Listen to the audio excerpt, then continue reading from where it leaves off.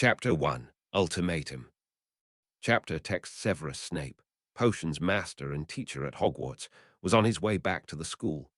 He was only limping slightly and was oddly relieved and concerned at the same time that he was back so soon. It was still dark, only the middle of the night, and not the early morning hours he was expecting to be struggling his way back to the castle doors and to the infirmary. He was relieved because he was still alive. His death was one of the possible outcomes of the stupidly brave but necessary endeavor he had undertaken tonight. And the concern? Well, the things that were spoken this evening in the last hours were definitely a reason to be concerned. He sighed as he finally reached the big doors into the castle. The grounds were empty, no sign left from the masses of people, and the commotion that accompanied the last task of the blasted tournament that brought back what should have stayed lost. He opened the doors and stepped into the entrance hall, composing himself on the way back up to the headmaster's office. Briefly, he contemplated to go to his quarters and change out of the Death Eater robes first, but time was of the essence, and if he hoped for a few hours of sleep tonight, then he had better not dawdle. Candyfloss, Albus, and his ridiculous passwords. Warily, Severus stepped on the spiral staircase, and contrary to his normal behavior, he waited until it brought him up to the door to the headmaster's office. A short knock and a friendly, "Come in later," Severus stood inside the warm and cozy circular office. "Severus, my boy, I did not think you would be back so soon." Surprise was coloring Albus' face and voice. "Did you need to run? Are you hurt?" Concern was the most prominent emotion in the blue eyes, but Severus was almost certain he could also see some calculating in their depths. And there he was again, the manipulator behind the grandfatherly facade. The man that pressured him with guilt into working as a spy, the man that never failed to remind him of his errors and his losses. "I am quite fine, headmaster. No need to worry." Severus took a moment to look to Minerva, who was sitting in a chair by the desk and was looking really tired. Besides her, the office was empty. She looked up and seemed relieved to see the potions master. "Can you tell us what you learned this evening?" Dumbledore motioned for Severus to take the other seat in front of his desk. Mr. Potter's description of the Dark Lord was accurate. He sat in the offered chair. "He does not look human anymore. As I learned, this is the result of a mistake made by Pettigrew during the preparation of the potion that was used this evening." He declined Minerva's silent offer of tea and sat back, trying to get more comfortable. "The Dark Lord wants me to find the error and a cure to rectify the damage done.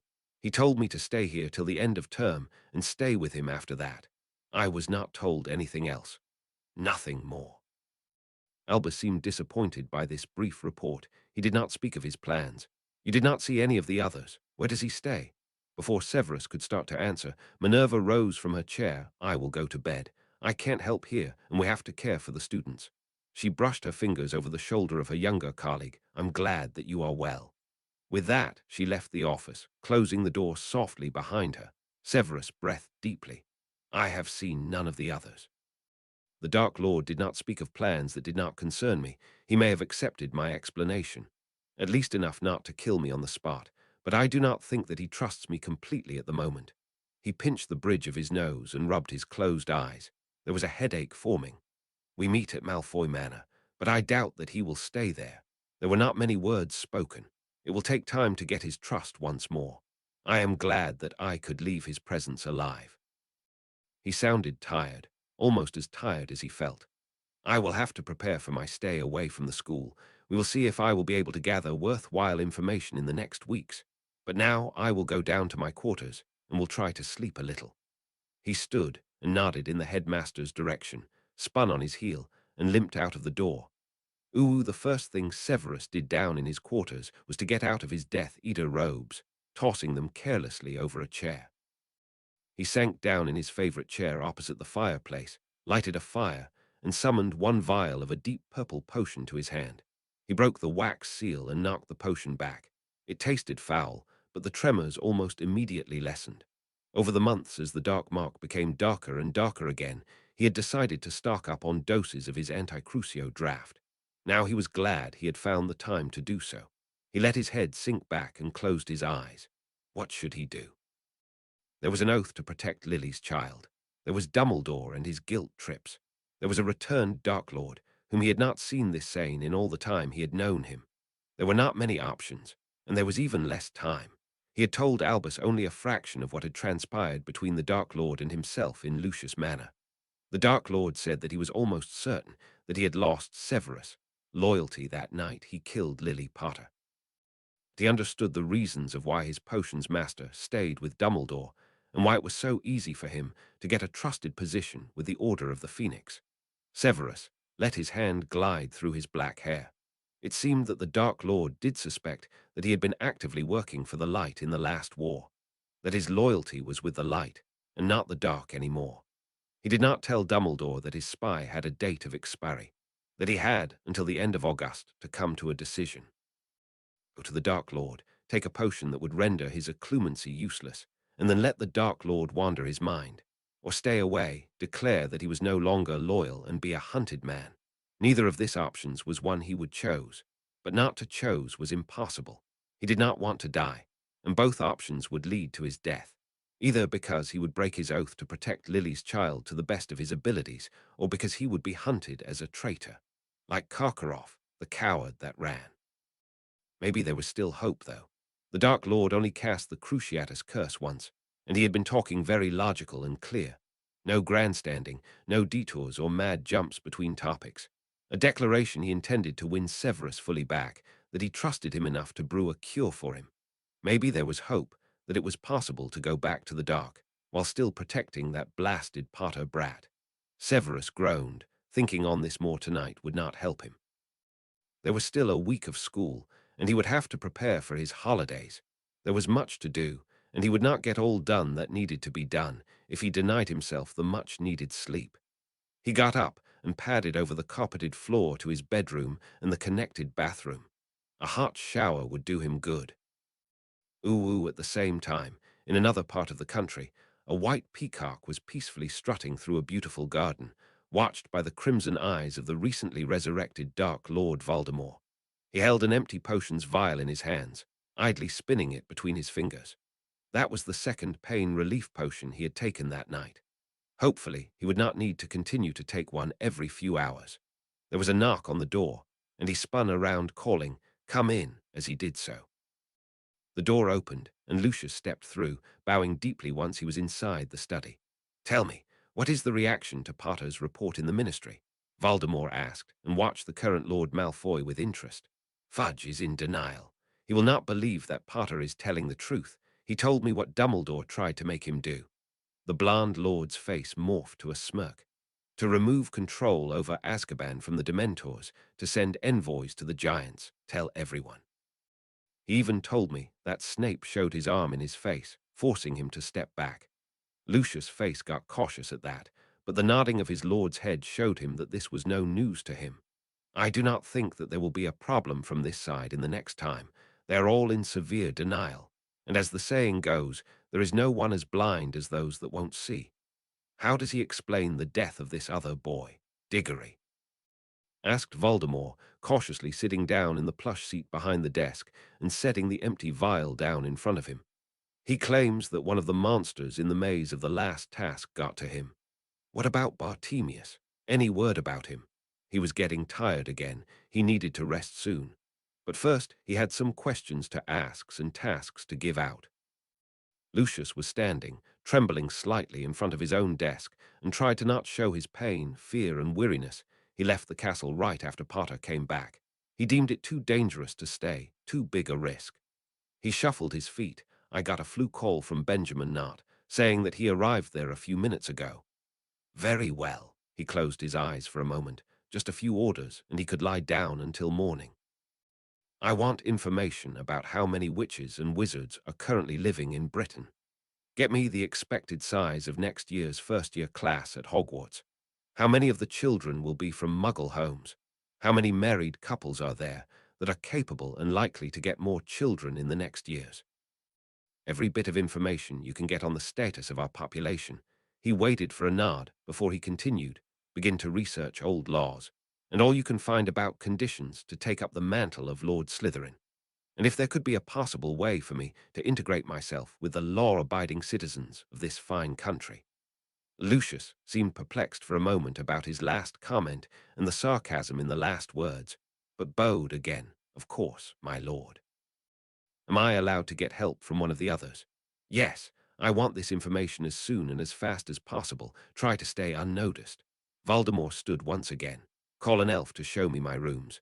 As you wish, my lord. Tally. A young elf in a crisp white pillowcase with the Malfoy crest embroidered on it popped into the study and bowed to both wizards. How can Tally help her master? Show our lord to his rooms and get him everything he might need or ask for. At this order Tally bowed again, so that her long ears brushed over the parquet, if master's master would follow Tally. They all left the study, Voldemort to rest and hopefully sleep, despite the pain that was sure to resurface soon, and Lucius to distribute the orders for information gathering to the others. He was sure that the information about the next first-year class had to be somewhere in his papers. The number of possible candidates was sent to the governors every year around this time. Chapter 2. Worries and Plans. Chapter text alongside happiness about the fast approaching long holidays. Worry was one of the dominant emotions in Hogwarts this last week before the end of the school year. The headmaster was worrying about the safety of all the students of his school, both those that were Muggle-borns and those who had parents who were servants of Voldemort. He was concerned for the first for being targeted by Death Eaters, and the last because it was likely that they would be pressured to become Death Eaters themselves, or would be witnesses to some horrible actions over the summer holidays. He was worrying about how many would die or become orphans, how many would suffer, but he distanced himself from those worries. He had learned a long time ago that he could not worry over individuals, so he did not lose sight of what needed to be done, so that in the end, the best outcome for the whole could be achieved. And so, he focused on contacting old friends and allies, and everyone he could think of who might be convinced that Voldemort was indeed back once more. On getting the order back on track to hinder the Death Eaters and their master in every way possible. Severus was worrying too. As the head of House Slytherin, he worried about his students, the bullying they would be subjected to from the other houses once the return of the Dark Lord became public knowledge, the political pressure those belonging to more neutral or light families would experience over the next weeks and months, how he could get those not wishing to participate in their parents' actions out of the pinch they were sure to land in. Shortly said, how he could keep the children in his care safe. He was worrying about his own future too. Would he live to see the next school year? If he did not, who would protect his students? Could he live as a man on the run? He did not know the answers to those questions and tried not to linger too long on them. It would do him no good after all. And so he focused on going through all his books in the search for anything that might be useful in the task to give a resurrected wizard a human body once more. Often he could be seen on the way to or from the restricted section of the library, and the collection of books in his quarters grew with each trip into Madame Pince's domain. Harry was worrying mostly about the immediate future, and his stay at the Dursleys this summer especially.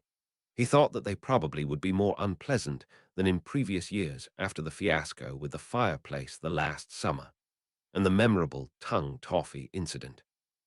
But as this was quite normal by now, and something Harry could plan for, the Dursleys were not known for being creative. These worries were not the most prominent in Harry's thoughts. No, his imagination was running wild with the possibilities, now that Voldemort was back. As the Ministry did not believe Harry, did not want to believe, he worried how many people would be hurt or killed before they realized that they needed to be careful. How many of his fellow students, how many of his friends would get between him and Voldemort? He was afraid that more of them would get in the way and killed. And so he stayed away from most of the other students, only spending time with Ron and Hermione and Hagrid once in a while. Everyone tried to tell him that Dumbledore would find a solution, that he would be safe, but Harry did not really believe them. Hermione and Ron worried, mostly for their friend Harry, but Hermione was also worrying about the exams and her parents. She was not sure what to tell them, or if she should tell them anything at all, and Ron about his brothers and Ginny. And so everyone had his or her own worries as the last days of term passed by. The cozy seating area in Lucius Malfoy's study was prepared for a meeting. Tea was ready and placed with fine bone china on the low table with inlays that showed a field of flowers. There were little sandwiches and pastries, and one cup and plate for each of the expected guests.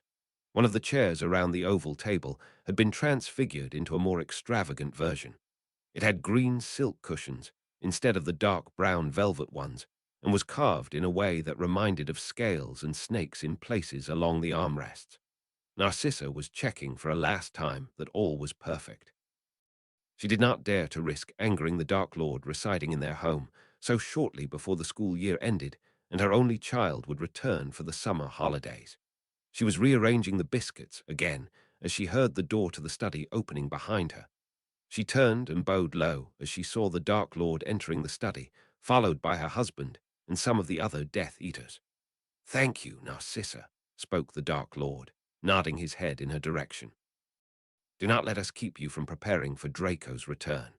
At this clearly dismissive statement, Narcissa curtsied to her lord, trying and failing to not seem to be hurrying out of the room. Marvolo, as he had come to think of himself in the last week, tried not to limp on the way to his seat at the table. While the others followed and found seats for themselves, the Dark Lord lowered himself cautiously. He had punished Peter more than once in the last few days for his mistakes with the potion. And while the rat's screams were something he did like to hear, they did nothing to alleviate the pains caused by the incorrectly brewed potion. He still needed pain potions to be able to sleep at night. He really hoped that Severus would be able to find a cure and that he would be able to gain his loyalty once again. They settled down, taking pastries or sandwiches and preparing their tea as each of them liked it. The Dark Lord let his eyes wander over his followers. Lucius had recovered from his punishment for losing his lord's diary. In hindsight, Marvolo thought it was rather fortunate that Lucius had tried to get rid of it and tried to take a nuisance down at the same time. Had the Bland not given the diary to the youngest Weasley, it would not have been destroyed, in the process freeing the largest part of his soul.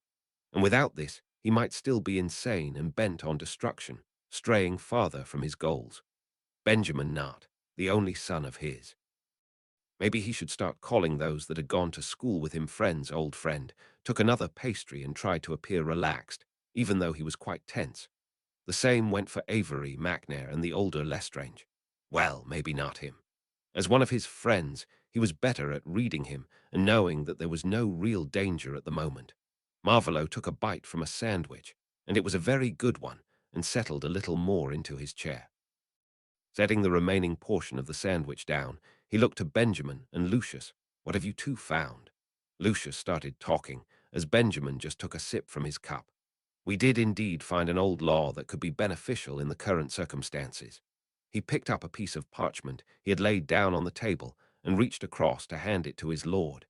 In the early 1300s, there was a potions master that tricked several witches to drink a potion that made them lose their bodies. He then proceeded to force their spirits into bodies he created for them. Here he made a face of distaste, bodies sewn together from animal parts, or so the sources claim. Lucius' display of disgust was shared by all the others assembled around the table. However, what is of interest for us is the law made in the aftermath of these occurrences. To help the victims of this madman, a law was created stating that everyone that was forced from their bodies and regained a body of their own once more should not be held accountable for what they did before gaining the new body. Marvolo's brow rose at this explanation. That seemed indeed to be usable. He glanced at the copy of the law and its translation on the parchment. Originally, it was to help the witches after they were freed and restored to human bodies again, so they would not be held responsible for the things done while in the fabricated bodies and under the influence of that wizard. But it is worded vaguely enough to be adaptable to your situation, my lord. After a questioning look from the Dark Lord in the direction of Benjamin Knott, the brown-haired man in dark brownish robes nodded. "I have read all we could find of all cases in which this law was used and checked for possible problems. Everyone that was a bodiless spirit for any length of time and got a new human body after that can call on this law to start fresh. The witches were considered to be newborns, free of everything they had or had not done before being reborn." He looked at his hands and back up again. "They will probably change the law once you use it, my lord, but they will not be able to hinder you in starting fresh if you gain a human body again." Amusement flittered over the Dark Lord's face. I see where my current body might not be counted as human at the moment. I have Severus working on that. He laid the parchment with the law gently on the table and took the time to take a good sip from his tea. So, there is a way to get me back into the world without any one of the ministry or Dumbledore's men being able to do anything about it. Nodding all around the table was his silent answer. Good. He shifted his gaze to Xerxes Lestrange, whose hair was getting decidedly grey with age. I will have to change residence. You or Benjamin are obvious choices for me to reside with after being reborn anew. That declaration shocked Lucius, who started to protest and rise from his chair, but was interrupted by Voldemort with a sharp gesture with his hand. Say, Lucius, and be honest. Would you let someone reside in your house that placed you under the imperious curse and forced you to commit numerous crimes? Lucius sank back in his chair after jumping to his feet to protest. He was thinking fast, trying to find the right answer to escape around under the Cruciatus curse. The last aches from his punishment for the lost diary had just left him the day before. No, I would not risk the safety of my son or wife. He stiffened in anticipation and looked up, surprised when no curse hit him. So I cannot stay in your manor if we are to keep up the stories many of you told after my unlucky encounter with the Potter child. A pointed look from Marvolo had them all cringing in their chairs for a few seconds. We will have to wait on this for Severus to find a way to make my appearance human once more. But tell me, what did you find on the state of our population? As he had suspected, the classes at Hogwarts had been smaller since the war, and the ratio of pure-blooded children to those with only one magical parent, or even muggles, as parents was shifting more and more to the latter, and the trend for the future was not looking up. Most of the pureblood families had only one, at the most two children, and the reasons were varied. The Malfoys had decided not to try for a second child because their standing was unstable at best.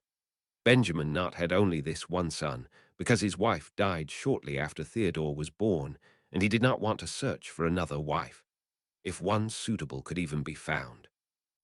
Others were not capable of getting more children, like the Longbottoms, or were simply dead like the Potters, and many others. A lot of the people that should be parents right now were dead, fallen on both sides in the last war. It seems that getting me to be a respected part of the law-abiding population is the best way forward. He was growing tired again. Time to wrap this meeting up and send his followers out on another mission. Excuse me, my lord, but why do you want to place so many restrictions upon yourself?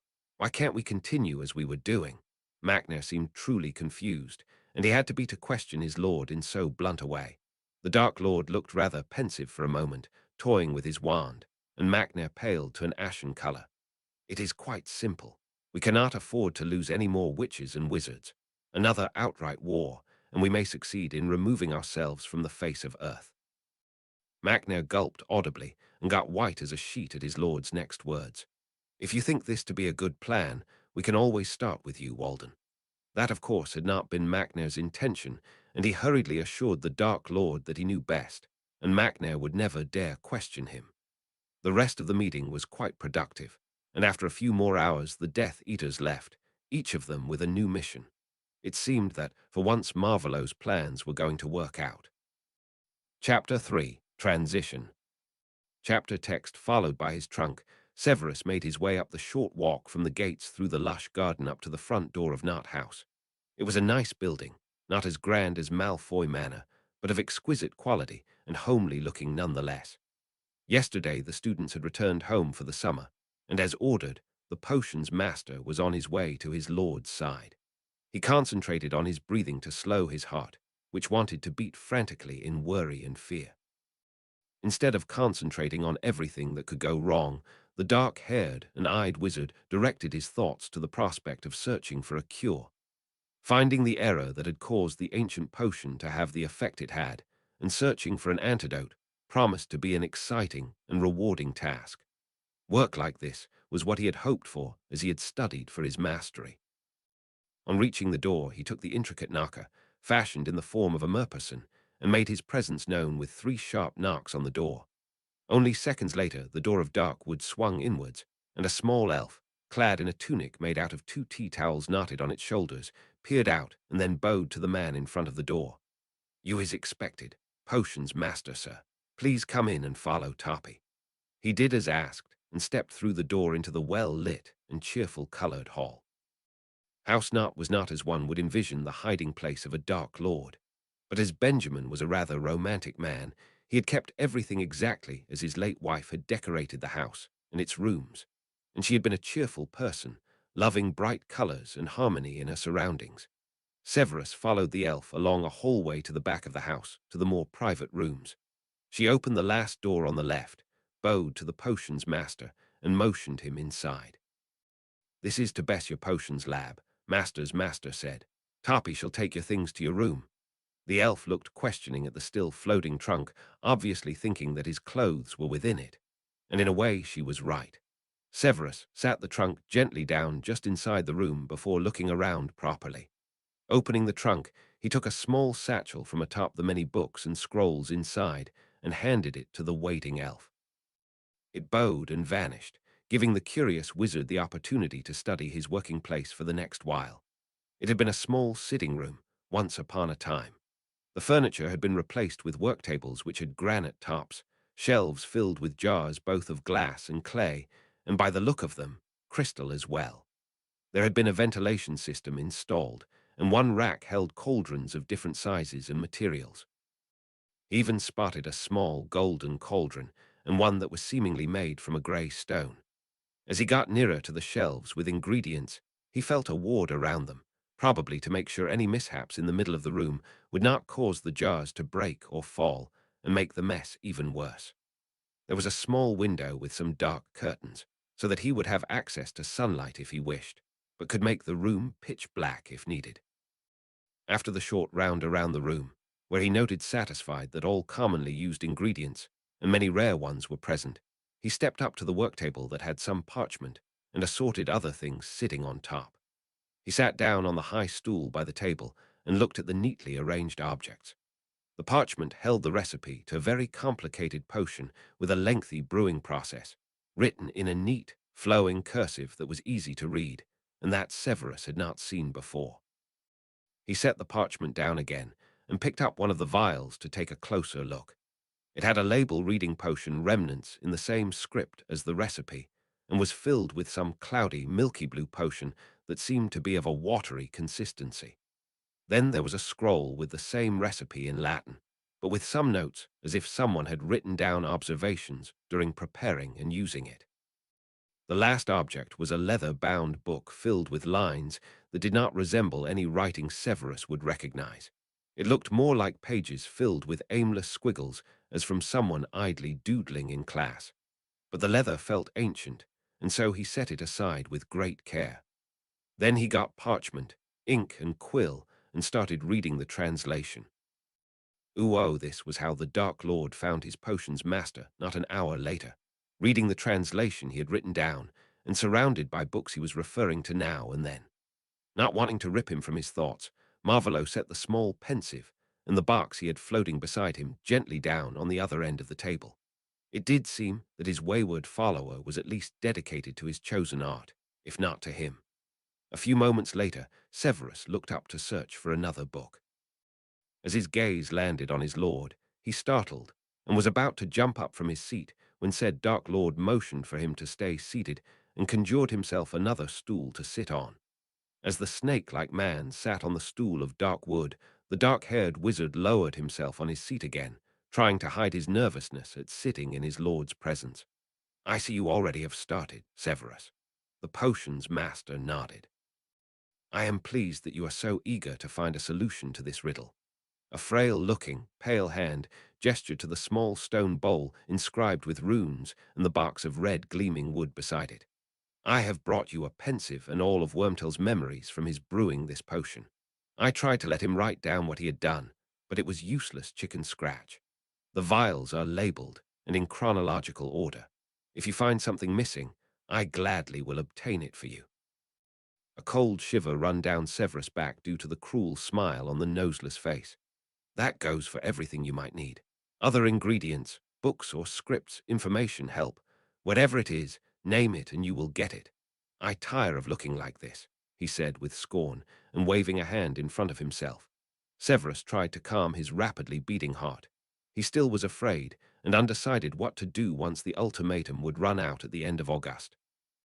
It was hard not to let his fear be known, and to predict the actions of this saner version of the Dark Lord proved to be almost impossible. They were sitting in an improvised potions laboratory on simple stools, and the most lethal dark wizard in many a decade had just told him to ask for whatever he deemed necessary, with the promise to get it for him.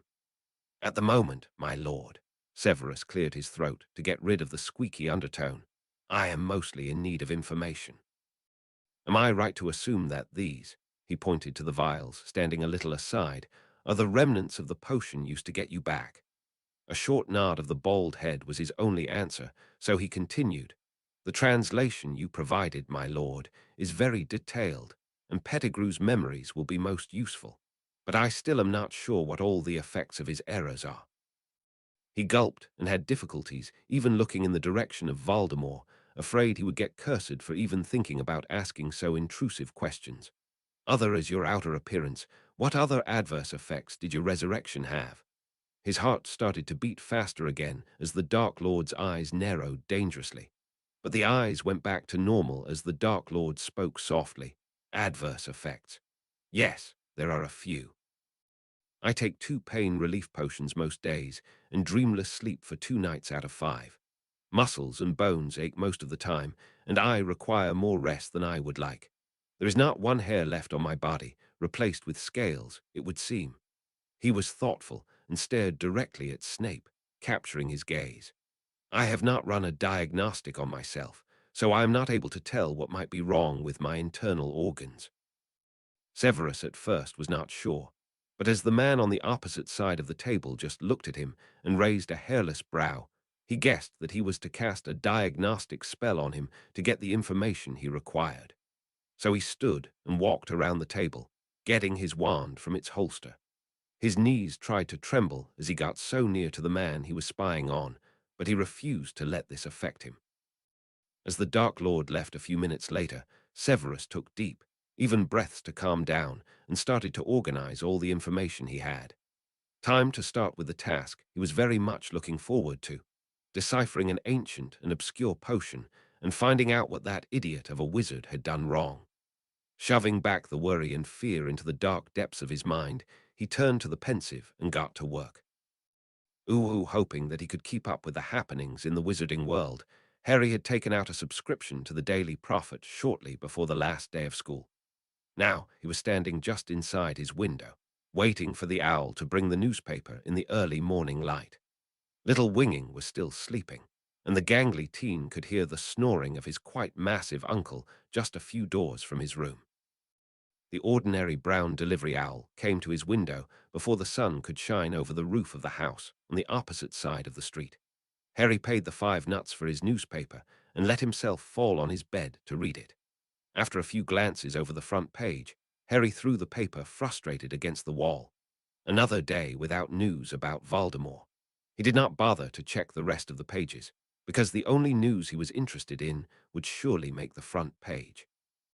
The rest of the time before the Dursleys would start to rise, Harry lay on his messy bed staring at the paint flakes on the ceiling. He was without motivation to do anything. No book could hold his interest for long.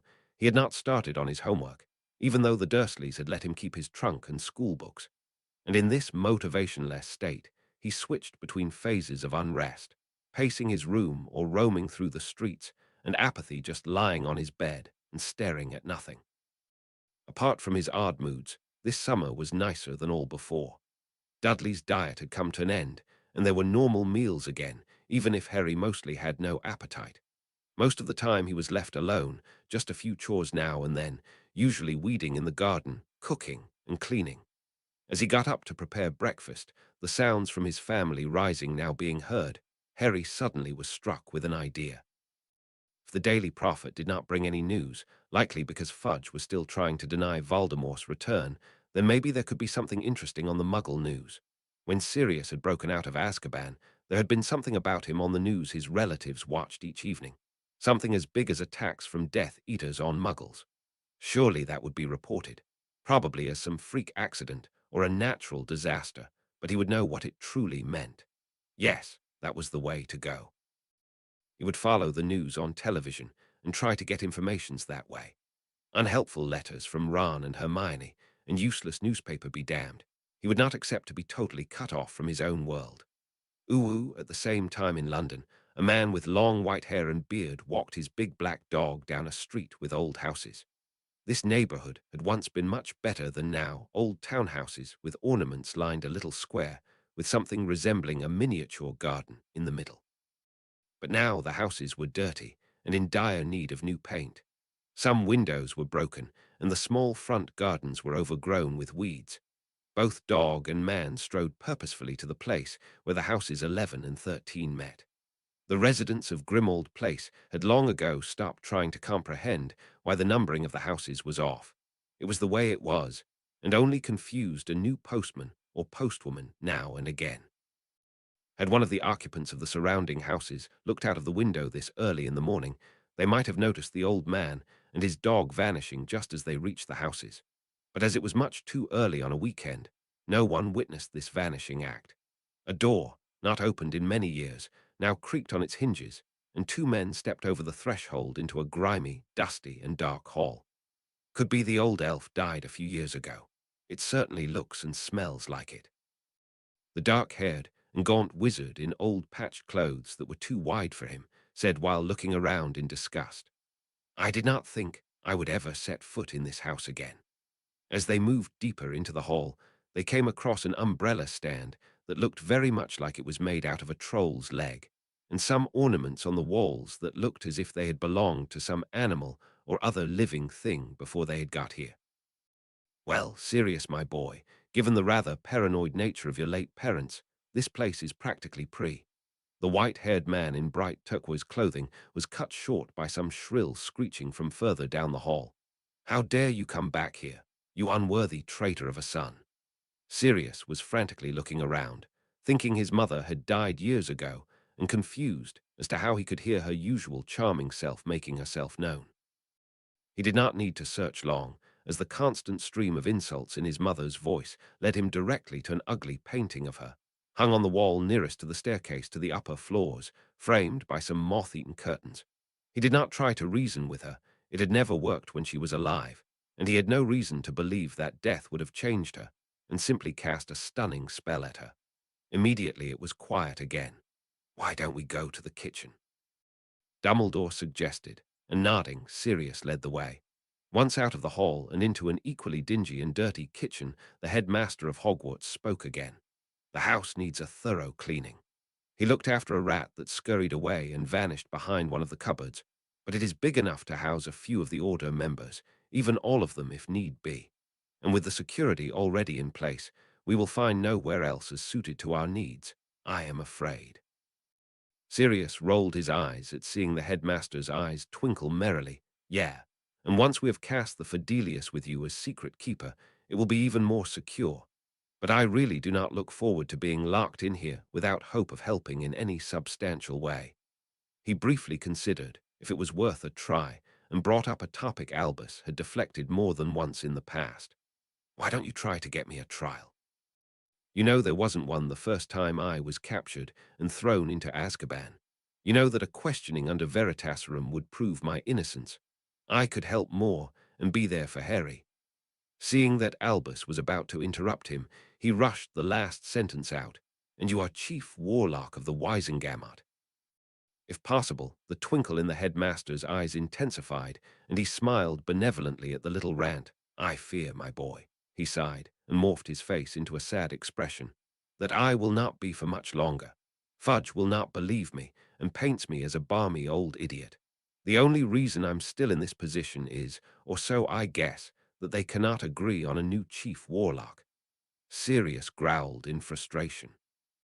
He was not blind, and saw quite clearly that Albus had no intention to even try to clear his name. But he was not sure why it was so important for the old leader of the Order of the Phoenix to keep him a fugitive. Still, there was no reason to rush or confront him just now. "We should have tried earlier to clear me. It would be most convenient now if I could move more freely and be your eyes and ears in the Wisengamot if you are indeed removed from your position." And with that, the topic was closed once more, and they moved on to check the house for the most dangerous things to clean out, before they let the others come here to start the more basic cleanup. Severus, was settling into a routine quite fast. At first, he was worried that Theodore may be in trouble with the Dark Lord staying in his home over the summer. But the contact between the boy and the Dark Lord was minimal. All residents of the house were eating meals together. After Severus missed 2 meals on the first day here, an elf started to appear a half-hour before meals were to be served to remind him to take a break in his work and go to the dining room. So the four of them meet 3 times a day, talking about Theodore's summer assignments and the happenings at Hogwarts this last school year, Quidditch of all things, gossip from the ministry, happenings on the continent, magical theory in general. Only topics that were appropriate for conversation at the table when a 15-year-old boy was present. What baffled him even more was the order by Voldemort not to call him Lord while seated at the table for meals. Nat Senior was calling him Marvolo. Every time they interacted, when only they were there, a name the Dark Lord suggested Severus too should be using. But all that Severus could himself get to do was call him Sir. With each passing day, he felt more confused, something he did not like to be, as making one false move could be his death. At the moment, however, he was in his improvised lab, chopping leaves of murtlap for the potion he was brewing. After he had found out that Pettigrew was still absolutely useless at potions, he knew where to start. The rat had used the same stirrer for preparing the potion used to keep the temporary body of their lord alive, and for the potion that would be used in his resurrection. Without cleaning it in between, of course, and he had done so repeatedly. In this way, he had contaminated the resurrection potion with snake venom. His carelessness also allowed snake scales and dust from the house to get into the potion. After his lord got him some scales and venom from his familiar and dust from wherever they had been staying at that time, it had been rather easy to determine exactly what had gone wrong and how the resurrection potion had been altered. Discussing his findings with the Dark Lord had resulted in a lively afternoon. He had almost been able to forget with whom he had been speaking at the time as they had come up with a course of action. Now Severus had almost finished the cure, a poison targeting serpents that would remove anything of Nagini's from his lord's body, mixed with potent healing ingredients that would restore what was harmed, removed, or injured in the process.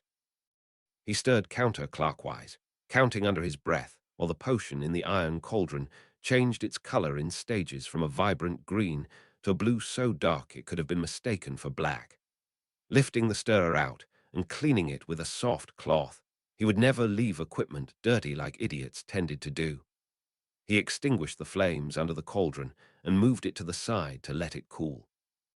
Cleaning his hands with fresh water and casting a shield over the cauldron, the potion's master got ready to inform his lord that the potion was finished. Lucius was feeling odd. Here he was, sitting on a love seat, nibbling on a cucumber sandwich and drinking tea, while in the chair across from him sat the Dark Lord, doing the same. He still looked not human, with ruby-red eyes, missing his nose, and the almost white and lightly iridescent skin. He resembled a snake more than anything else. But he did act so normal, asking about his family and offering refreshments. His lord being charming while looking this decidedly not human was unnerving. His thoughts wandered to his friend, who was somewhere in the house brewing and researching and kept like a prisoner. He worried a little that he might be in danger because their lord did not believe that he still was loyal. Severus' act as a traitor spying for Dumbledore had been rather convincing, and a better tactic than claiming to have been under the imperious curse. After the more mundane report of what was going on in the ministry, he now got to the point that had him both excited and a little wary. And finally, we have made progress in the search for information on the prerequisites for claiming the Slytherin lordship. That got his lord's attention immediately. He sat his cup down and fixed ruby eyes on the blonde aristocrat. It seems that to become Lord Slytherin, the Avage wizard that wants to claim the title needs to be a Parselmouth and to have an heir, a boy, that is also able to speak with snakes. Something resembling hope flickered briefly in the Dark Lord's eyes before he leant back in his chair, and a thoughtful expression replaced too brief flicker. So only a man with a son, both Parselmouths, can claim the title. Lucius nodded. Yes, my lord. Well, that is rather unfortunate. Lucius tensed. I do not have a wife or someone that would be a possibility to become so at this point, and I would rather not wait that long. He trailed off, clearly thinking about ways to get what he wanted as soon as possible. On the love seat, Lucius tried to stay calm. He felt odd because before his downfall that night, a curse would surely have been cast on him by now.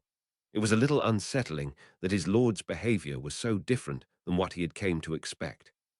A few decades back, there was a scandal about a bastard-born wizard that claimed to be part of a noble family.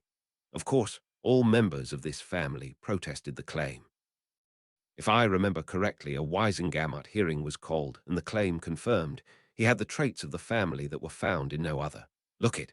A knock on the door interrupted Voldemort mid-sentence. Come in. The door swung inward, and Severus stepped through, bowing low. My lord, the potion is finished and cooling as we speak. Lucius was relieved to see his friend in what seemed to be a healthy state, but did not show it, carefully maintaining a blank mask. Very well, Severus. The potion's master straightened again and stood waiting just inside the door. Lucius, search for precedents on this matter and report back in 2 days. Dismissed, Lucius rose from his seat, bowed, and stalked out of the door, swinging his cane and closing the door behind himself. Come here, Severus. Marvolo pointed to the floor in front of him and watched as Severus came over without so much as a flicker of hesitation. He got out his wand and saw a brief widening of the potion master's eyes before he cast a levitation charm at one chair, directing it to place itself behind the other man. Sit down and give me your arm. A little wary-looking, Severus sat down and started to roll up the sleeve of his robes, opening the buttons on the cuff of the shirt he wore underneath and rolling it up also, exposing the dark mark. I have thought a while now about the obvious nature of my mark and have been researching to create a few adjustments to it. He grabbed the pale arm of the man before him. I have not tried this yet on any of you, so brace yourself. He lowered the tip of his wand to the mark and began hissing the incantations he had worked out over the last week to change the marks on his followers' arms. He felt Severus stiffen and saw his jaw clenching, trying not to show the pain the changes brought. In the middle of his incantation, the mark began to fade and shrink, changing color and sliding, directed with the wand tip down to the side of Severus' wrist. By the time he was finished, tears were running down the potion master's face, and he was breathing in shallow, fast breaths.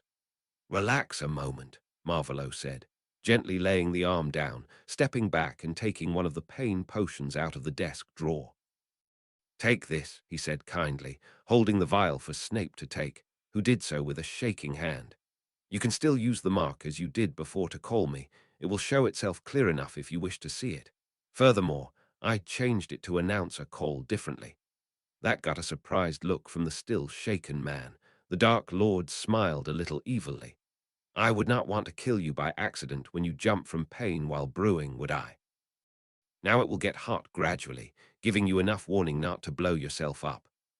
After the potion started to work, dampening the pain, Severus got up once more, and they both made their way to the potions lab to collect a dose of the potion to restore the snake-like man to his own body again. Some minutes later, Severus set foot into his lord's own bedroom for the first time. He was carrying a case with emergency potions, blood replenishers, pain potions, some skill grow, and different potions designed to heal damage to muscles and skin. His lord carrying the dose of the potion that Severus had been brewing the last few days. His gaze swept around, seeing a big bed with a green silken comforter, many big pillows, and dark green bed curtains, some shelves filled with a multitude of books, a chair with a robe draped over it, and a small desk buried under parchments. What threw him, though, was a little ritual circle with a chair in its center that was laid out in one corner of the room, with a clear view of the bed. Make yourself comfortable over there, Severus. His lord gestured to the chair, so Severus set the case down beside the bed before moving into the circle. He did not feel comfortable doing so, but there was no way to avoid it. The circle was drawn with different materials directly onto the wooden floor. Complicated runes in red, black, and gold entwined around 4 candles, one white, one blue, one green, and the last red. Working to stay outwardly calm, he asked, "What is this circle for, my lord?" It will make sure you cannot move around this room with the intent to harm me." The Dark Lord smirked in his potion master's direction. "I may trust that your pride and curiosity will not let you tamper with a potion you developed yourself, because I know you will want to know if you could actually give me a body back. But that does not prevent me from taking precautions to make sure you cannot harm me while I recover." A little taken aback, Severus settled in the chair and watched as the candles were lighted all at once without a word. Seconds later, hissing words falling from pale, almost non-existent lips made a shimmering dome appear, enclosing Severus and the chair, but not the circle itself. "You can come out if there is some mishap, and you want to aid me. That is the reason I want you here. But you will feel compelled to return should you change your mind once outside of the circle. Understood?" Severus nodded mutely. Even if he normally disliked such behavior, he could not find words in this moment. It seemed that Voldemort truly did not trust him anymore, a notion that confused Severus a great deal. Or maybe now he was sane once more. He just could think more clearly and saw the possible dangers in this situation. While he was pondering on the implications of the situation, the Dark Lord had set the vial down on the bedside table and started to strip out of his clothes. Then he slipped on a simple nightshirt and sat on the bed, casting some wards around it so he would not fall should he move around much. Setting down his wand and taking the potion vial, he settled down in the middle of the bed, breaking the seal and casting one last look at the man encased in a shimmering dome. "Now we will see if the cure will work as we planned." Severus now was totally focused on the man on the bed, who, right after drinking down the potion in one big gulp, sank down on the pillows and started to writhe and moan. That was going to be a hell of a night. Ooh, in the smallest bedroom in an ordinary house in Surrey, a boy with messy black hair started to moan and toss in his sleep. Chapter 4. Meetings. Chapter text the next morning dawned bright and early, and the rising sun woke Harry. He was sore and stiff all over, wondering what he had done the day before that made him so. Maybe sitting slumped on a swing all day was the cause. He stretched and bent, trying to make the knots in his muscles disappear, before making a fast and silent visit to the bathroom. Back in his room, he contemplated his odd dreams of the night before, therefore not seeing the small feather ball darting around his room at first. Only after he spotted Hedwig following the chirping little owl with her eyes, did he realize that Ron had written him another letter. Guessing that this one was probably as uninformative and frustrating as all the others he had gotten so far, Harry was not overly cautious in grabbing Pig from the air and getting his letter from the tiny owl. Pig did not seem to mind and kept annoying the snowy owl by the window after Harry did release him, sinking to the floor by the window, opening the letter. "Dear Harry, holidays are busy. We moved to a place I cannot talk about and have not a minute to do what we want. I hope that you can come soon to stay the rest of summer with us. The twins are quite busy, always hiding something from Mom. Want to take a bet when she will catch up with them. I hope that I'll be able to watch. Your relatives are not acting too bad, are they? Anyway, don't let them get to you and don't leave the house. Sorry, but Mom always reminds me to write that. Hope to see you soon." Ron. Another useless letter from Ron. Hermione's at least were longer, writing about their holiday assignments, books she had read, and what she and her parents were doing. And it was better to get any letters than getting none, like in his first summer back from Hogwarts. He hated being kept in the dark about what was going on, though. Not the best way to make him stay out of trouble. He was restless and starting to lose his temper with his relatives. That they would not let him listen to the news only added to his foul mood. Sighing, he put Ron's letter with the others and headed down to the kitchen to start preparing breakfast.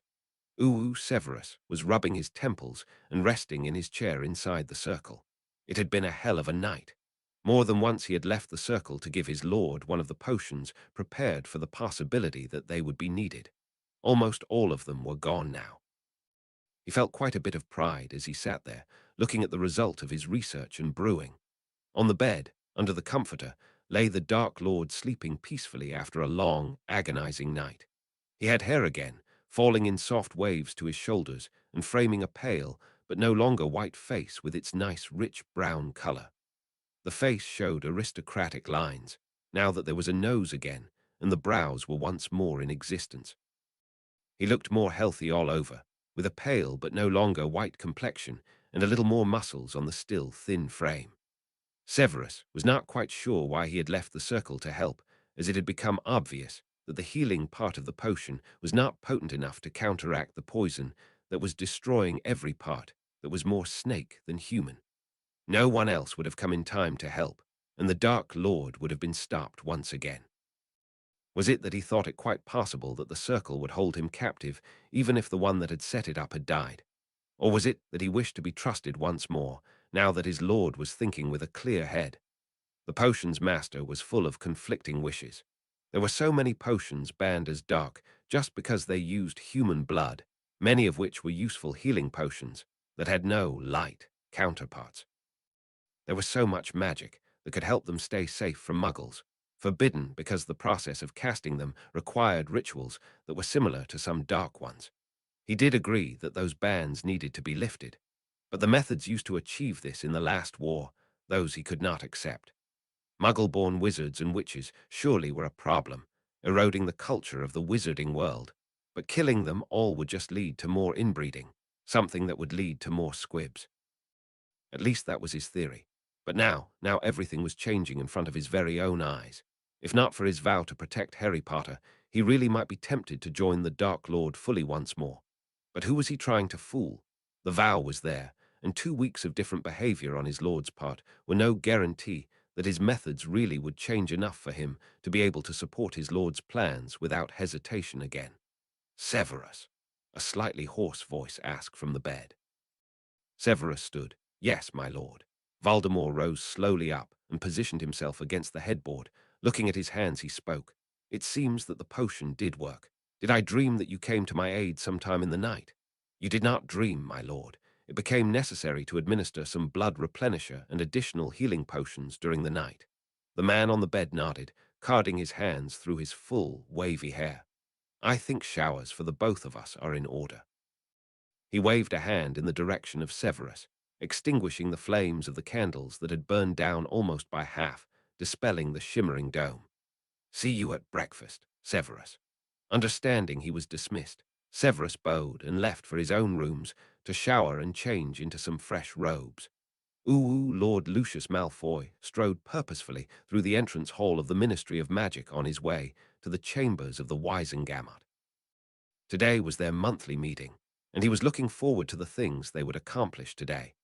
He greeted a few familiar faces as he walked alongside the fountain of magical brethren, taking the shortest route to the elevators over the polished dark wood floor. His heavy silk robes, a dark shade of blue complementing his eyes and bearing the embroidered crest of his family, swinging around his legs and making his entrance more impressive. The others were arriving as well, easily spotted between the ministry employees with their grand robes of expensive materials, all with their house crests on the right side of their breasts. Waiting for an elevator to arrive, another stepped to his side and greeted cheerily, "Good morning, Lucius. How are you doing on this fine day?" Turning to the man at his side, Lucius let his eyes roam over him, taking in the details. Benjamin Nott was in his best Wisengamot robes, dark red silk with brown trim, and the crest showing a merman done in silver, smiling widely, obviously in very good spirits. "I am quite well, Benjamin. You seem to be in a good mood today." Benjamin nodded happily and led the way into the arriving elevator.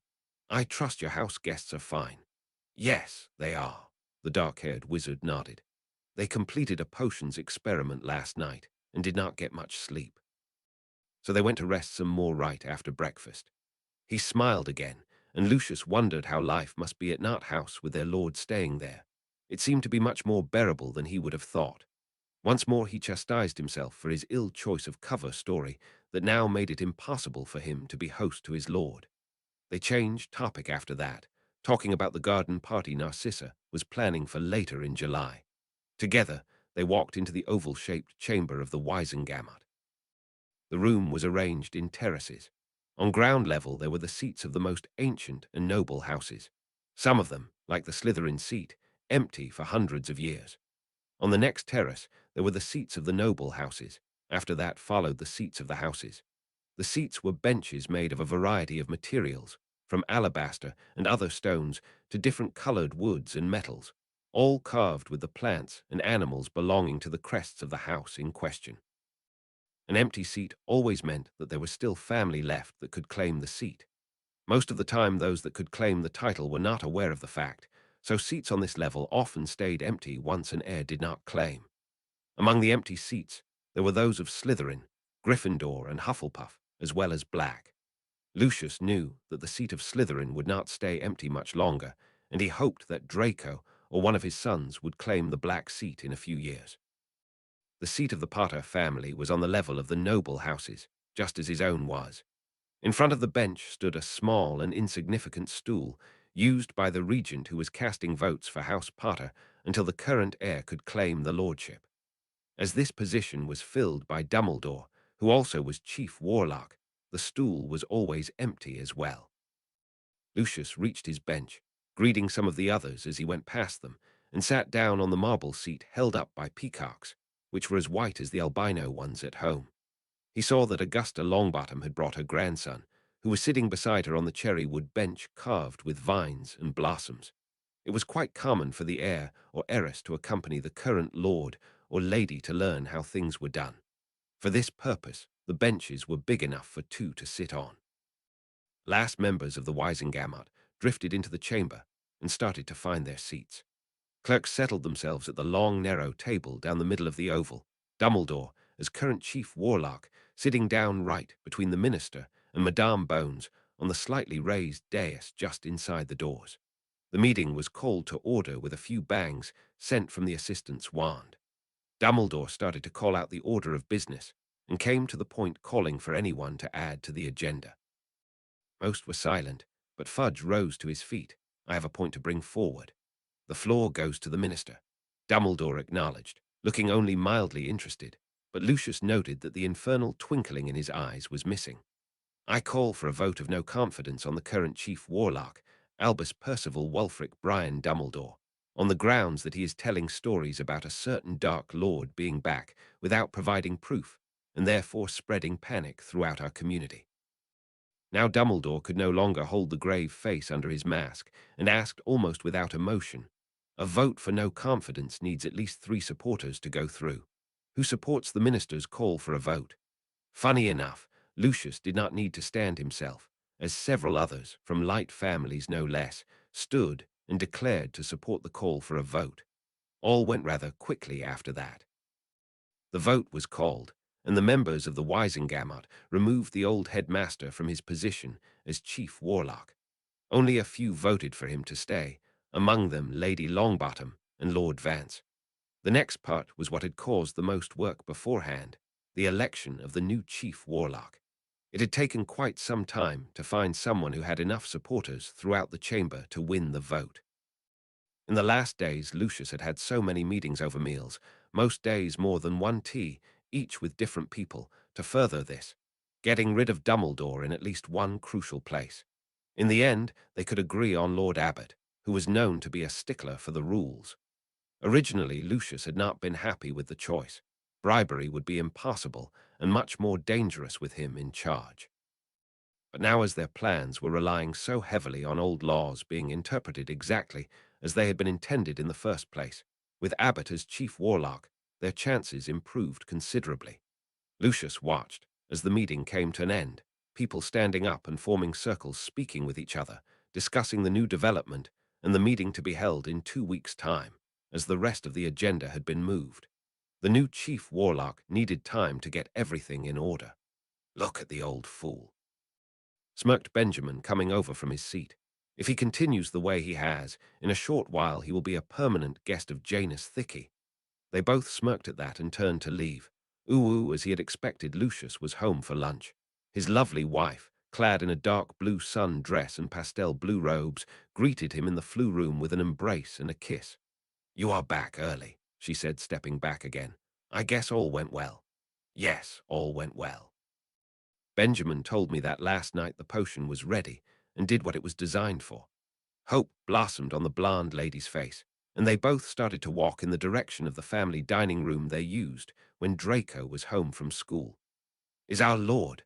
Narcissa was clearly searching for the right word, wanting to express her worry for her lord's well-being and simultaneously not wanting to indicate that he was in any shape or form weak. I do not know for sure, darling, but I expect to visit Benjamin at home in the near future. On this happy note, they reached their destination and were joined by Draco, who came down from his rooms. Father, I did not expect to see you for lunch. Did something go wrong? He was eager to hear about Weisengamot meetings and always hoped his father would take him along. Now that he was 15, it was time for him to see more of what he had learned the theory of in action. Do not fret, Draco. All went rather well. We cut the meeting short because the new chief warlock needs time to sort everything out and assume his duties. They went in and headed for their usual places around the table. The room was not overly large, much cozier than the dining room they used while entertaining guests. The table offered space for up to 6 people, but was laid for the 3 of them. The wood was a light birch, and the walls were painted in light earth tones, accented nicely with drapings in various shades of green. As the plans of our Lord are going so well, I think I can anticipate what will be the next step. Lucius struck a small gong with a wave of his wand, and the elves served lunch. There was a light soup and some fresh baked bread, to be followed by some ice cream with fruit salad. And what do you anticipate to be the next step in the plan? Narcissa inquired, appearing politely disinterested. We will have to find a boy that is a Parselmouth. In fact, I am not sure how to go about it. I guess there maybe is a young wizard from a light family hiding the gift. If there was one somewhere in our circle of acquaintances, we would surely know by now. Don't you think? Narcissa nodded thoughtfully. Yes, if Theodore, Blaise, Gregory, or Vincent were so gifted, we would know. The same goes for those that are younger or older. Is there some spell to check? Maybe one designed to check newborns? Draco followed his parents' exchange, a little dumbstruck. How could they have forgotten?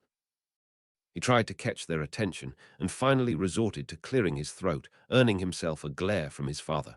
Stop this uncouth behavior at once. Ignoring the reprimand, Draco seized the opportunity. We already know a boy who is a Parselmouth. That got him the attention he had tried to get. Who is it? The patriarch asked with an intense gaze on his son. Harry Potter. Both elder Malfoys now were clearly shocked. Don't you remember? In my second year. The one and only disastrous meeting of the dueling club. I cast a serpensortia and Potter spoke to the snake. The whole school spoke about nothing else for weeks. I am quite sure that I wrote more than one annoyed letter about all the attention Potter was getting. Lucius' eyes began to gleam. Well done, Draco, well done, he praised his son, giving him a pat on the back before returning to the meal. I will remember to tell our Lord where I got this information.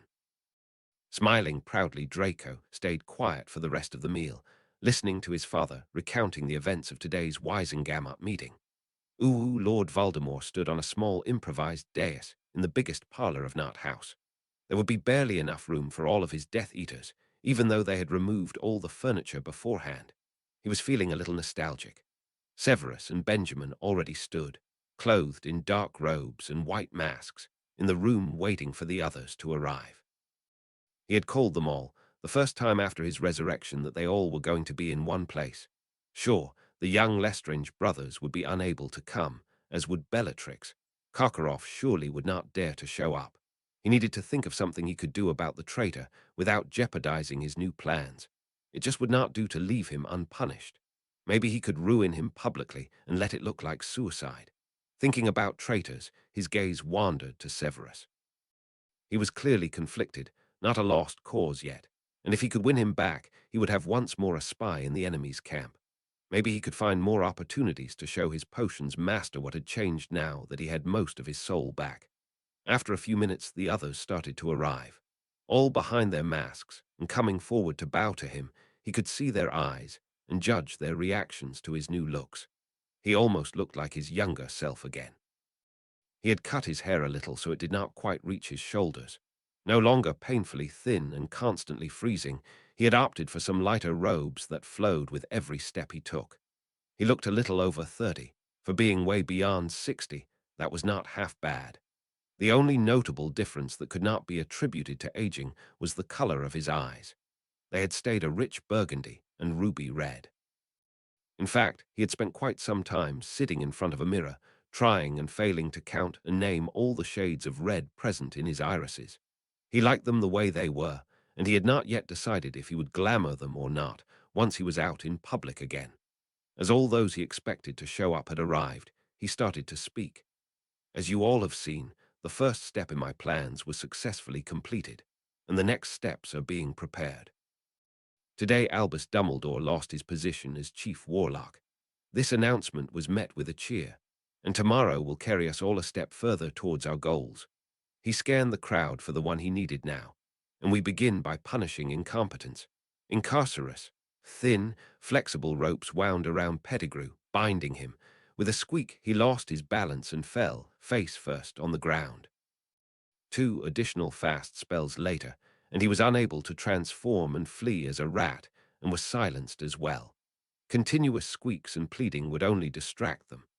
Wormtail, you almost killed me again with your incompetent brewing. Your punishment will aid us on our way to a better world for magic. Maybe you can right some errors that you have made.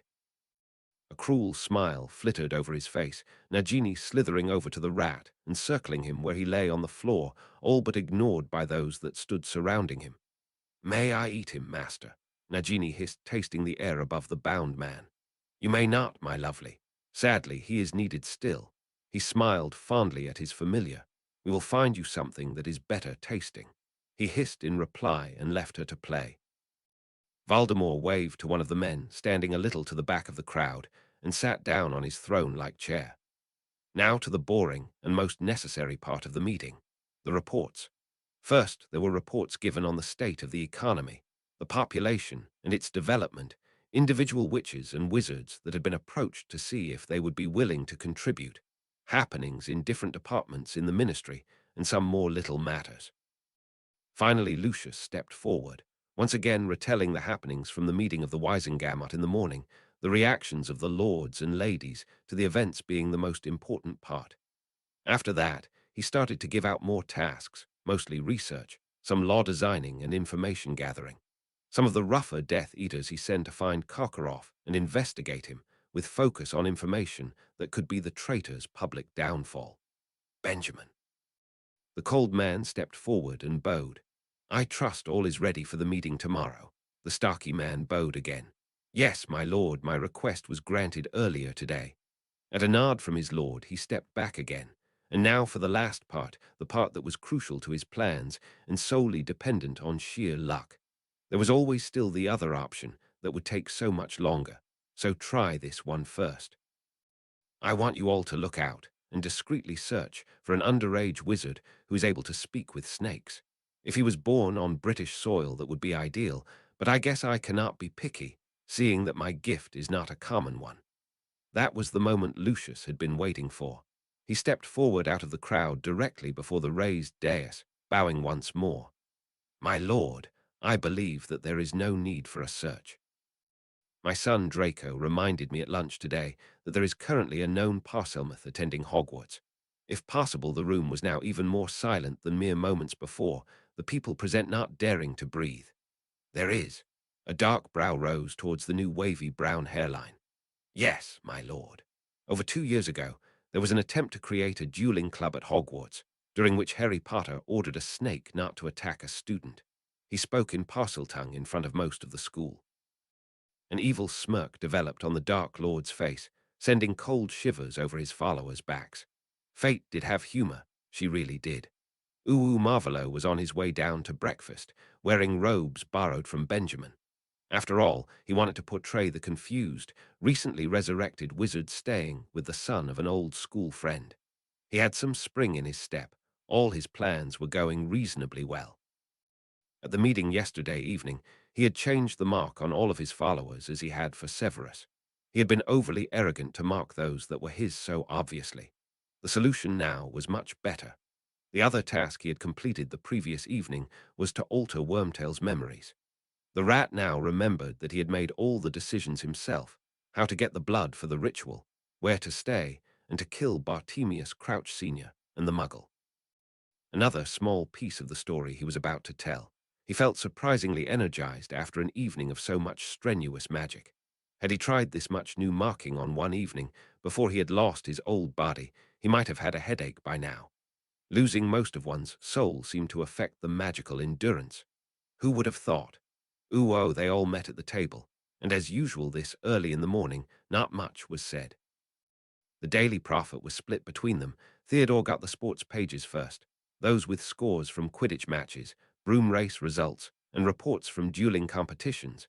His father the gossip section, the Dark Lord the main articles, and Severus the small ad pages, looking for people offering brewing equipment and journals. While reading, they were each drinking their first coffee of the day. After swapping the respective newspaper parts, conversation usually would start, as it did on this day. Now that you have successfully found a cure, Severus, I do not require you to stay here all the time, remarked the Dark Lord, taking another roll and an apple. I am certain that you normally would use this time away from the school to get some private research and brewing done. The potions master nodded in the affirmative. The last week was a most rewarding experience. None of my planned projects would have been even half this interesting and challenging. He took another sip from the hot, strong coffee he had dosed liberally with honey. If there are more potions you want to have brewed, my lord, I am more than happy to stay. It had taken some time, but now Severus was quite comfortable eating and drinking at meals and holding a conversation with his lord. In a way, the meals reminded him of those held at Hogwarts, where he was forced to socialize with the other professors. At the moment, I am not in need of your talents, Severus. So please use your time as you see fit. I will call you when I need you. With a slightly evil and expectant smile, he added, and if you have anything noteworthy to report, do not hesitate to come here and do so at any time. You can get away from the headmaster. This had Severus worried all over again. Yesterday the task to search for a Parselmouth, only for Potter to be mentioned, and now this only thinly veiled hint that there would be events the Order would likely speak about and react to. Outwardly calm, he started to think back over everything he had seen and heard in the last week, to find a clue to what might happen that had his lord in so high spirits. After breakfast, Benjamin and Marvolo moved to the Patriarch's study on the first floor. Marvolo took a small disc out of his robe pocket and handed it to the younger man. This is one of a pair. When I can come over, just twist the rings against each other, and my disc will heat up, alerting me. Indicating that he understood, Benjamin took the small golden disc, tucking it in his inner pocket. Any more questions? No, my lord. Lord Nut once more checked his appearance in the mirror before stepping up to the flue, taking a pinch of flue powder from the container on the mantel, tossing it into the flames and stating clearly and firmly Ministry of Magic, Minister's Office, before vanishing in green flames. Ooh-hoo, Benjamin. Welcome, welcome. Lord Nart was greeted by the Minister of Magic and ushered over to the desk and one of the visitor chairs. Can I offer you some tea? I take it you have eaten already. He answered in the affirmative and took the offer, settling down comfortably in the extravagant chair. If possible, the office seemed even more luxurious than the last time he had set foot in here. The floor was covered in thick carpets, the cushions silk, the furniture from rare woods, heavily carved in excess and accented with gold and gems. In the opinion of the minister's visitor, the office was the definition of the saying, too much of a good thing. How can I help you, my friend? I am curious. What is so urgent that you request a meeting on such short notice, and with the request to keep it private? There was a glint in the shorter man's eyes, a glint not many saw, and consequently underestimated the minister and what he was prepared to do to reach his goals. A friend is currently staying with me. He is in a difficult position you might be able to help with. That got Cornelius' attention. He always took opportunities to gather favors. My friend returned recently from a long stay abroad and finds his family estates in disorder. Benjamin sipped from his tea, remembering his lord's lecture to make the right impression and trying not to sound desperate or hurried. I would be glad to be of help. Do I know your friend? What family are we speaking of? And what precisely is the problem with the estates? You have certainly heard of him. And well, while absent, he was declared dead. And now that he is back, he is unsure how to proceed. Fudge got thoughtful. His guest was speaking of a wizard who had been absent for some time and had been believed dead. No one came to mind, but the problem was easy to solve nonetheless. If he can bring proof of his identity, your friend can be declared alive again. He smiled graciously. I can help smooth the process. A friend of yours is also a friend of mine. Benjamin was amused that Cornelius was not picking up on the identity of his friend. There is another problem. My friend has only hazy memories of his past and the days before he vanished. He let a small smile grace his lips, retrieving a scroll of parchment from his robes. He asked me to request a hearing before the Wisengamot based on this old law, which applies to his situation. Curious, the minister took the scroll, removed the green silk ribbon holding it closed, and started reading. His brow furrowed in confusion. Bodiless spirit, restored to a human body. Faint alarm bells started ringing in Fudge's head, but he ignored them, as he often did. May I meet your friend? His circumstances seem to be unique, and I would like to speak to him personally. It will make it a lot easier to help him get everything in order. Smiling and full of anticipation, Benjamin nodded and took the disc out of his pocket, twisting the rings against each other. He will be here in a moment. I am glad that I can rely on you, Cornelius. I really want to help my friend get back on his feet. He had quite some problems, even before he vanished from Britain. Chapter 5, Fresh Start. Chapter text Marvolo was pacing in Benjamin's study from the fireplace along the desk and chairs to the bookcase and back. He concentrated on bringing forward the mask that he would be wearing for his meeting with the minister.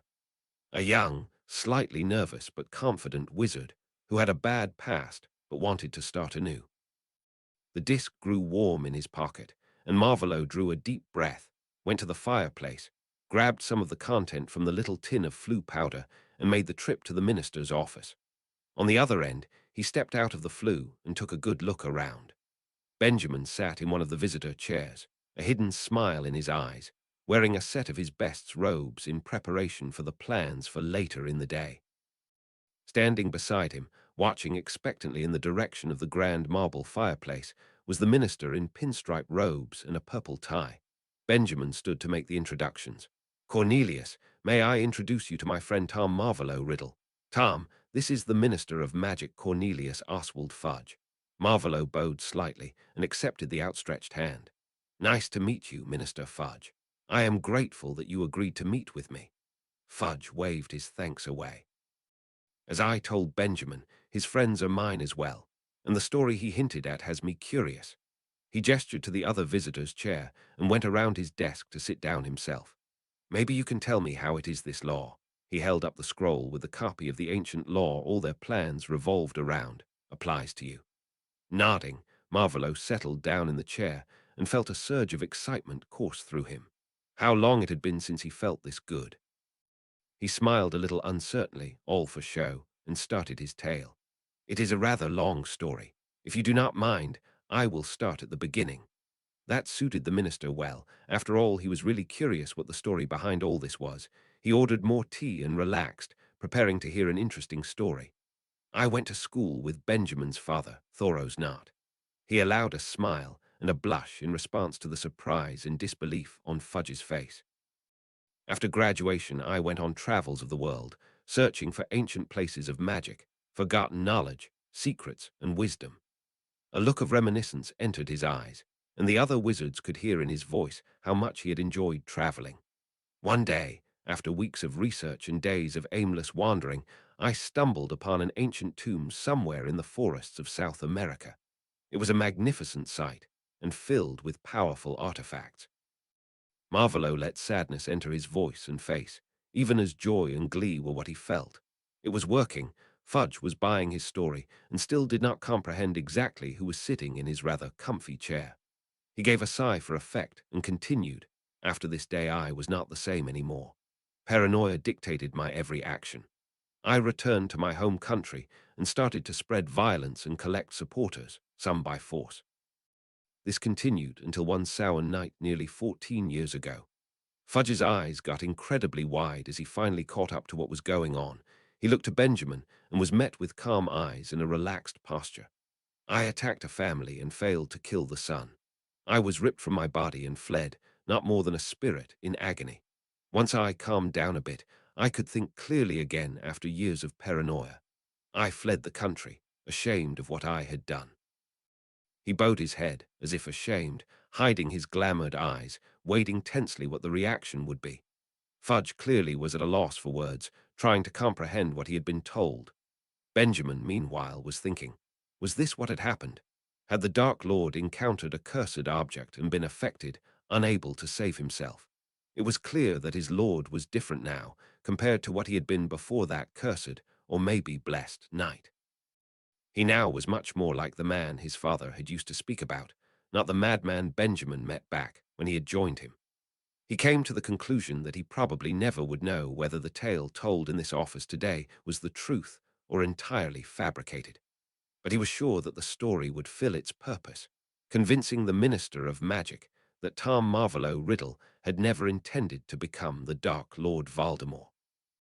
Marvolo let his gaze rise from the floor and took a sip from the cooling tea before resuming his story.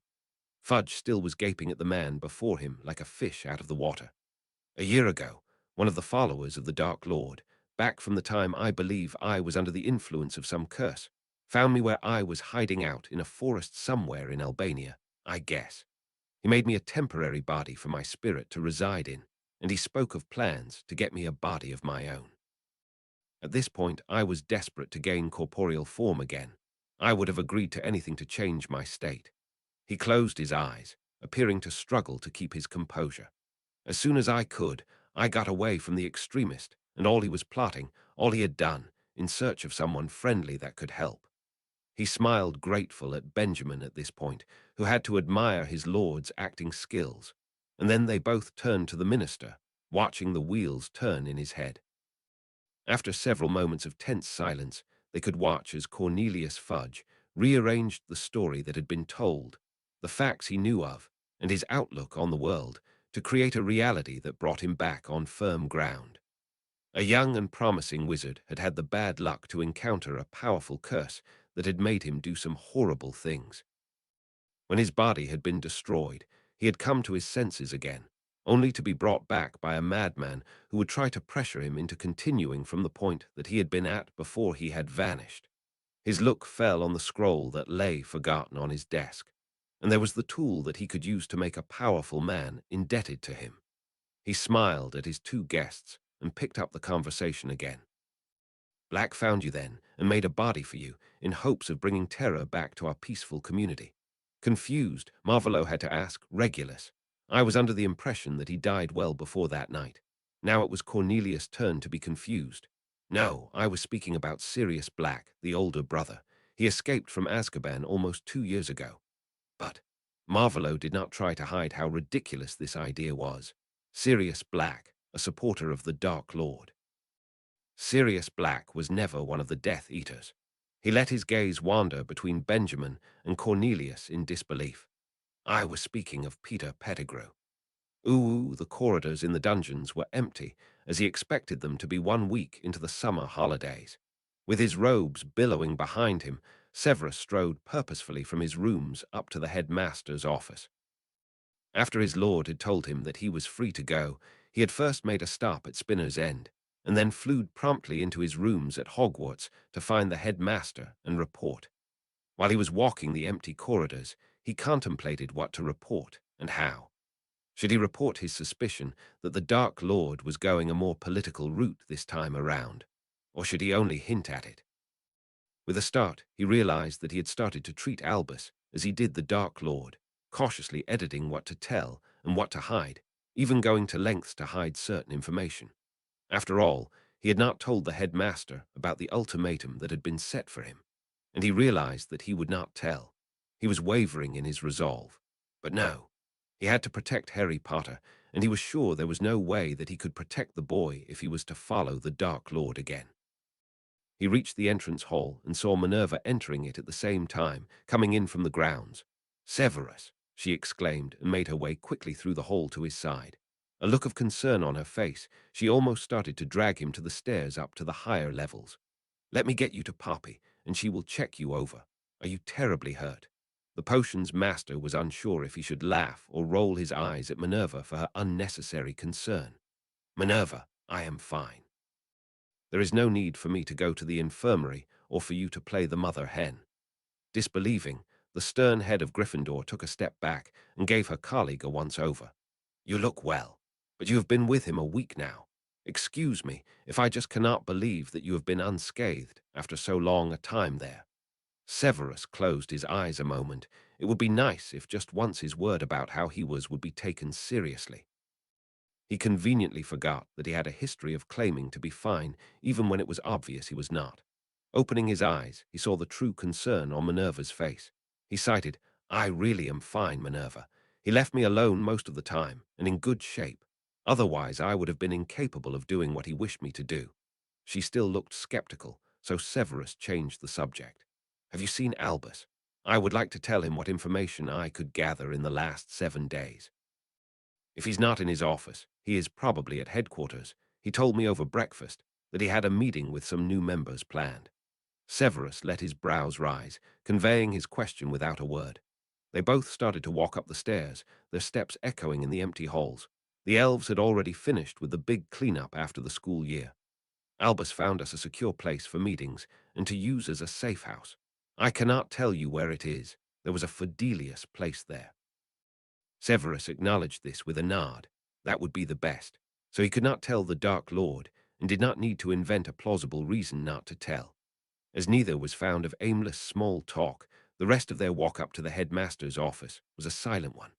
Luckily, the gargoyle was not guarding the office during the summer holidays, so they did not have to use one of the ridiculous passwords Albus was so fond of.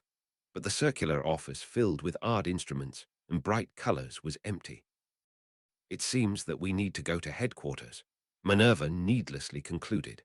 "I will gather something from my office, and we will meet at the great doors." They parted after that, and the potions master strode through the empty halls back down to the entrance hall. There had to be an easier way to find some other order members and alert their leader.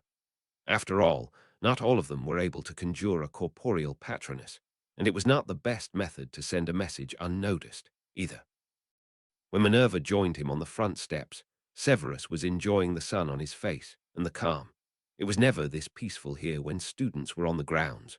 Minerva got a small piece of parchment from her robe pocket and held it out to Severus.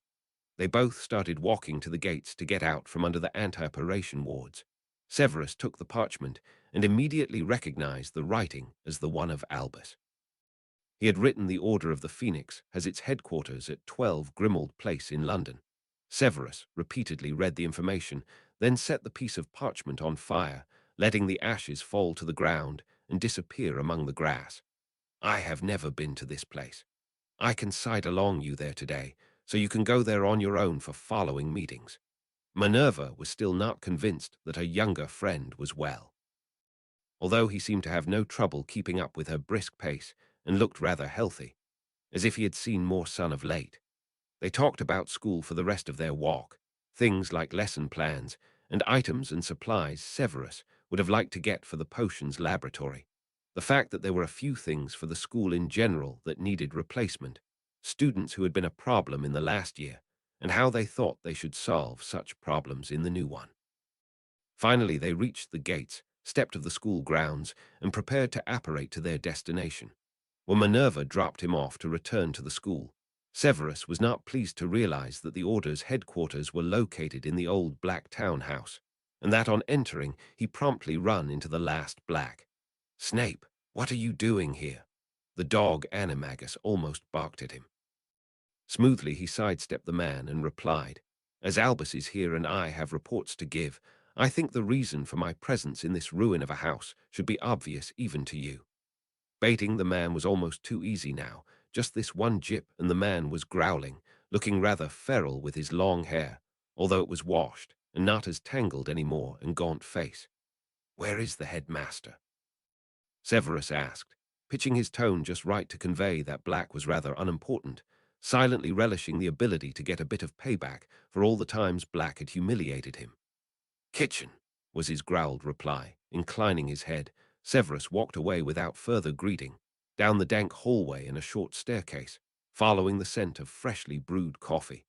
Just inside the rather dark kitchen, the spy spotted the headmaster reading a letter and getting up from his chair. Around the table were Alistair Moody and two others, a young witch with colorful hair, blue with purple tips, and a bald man with darker skin. His robes billowing, he took a few steps into the kitchen as he was spotted by the headmaster. "Ah, Severus, my boy, I am sorry, but I fear I have no time to speak with you." He folded the letter and tucked it into one of the pockets of his almost neon purple robes. "Is there anything of immediate importance you have to tell me?" Severus weighed his options and observed the man before him closely. The headmaster was nervous and with his thoughts elsewhere, so the potions master decided to keep the information short and to the point. "I finished my task and was allowed to leave. At the last meeting, the Dark Lord asked that there should be a search for a boy able to speak with snakes. The Potter boy was mentioned, and the search concluded the same evening. I am not aware of the reason of his interest in such a boy." He spoke in a clipped tone, following Albus back into the entrance hall. "We will speak more when I'm back," were the parting words of the headmaster before he vanished through the door, not acknowledging the short report from his spy. Severus, sadly, was not surprised. Was it a bad sign that the leader of the Light showed less concern for his spy's well-being after a week without contact than a Dark Lord after only 2 missed meals? Severus felt torn, and the ongoing changes made his head ache. Shoving his doubts back in the dark corners of his mind, as he had to do much too often in the past days, he returned to the kitchen to get some of the strong coffee he had smelled, and maybe one of the pastries he had seen standing on the table. One could say many things about Molly Weasley, but she was really good at preparing any kind of food. Marvolo stood in the hall of the Wisengamot and pretended to be amused by the stories the minister was telling. They were waiting for the lords and ladies to arrive so they could set all to rights, as the minister had said, before calling an emergency meeting. As the minister started to tell about the dignitaries he had met last year during the Quidditch World Cup, Marvolo let his gaze wander over the seats of the houses. There were so many seats that remained empty. For one, his seat, in the row nearest the center, tarnished silver in need of a good polishing, 2 coiled snakes with red gems as eyes holding their heads high supporting the bench, and all the others. Why were they not claimed? Surely not all were forgotten. The Gaunts had known they were descended from Salazar Slytherin, so why had they never claimed the seat? Did they not know they could, or did they not dare because they lacked the money and education?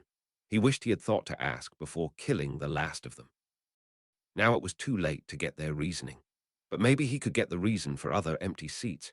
He decided to help find those missing families, staring at the seat of the Prince House. One after another, the lords and ladies arrived, and Marvolo concentrated more on his surroundings.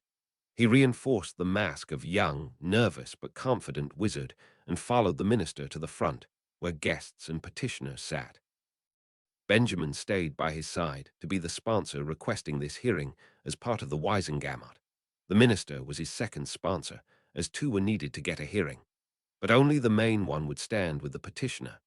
As he saw Lucius walking proudly into the chamber, Marvolo made a show of approaching him reluctantly, as if unsure how he would be greeted. There was a brief flicker of surprise on the blond lord's face, quickly replaced by a blank, polite mask. "Lord Malfoy, please allow me to express my sincere regret on how our last meetings went." Inwardly grinning, he portrayed the chagrined young man hoping to be pardoned. "I hope we will be able to repair a relationship foolishly broken by past actions." There was turmoil in Lucius' eyes, and Marvolo had to work to hide his smirk. It was quite fun to pull the rug out under his Death Eater's feet. Regaining his composure and thinking his way through the maze that was his lord's plans, Lucius realized that this was the groundwork to make it possible for the Malfoys to be seen with the soon-to-be Lord Slytherin in the future. We will have to see if past misconceptions can be cleared and lost common ground regained. He gave a curt nod and strode away like a wary lord not quite willing to associate with a wizard who had placed him under the imperious curse before. It went against all his instincts to turn his back on his lord and be arrogant in the way he spoke to him. But if there should be no doubt that the story he had told was the truth, he would have to play the part. Marvolo repeated the performance for all of his followers who had claimed to be under the mind-controlling curse after he had vanished, relishing their mostly well-hidden squirming. A truly fitting punishment, and he would have the opportunity to keep at it for a while. He was looking forward to many meetings, with the others being uncomfortable and not able to show it. Finally, the last living friend from his school days came into the chamber. Xerxes did put on a good show of seeing him and realizing who he was. A cautious expression on his face, he came to Marvolo and Benjamin where they were standing, observed more or less obvious by all present. "Benjamin, how are you?" He greeted his younger friend, not acknowledging his lord. "I am well, Xerxes. I think you may know my guest of these last few days," Benjamin said, indicating Marvolo standing by his side, and going on, "May I introduce Tom Marvolo Riddle? He came to me a few days ago, asking for help to be declared alive again." Marvolo gave a small bow to his younger friend, who now seemed a lot older. "It has been a long time since we last saw each other." "A long time indeed." "Why did you not come to me for help? I would have been glad to see you again, my friend." The way Lord Lestrange held his body and the tone of his words conveyed that he was disappointed and sad of the lack of trust, but his eyes told a different story. He was having fun with this as well. "I was not sure I would be welcome at Lestrange Manor. There was this unfortunate business with your sons." He let his voice trail away, practically radiating uncertainty. "Well," Xerxes hesitated and seemed to be weighing the man before him, "they acted against my wishes and warnings, more than once, and I will not hold you accountable for their decisions, nor your actions during the time you were not yourself." With these words, he patted the slightly shorter wizard on the shoulder, nodding to Benjamin, who tried to not show his astonishment, and made his way over to the Lestrange seat. As Benjamin and Marvolo went to sit down, the last missing member came through the door. Dumbledore was in a bit of a hurry and tried to see what this so-called emergency meeting would be about. His gaze fell on the guest seats, and he almost fell over his own feet as he recognized the young wizard sitting beside Lord Knott. "Tom," mouthed the old headmaster, stunned in place and staring at Marvolo, who chuckled quietly and whispered to his host, "It seems my old transfiguration teacher still remembers me, and he did not know I would be here today." Did Severus not tell the headmaster that he had changed his plans? Or had they simply had no time to meet before Hogwarts headmaster had to leave? As Chief Warlock Abbot called the session to order, Marvolo concentrated on the reactions of the present witches and wizards. How they reacted today was important. He would be able to see who was an ally, who was more neutral, and from whom he would probably never get help or support. Benjamin started with stating why he had called for this hearing, explaining the law that was called upon, while the assistants levitated copies of the law and all cases it had been used for up to the members of the Wisengamot. Soon they were lost in technicalities of the law and how they should know that it could be used in this situation, as they all could clearly see that the man petitioning for its use had a body. That was the moment Dumbledore stood and requested to be allowed to speak by raising his wand. "The floor goes to the Potter Regent," said Lord Abbot, gesturing to the white-haired wizard to speak. "Thank you, Chief Warlock." He collected himself and started speaking to all in the chamber, especially the more neutral houses, as Marvolo noticed. "I remember a student by the name of Tom Marvolo Riddle who looked a lot like this man." He pointed at Marvolo, who was smiling. "He left school to become Lord Voldemort." There went a shudder through the chamber at the name. "I indeed believe this man before us is no one else as the Dark Lord Voldemort, back as I have tried to tell you all for some weeks now." His blue eyes were twinkling, and he seemed to be convinced that he was on top in this situation.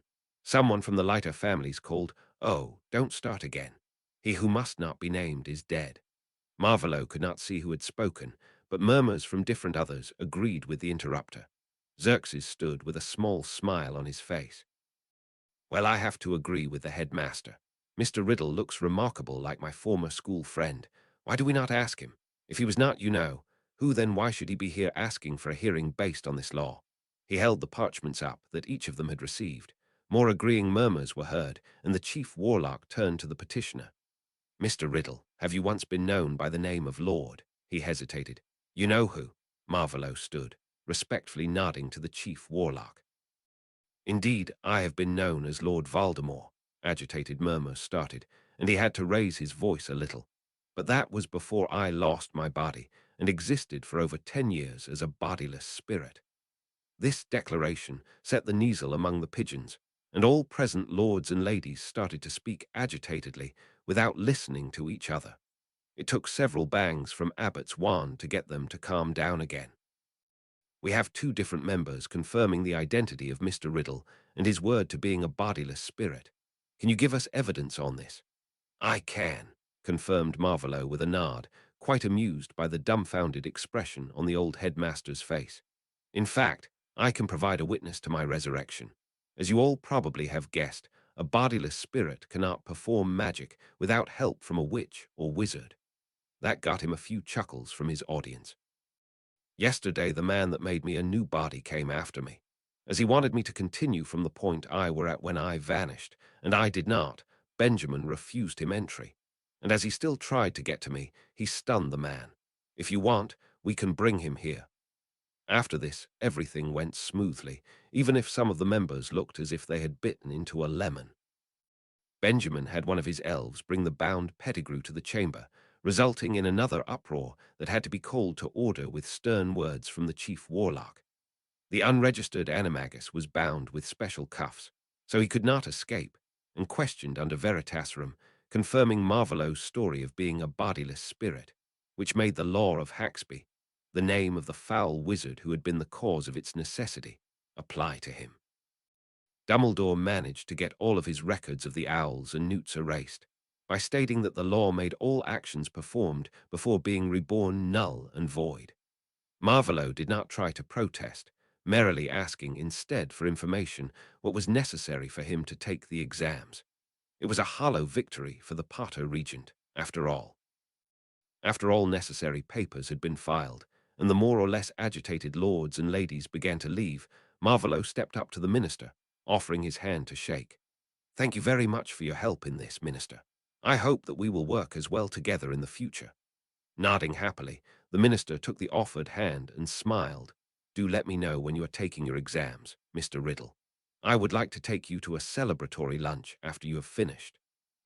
Aware that Dumbledore was in hearing range, Marvolo smiled up at the minister. "That I will do. There is one more thing I would like to ask of you."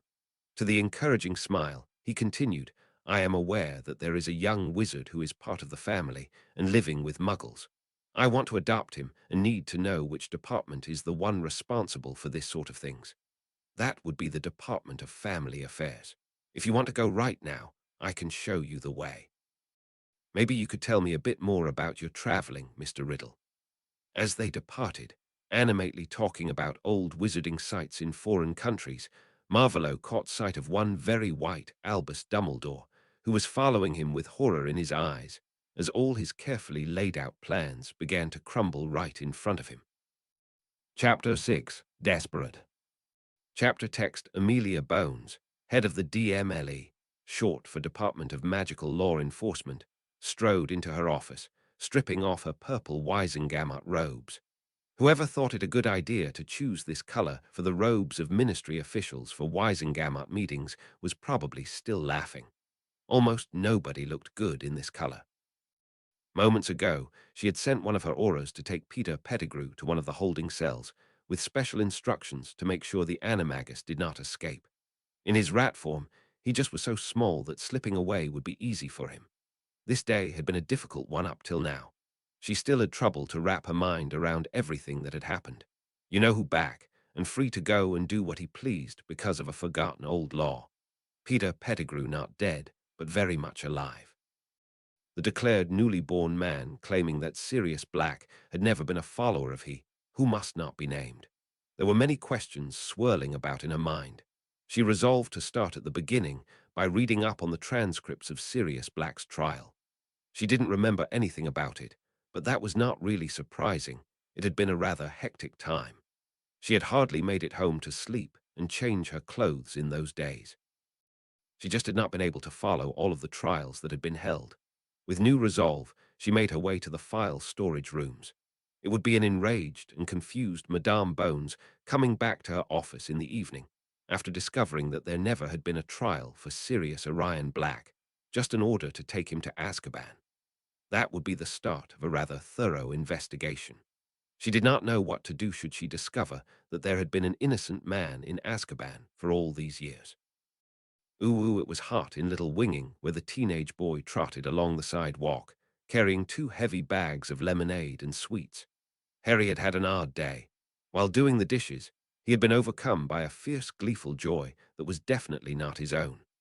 No one would be this happy with both hands stuck in hot, soapy water in what was called the hottest summer since start of records.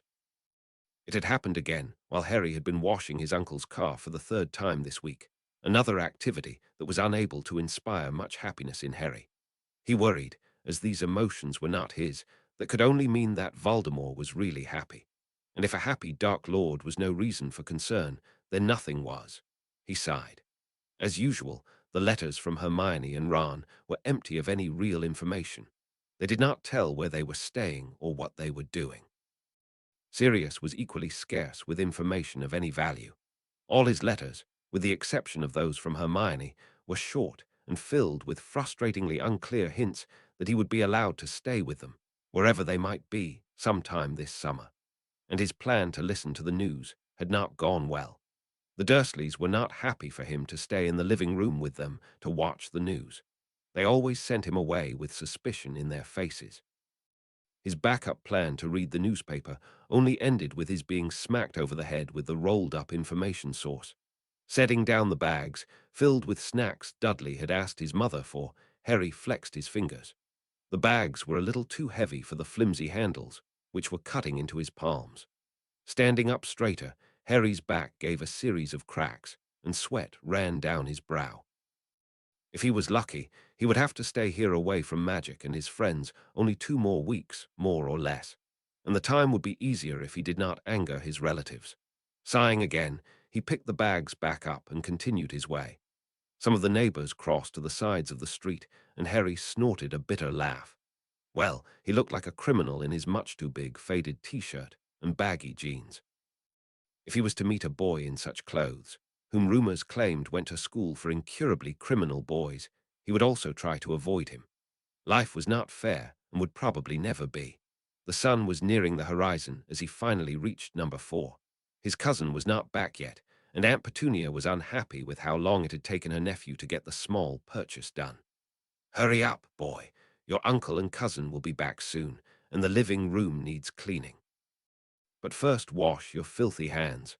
Staying as calm as possible, Harry just said, "Yes, Aunt Petunia," and went to pack the many sweets away before going to the bathroom. He really hoped that he only had to stay here 2 more weeks. He doubted that he could manage to stay calm for the rest of summer.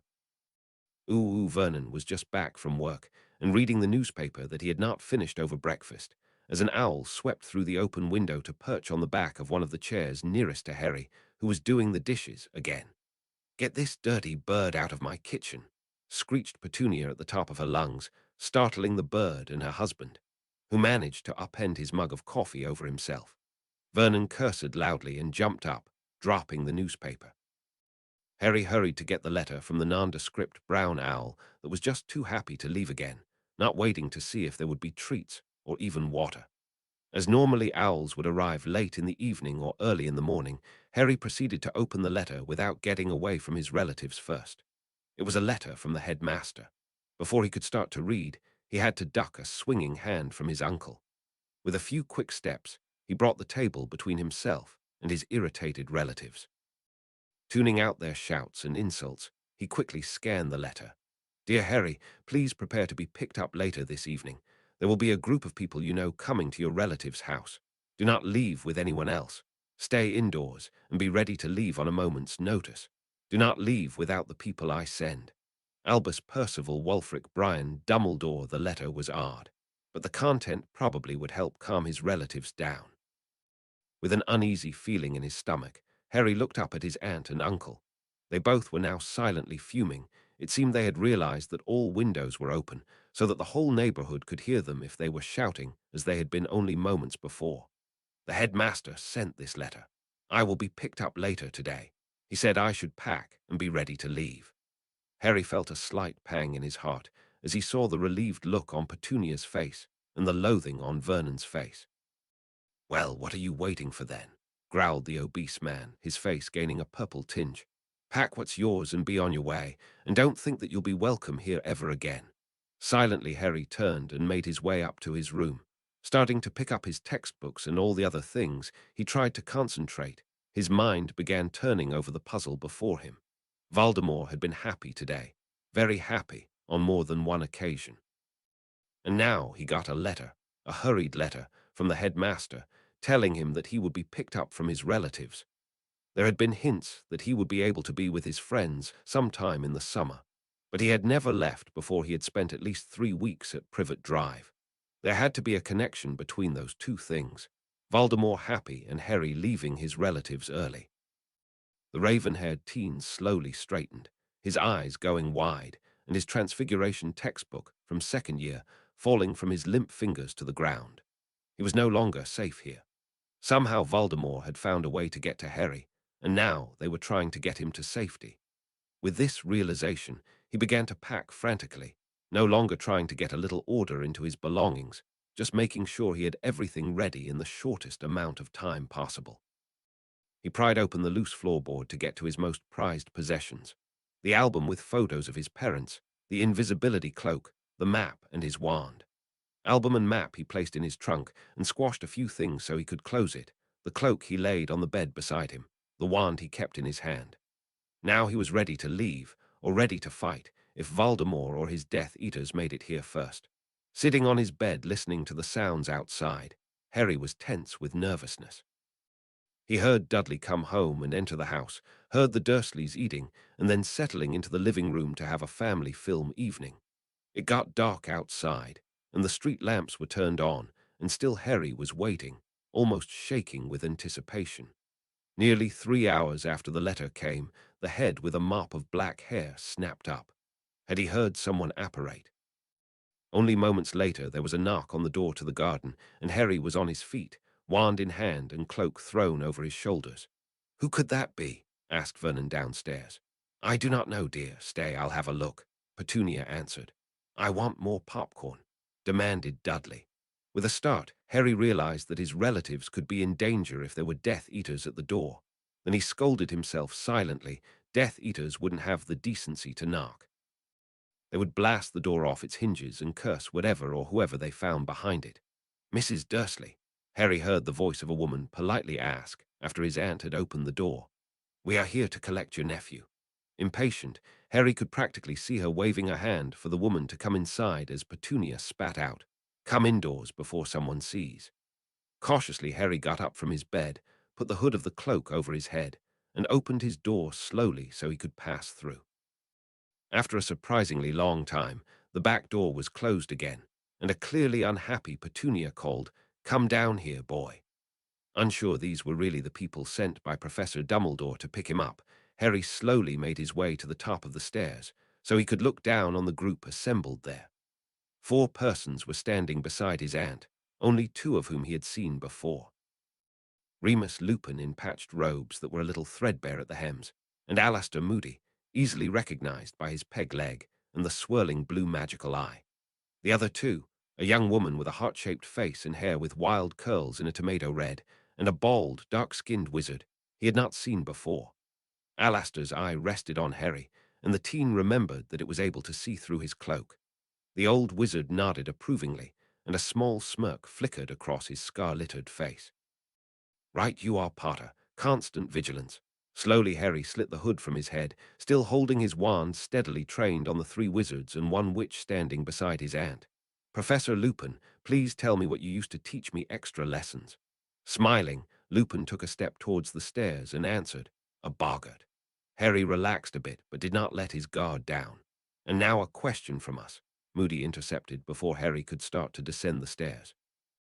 "Wouldn't do if we brought a Death Eater to headquarters now, would it? Or does one of you have some Veritasrum on hand?" Both the young woman and the dark wizard shook their heads. With another smile, Lupin turned to Harry and asked, "What form does your patroness take?" "A stag," was the nervous answer, bringing a brilliant smile to Lupin's face. "It is he. Well, we need to be on our way then. Ma'am, sorry for interrupting your evening. We'll be gone in moments. Are you all packed, Potter?" Harry nodded while the horse-faced Petunia shoot hateful glares at the 4 magical people invading her home before she retreated into the living room back to her family. "I have everything packed. Why are we in such a hurry? Where are we going? What?" But Mad Eye cut him short. "No time for this now, lad. Get your things. Tonks, help him." Smiling, the young woman in jeans and t-shirt made her way up to Harry. "Show me the way." A little stunned by the abrupt manner, Harry nodded and led the way. Tonks looked around his room curiously and cast a quick charm on the trunk. "Now it will be lighter, easier to handle." She let her gaze wander through the room once more. Got everything? Yes, I was packed not half an hour after I received the letter. Why are you so late? Picking up the trunk between them, she said cheerily, had to wait until it was dark. We can't risk the muggles seeing anything. She almost fell over her own feet. Ah, sorry. Maybe I should levitate your trunk. Harry nodded and let go of the handle. He didn't fancy falling down the stairs. Only moments later, they all were standing in the back garden. Introductions later. Do you have your broom? Harry held up the requested item. Great. We'll fly a bit, then apparate you to our destination. Read this. Alistair got a piece of parchment from his robes and trussed it at Potter. It was the same piece of parchment most of the order had been shown to inform them where headquarters was. Then Moody set the parchment on fire and rapped his wand rather hard on the top of the boy's head. Harry shuddered at the odd sensation of something cold running in drops down his body. And as he looked down at his body, he gave a startled cry, because he looked like the wall of the house behind him. The dark-skinned wizard conjured a net to transport Harry's trunk in and secured it to his own broom. Let's get in the air, everyone. The adults had taken a broom each, which had been leaning against the wall, and started to mount them. On Alistair's signal, they all pushed themselves in the air and started to follow Tonk's lead.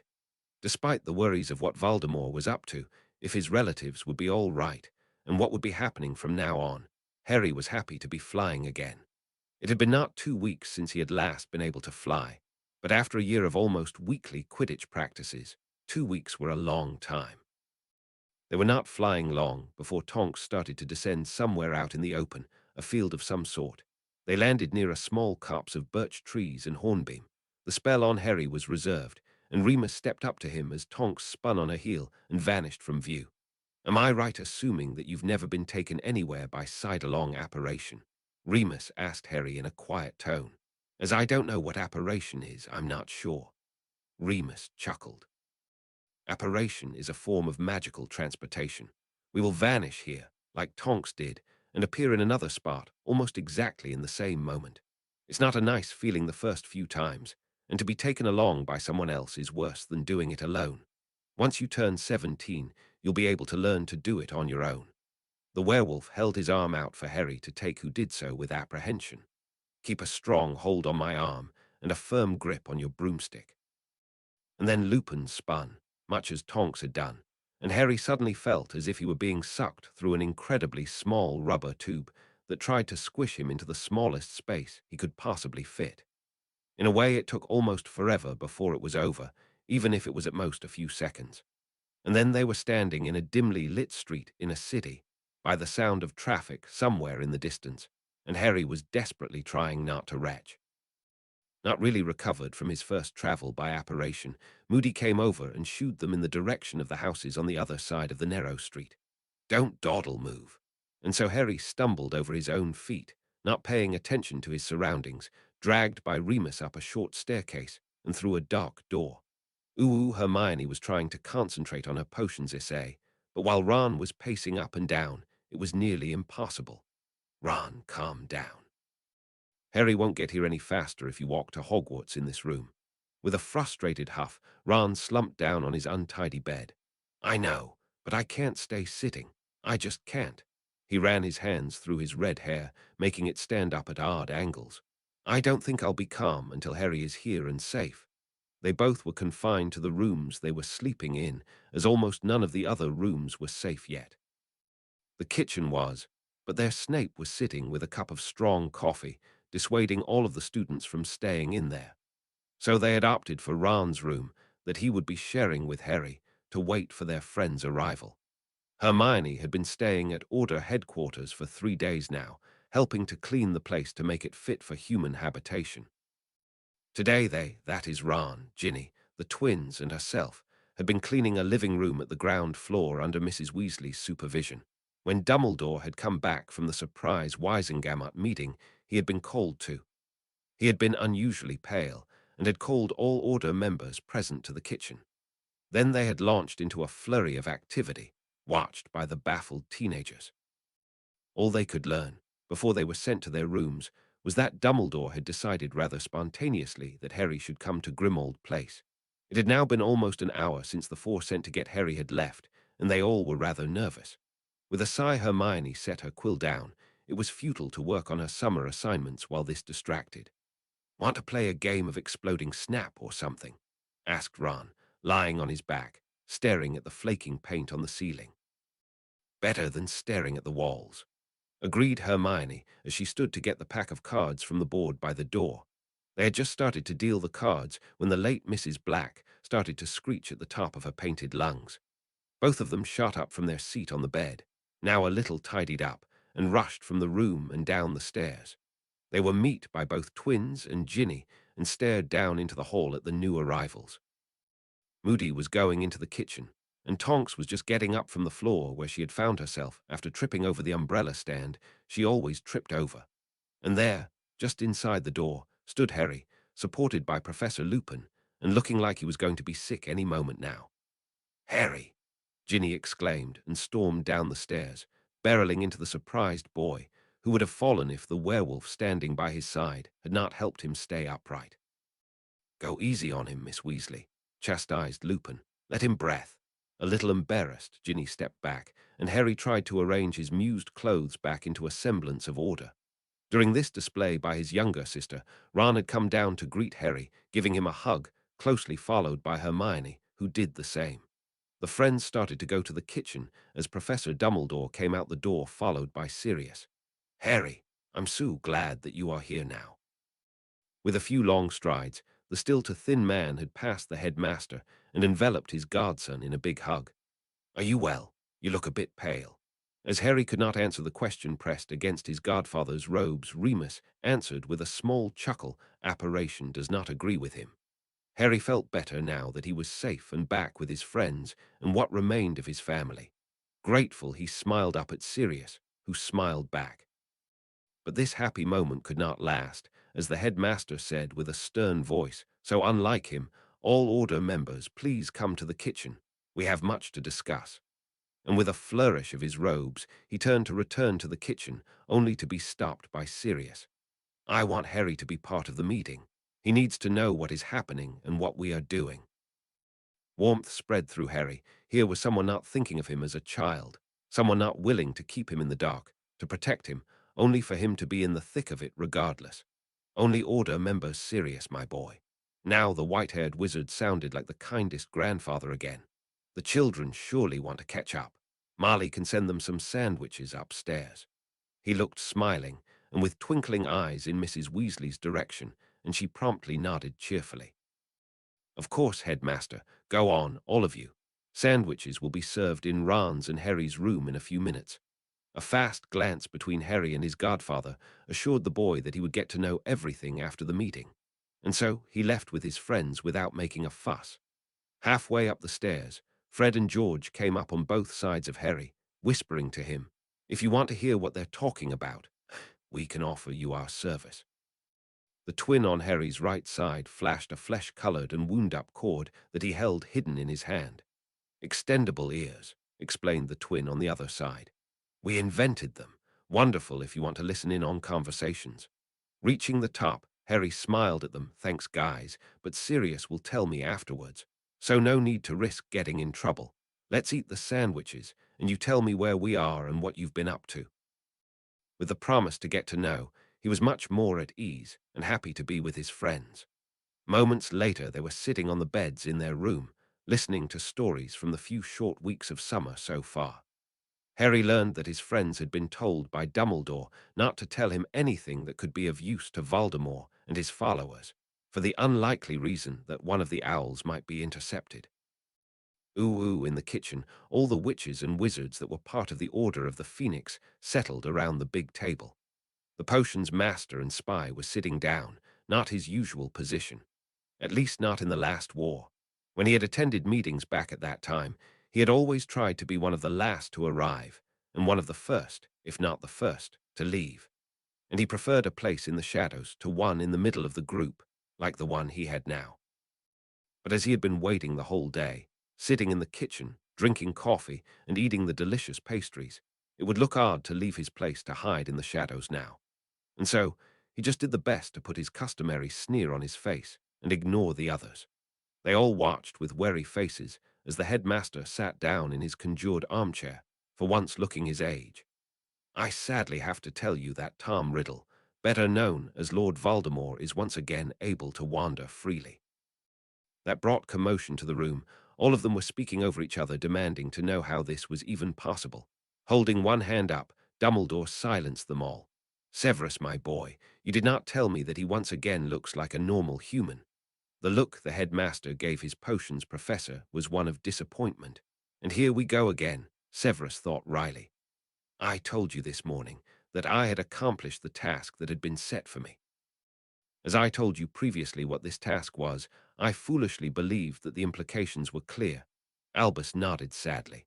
Well, it seems I was in a bit of a hurry this morning, my boy. Please be so kind as to give a full report now. Severus preferred to give this reports in private, as Albus most certainly knew, but at the moment he could do nothing but comply. Very well. Severus took a sip from his coffee and hid a grimace as it turned out to be cold. The last week I spent in the same house as the Dark Lord. He provided me with everything I needed to create a potion to reverse the negative effects of the errors in the potion used in his resurrection. He took another sip from his cold coffee. During this time, he behaved differently than I remember. There was only one meeting called that I was part of. Yesterday evening, all were called to give reports and receive orders. At the end of the meeting, the Dark Lord gave all of us the order to search for a boy that was a Parselmouth. One of the others informed him that Mr. Potter has this ability. After the meeting, I was asked to confirm or refute this information. I had to provide him with my memory of the disaster of a dueling club. This morning I was informed that I could leave. I came here in search of you, Albus, immediately. That were the bare bones of the things Severus had seen and heard, but most of the others only were speculations and interpretations of his own. No need to share them with all of the others. Have you any idea of his plans, Severus? It is of highest importance that we learn of his plans. He changed them somehow, and I am concerned what he is planning. Trying to stay calm, wondering what the old manipulative twinkly-eyed man keep from them, Severus answered, I suspect that he is going a less violent way to get what he wants at the moment. The tasks he set at the last meeting, and the fact that he refrained from using the Cruciatus as often, suggests a shift in his approach. Then now is my time to give a report, Dumbledore sighed sadly. As you all know, there was an emergency Wisengamot meeting this morning. Nodding heads all around the table answered. It was called from two members, Lord Knott and the minister himself, on behalf of a petitioner who wanted to call to the law of Haxby. I was shocked, as I recognized Tom Riddle, who once was a student of mine, sitting in front of everyone. I tried to get the others to see reason, but alas, they were stubborn, and with Lord Abbot as chief warlock, I had no way to stop this scheme. The young woman at the end of the table, whose name was Nymphadora Tonks, as Severus had learned during his agonizing hours of waiting, let her hair shift to a ghastly green and asked with a frown, Could you please tell us what this law of Haxby is? There were some murmurs around the table, while Severus tried to get an idea of what the headmaster still had not told them. A short, sweeping glance over the assembled order revealed that Arthur Weasley was missing. Of course, Nymphadora. The young Aura made a grimace at the name she rather had not.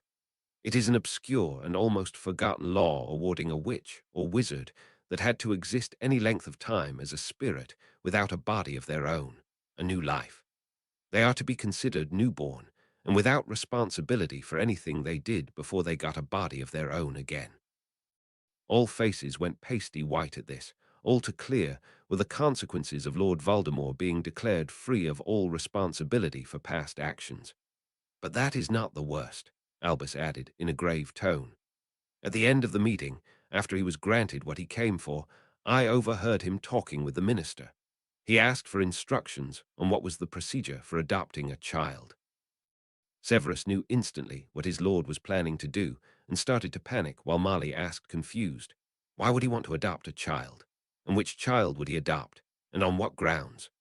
I think that he plans to adopt Harry, claiming that the boy is part of the Slytherin family.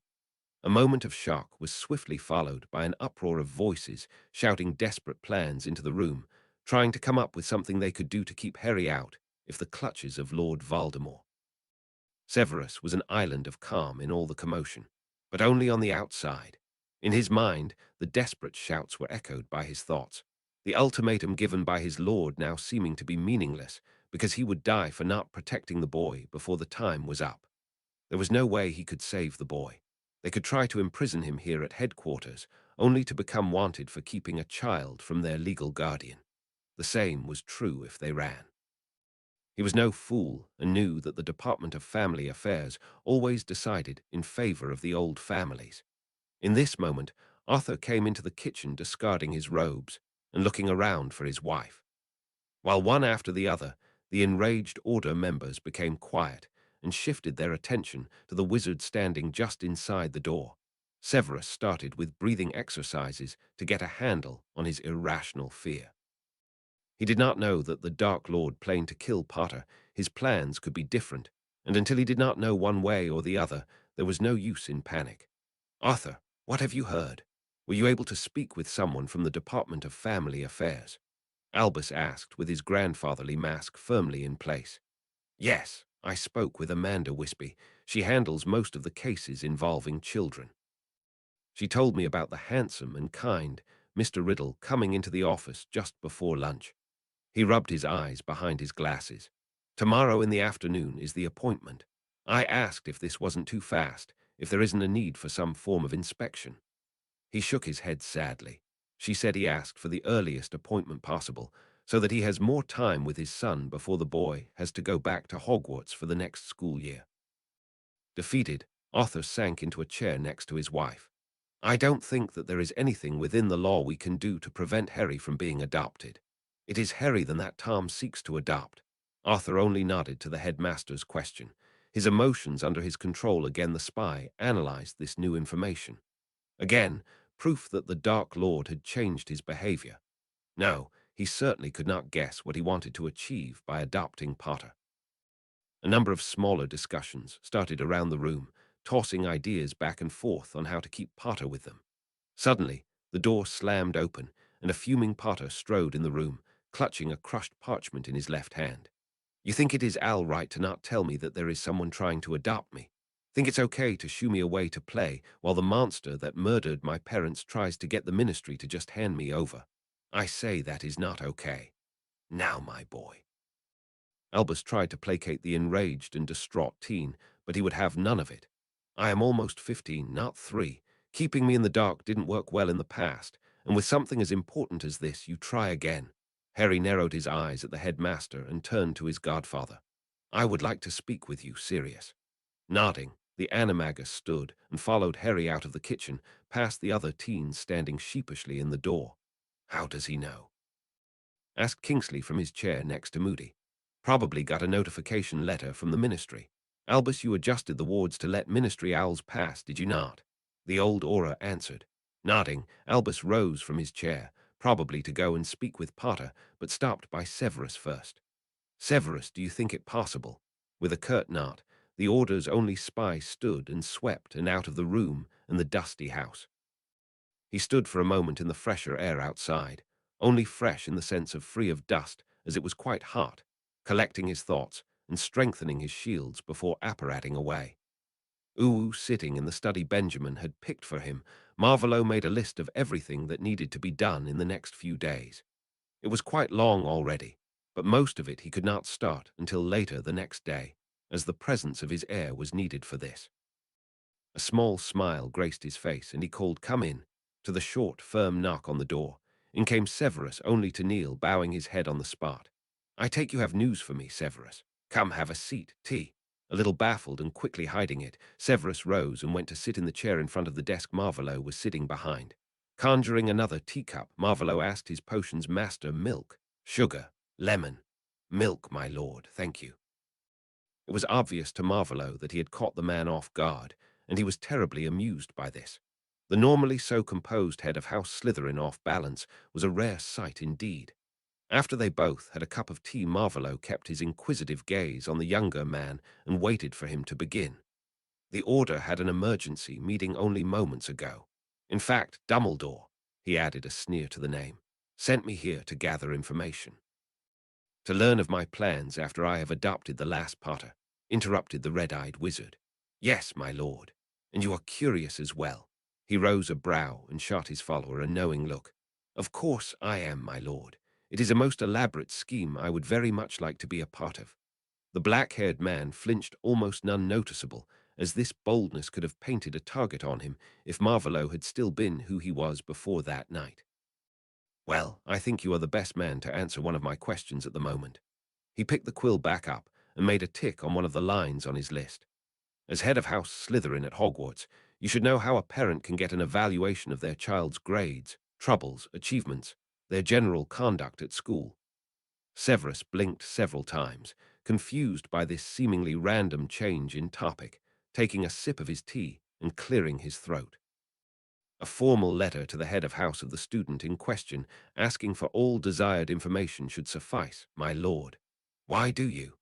Marvolo watched with amusement as the professor caught up to what was happening, and his eyes widened before he managed to calm his features again. Well, Severus, as you are teaching potions, I will give you a little head start to gather the information needed. Tomorrow at this time, I will be father to one of your students, and as the next year is the boy's owl year, the almost question was answered with a tiny nod from Severus. I wish to know if he needs tutoring in any of his classes. It will not do that he embarrasses me with mediocre performance, if he could do better. More or less quickly adjusting to the new situation, Severus recalled everything he had seen from Potter before and sorted through the information to form a coherent report of sorts. I am afraid that I have only limited knowledge of Mr. Potter's academic performance.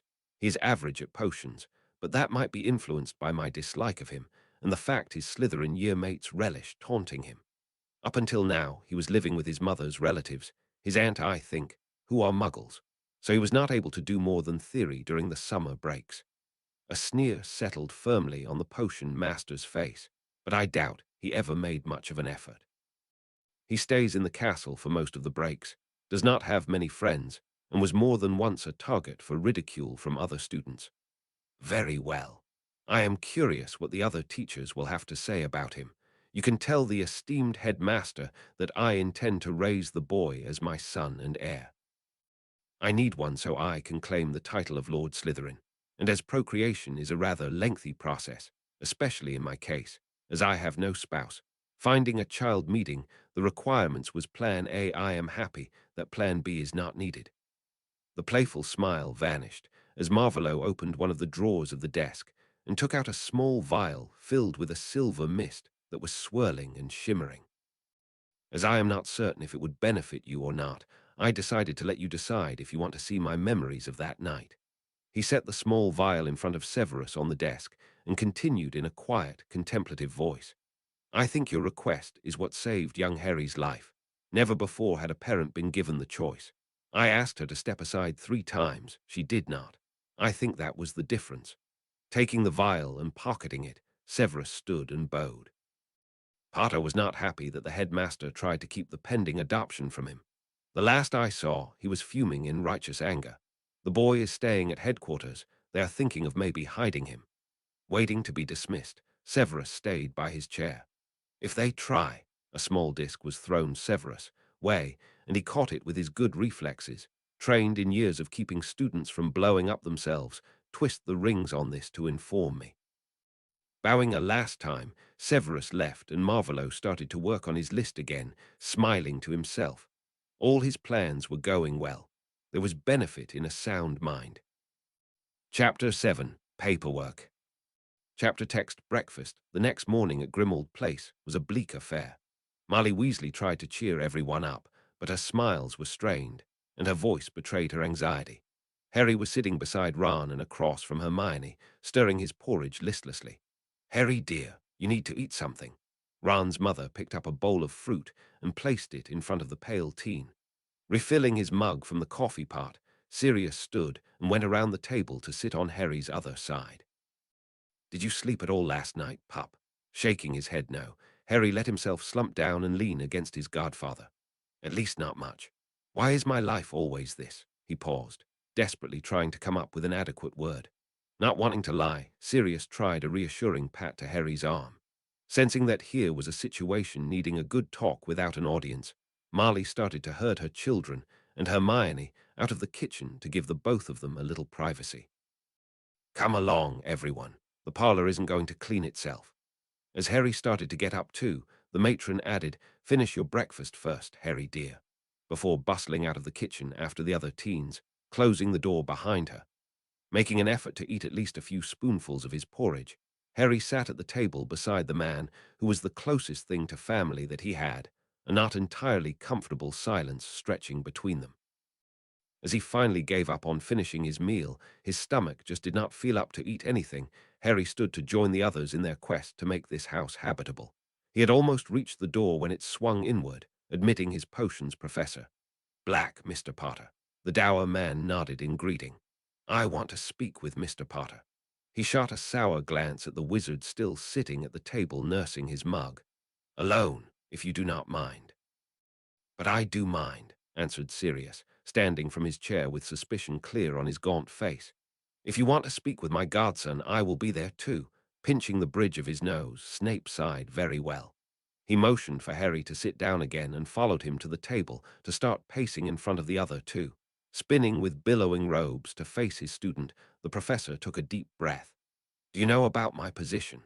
Harry was surprised. Why would the professor, who so obviously hated him, want to speak with him in private, and then accept when Sirius refused to leave? Slowly nodding, Harry sat down in the chair he had sat in earlier. "You are a spy, sir. Not that anyone told me anything, but I was not totally unaware at the start of summer." The teen fixed his professor with a questioning gaze. "But I do not know for which side you're actually working." At this, Sirius snorted snidely. Harry wasn't sure, but for a moment he thought he saw a brief flicker of surprise in the dark eyes of his teacher.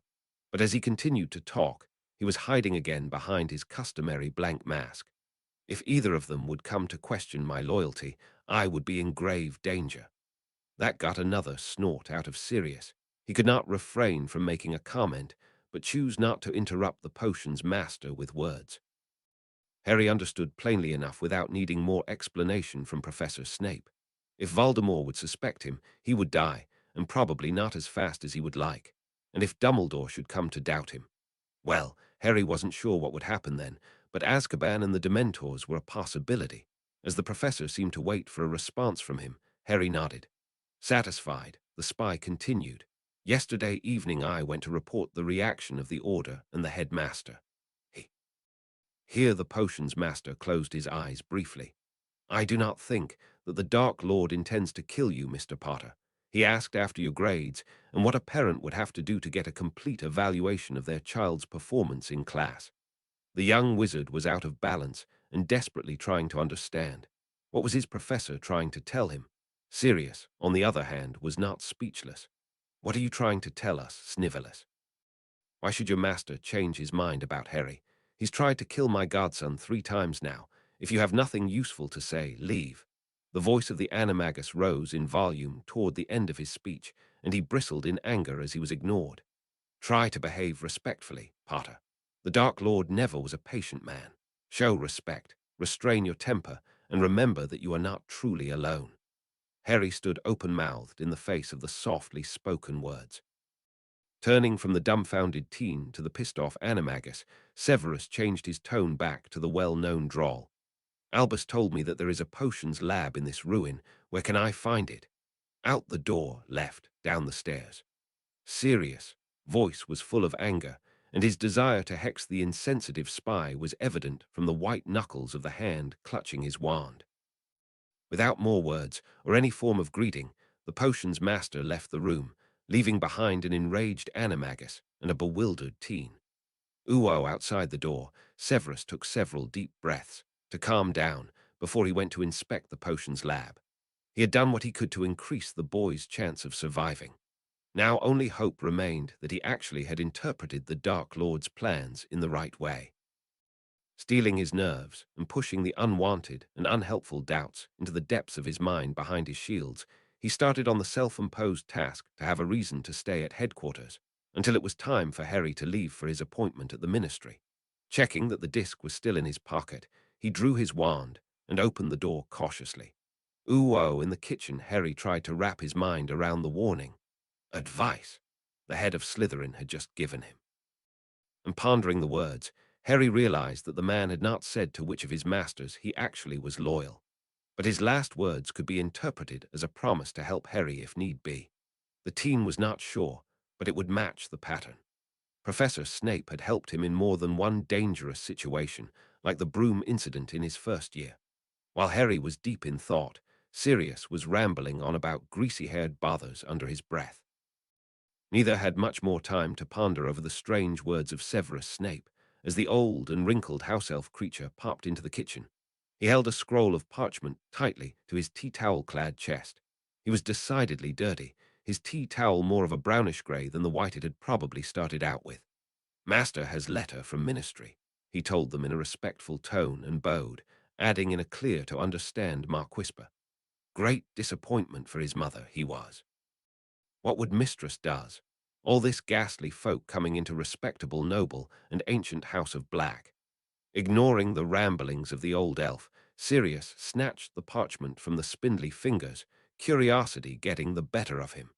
He briefly looked at the seal, recognizing the color and design as the one used by the DMLE. Belatedly realizing he ought to check the missive for nasty spells and curses first, he drew his wand, sadly not the one he got at Ollivander's as he had been 11, set the scroll down on the kitchen table, and cast a few charms to detect anything dangerous. They came back negative, and under the equally curious gaze of his godson, Sirius broke the seal and unrolled the parchment. The strange words of Professor Snape momentarily forgotten, Harry watched his godfather's face closely. He saw wonder, disbelief, happiness, and anger flicking by rather fast, and wondered what was written in the letter that could cause this mix of emotions in the wizard before him. Throwing the letter on the table, missing the plate with bacon and sausages only by a hair, Sirius stood and began pacing across the entire available space, muttering angrily under his breath. Deciding to give the agitated man some time to calm down, Harry leant over the table, minding the jugs of milk and pumpkin juice, grabbing the scroll and sitting back to start reading. Only a few sentences in, the green-eyed teen understood the mix of emotions. The letter had been sent by Amelia Bones, the head of law enforcement, informing Mr. Sirius Orion Black that the Kiss on Sight order had been revoked and a renewed investigation of his case started. That in itself was wonderful news. What followed was bewildering. The letter further informed Mr. Black that charges of murdering a man named Peter Pettigrew had been dropped, as he, as of yesterday, was being held, quite alive, in a ministry holding cell, and therefore it was impossible that Mr. Black had murdered him. This news slowly sinking in, Harry realized that the rat had probably played a part in the Wisengamot meeting of the previous day, meaning that Dumbledore could have told them that a new investigation was possible, even likely. Why had he not told? Still unsure of what to think, Harry looked up at his honorary uncle, who was pacing and even angrier looking. "You don't believe that it just slipped his mind, do you?"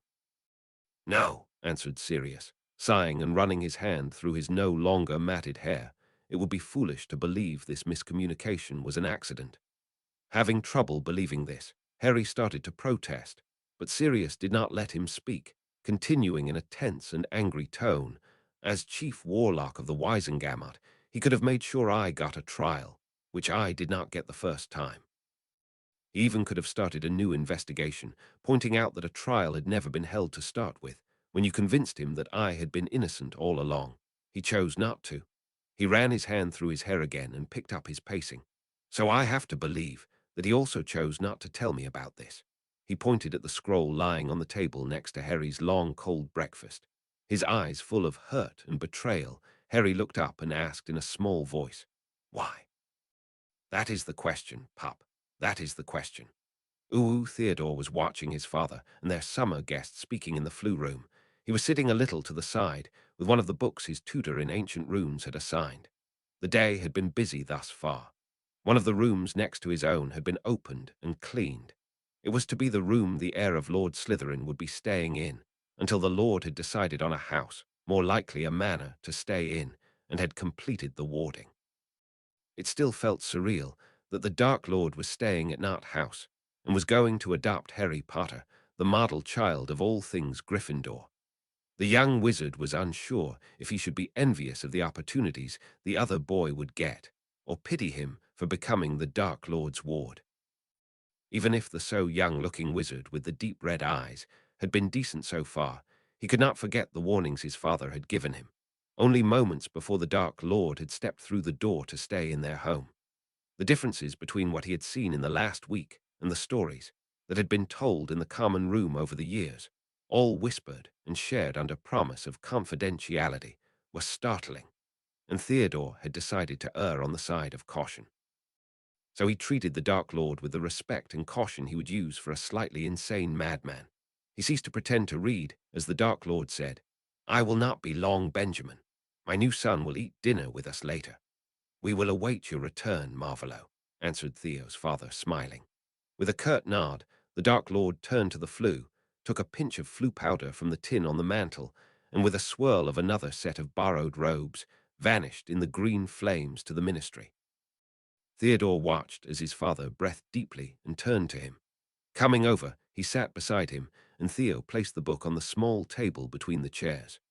"I want you to not only be polite to the Potter boy, but friendly. Try to be his guide into our society. After today, he will be our Lord's son and heir. All of your classmates, and probably all of Slytherin House, will try to become an important part of the boy's life." A grave and serious face reinforced the importance of this orders. Theodore did not deceive himself into thinking that they could be anything else. "As they will stay a few days here, I count on your ability to make the most of it. Do you understand, Theodore?" "Of course, father. I will do my best to become someone Potter will rely on." Hopefully, he would be able to keep his promise. At Grimold Place, Marley was desperately trying to find some clothes that could be considered respectable among those belonging to Harry. The teen sat on the bed in the room he shared with Ron, feeling empty and kind of numb. He watched the frantic witch riffling through the hand-me-downs he had got from the Dursleys and his school robes, watched as she sent Ron to fetch some things from the twins, and started to assemble some clothes from her children into an outfit Harry could wear to the appointment at the ministry. Harry couldn't care less. All morning he had tried to wrap his mind around the fact that Dumbledore seemed not to care what would become of Sirius, even going so far as to keep information from him. At lunch, his own problems had come back to his mind full force. All resident order members, and quite a few others, had come to get a plate full of Marley's delicious cooking, discussing possible ways to keep Harry from being adopted. Only Professor Snape had said nothing, watching the proceedings with barely concealed scorn. And he was right. There was no way to keep Harry away from Tom Riddle, and they all knew it. Tiring fast of the useless babbling, Harry had retreated into the bleak room he now sat in. Finally, Molly Weasley had collected a set of grey trousers, green t-shirt, black socks, those belonged to Fred, and Harry's best shoes, and placed them next to Harry on the faded and threadbare bedspread. "Get dressed, Harry dear. Arthur is waiting downstairs and will take you to the appointment." With a pat to his shoulder and a sad, wavering smile, the witch left Harry alone. Mechanically, Harry removed the two big jeans and baggy t-shirt to change into the things Ron's mother had found for him. He felt alone, empty, and defeated. At first he had felt so angry, but now all his anger had vanished, leaving nothing behind. Well, that was not quite right. With each article of clothing he put on, dread began filling him. Nervousness took hold of him as he started to wonder what would happen. What would life be like, living with the monster that had killed his parents? That grown wizards and witches feared, so much even that they did not dare speak his name. What would he look like? Harry imagined an older version of the Tom Riddle he had seen down in the Chamber of Secrets as he had gone off to rescue Ginny, back in his second year. But maybe he would look different. Packing his trunk, only a few things were outside. As the letter had stated he was to bring all his belongings, he finally had nothing more to do to stall. His friends were waiting in the kitchen, together with all the others, who were sitting helplessly watching him walk to his end. At least it felt that way. Sighing, he grabbed one handle of his trunk and began his trek down to the others. The atmosphere in the kitchen was dark. They all had either pitying looks or blank looks of despair on their faces, and Harry could not stand to look long at either of them. Mr. Weasley tried to be a little more optimistic, and Hermione chimed right in. "We'll keep searching for a way to get you back, Harry." Sirius said he'll let me use the Black Library and hire a really good solicitor to find a way to adopt you or something. Just give us a little more time, and we will find a way. Smiling weakly, Harry gave her an awkward hug. "Thank you, Hermione. I know if there is something to be found to get me out of this, you will not rest until you have found it." She nodded at this and wiped at her slightly damp eyes. Ron gave him an awkward hug as well. "Don't let this get you down, mate. Hermione will find a way." The twins patted him on the shoulder, each one on one side, and nodded encouragingly. "We'll write you," said one of them. "Keep you up to date on our business," said the other. "And if need be, just write, and we'll find another flying car." This weak attempt at humor did not lighten the mood one bit. Sirius was the last to hug Harry, and he clung to him, almost as if he was the last solid thing in the world preventing him from drowning.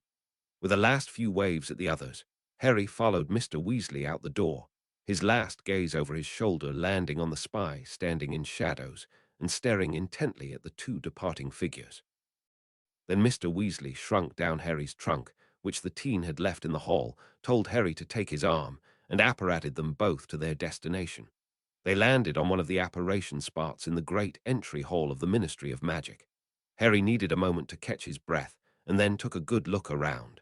This was his first visit to this place, and beside his nervousness, he still was curious what it looked like. Too soon, Mr. Weasley touched his arm. "We have to go, Harry. It would be bad if we were late." And so they set into motion through the crowd of witches and wizards to the elevators. Harry almost immediately felt his nerves again. If this kept up, he most likely would be ill. The only thing Harry noticed on their way to the offices of the Department of Family Affairs were the paper-plane memos zooming around just over the heads of the people walking around. Arthur, noticing Harry's interest, explained, "These are memos and letters exchanged between the departments. I was told that once they had tried to use owls, but this practice was abolished quickly, all the mess owls make." He trailed off again, and Harry had lost interest anyway. As they reached the floor marked as Department of Family Affairs, Harry came out of his stupor. He needed his wits about him, or dangerous things could happen. The potions professor's words echoed through his head. "Show respect, rein in your temper." If he managed this, then maybe he would survive until his friends and family found a way to get him free. Mr. Weasley stopped them in front of the office of Amanda Wispy and turned the smaller wizard to face him. "Whatever happens, Harry, you are a part of our family. Don't forget that. And write as often as you can. Do not lose hope, Harry. We all want you back with us." Not sure what to say, Harry only nodded and took several calming breaths before he said, "Let's get this over with." Releasing the teen's shoulders, the red-haired wizard knocked at the door, and a cheery "Come in" answered from inside. With his stomach rapidly falling below his knees, Harry followed Mr. Weasley into the office. His first impression of the room was one of ordered chaos. There were stacks of files everywhere. Books and papers were stacked in haphazard heaps on several mismatching desks and chairs. The second thing he noticed was a wizard standing at one of the desks bent over it, obviously reading a long parchment filled with tiny writing. The man wore robes of a deep green over his suit of dark gray, and his hair carefully styled, and with a little wave to it. He ripped his gaze away from the man, turning his world on its head as a cheery witch in a bright yellow summer dress, without robes, came around another desk, missing more than one of her heaps by a breath, smiling at him. "Mr. Potter, wonderful, now all are here. I always love days on which I can reunite families. Come, come, don't be shy." She ushered him over to the desk by which the other wizard was standing. Harry moved reluctantly away from his escort. How he wished he could wipe that smile from Mrs. Wispy's face. This was not a happy reunion as she seemed to believe. In his eyes, this was a kidnapping, nothing more, nothing less. As the teen approached the desk, the man, whom Harry assumed was Voldemort, looked up from the papers. Harry's speculations had been spot on. He did look like an older version of the Tom Riddle he had met as a memory. Even his eyes were the blue he remembered them as being. And then the man smiled, kind, open, friendly, and Harry felt something cold run down his spine. "Harry, how nice it is to finally meet you. I have heard many things about you in these last few days, and I am glad that we will be family from today onwards." He turned to the still beaming witch. "Can we proceed?" Harry had to suppress a shudder. The man had to be a consummate actor. There was no other way that he could sound so sincere. Avoiding to look at the man about to adopt him, Harry's gaze fell onto the papers lying on the desk. It was something titled Adoption Documents and what seemed to be his birth certificate. There it stated, Harry James Potter, son of James Charles Potter and Lily Potter née Evans. Yes, naturally, Mr. Riddle, here is the quill. She handed him a sleek-looking black quill with a very sharp tip. You only need to sign your full name on this line. She indicated a dotted line at the bottom of the long parchment of the adoption document. Harry wondered why there was no ink and stared, shocked that the process of his being handed over to the man that had tried to kill him on more than one occasion would run so fast.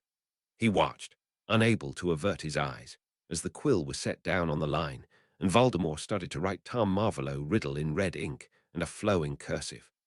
Magic swirled through the room and around the teen and the man adopting him.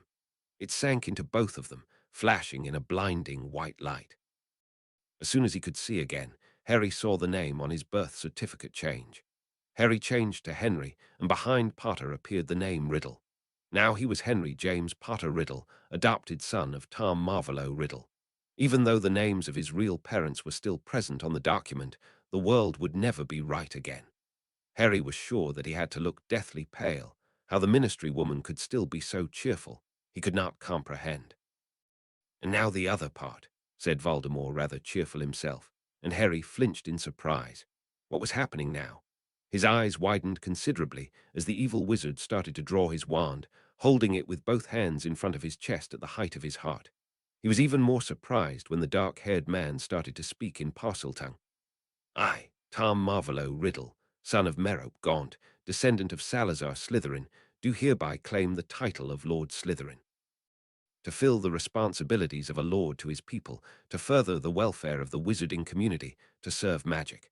As heir, I declare my adopted son Henry James Potter Riddle. So have I sworn, so mote it be. Again magic swirled through the room, this one feeling like more. More power, more responsibility, more obligations, more duties. It tested the man and boy claiming the titles of Lord and Heir Slytherin. Harry flinched as the magic settled like a heavy cloak not only in the man beside him, but in him as well. And with a faint feeling, he watched the name on his birth certificate change again. Now it read Henry James Slytherin Potter. He so wished that this was a bad dream, but it was not to be. Come, son, we should leave. There is much to discuss. Harry turned, numbly receiving his shrunken trunk from Mr. Weasley, who looked shaken, nodding and reaffirming the promise to stay in touch, and then followed his new guardian out of the office and back to the elevators. We will stay the next few days with Lord Nott and his son at their house. By then I will hopefully have found a house we can live in. After that, they stayed silent on their way to the public flues. You will go first, Henry. Have you used the flue before? Nodding his answer, unable to form words at the moment, Harry received a pinch of flue powder. The address is Nott House. Throwing down the powder, Harry stepped into the flames and said, Nott House. He was swept away into an uncertain future. Chapter 8. Parenting for Beginners. Chapter text on their way through the ministry, Marvolo thought about the tasks that had to be done next. Highest priority had to be establishing rules with his new son, and probably some kind of truce. The boy was much too pale, he noticed, glancing at him as they stood in the elevator back down to the entrance hall, as if he believed he was walking like a lamb to slaughter. But surely this was not the case. Was it? Thinking about it, the new Lord Slytherin had to confess that it was entirely possible for the boy to think he was going to die. A healthy measure of fear Marvolo did approve of, but Henry seemed to be in a kind of stupor or terrified beyond measure. That would not do.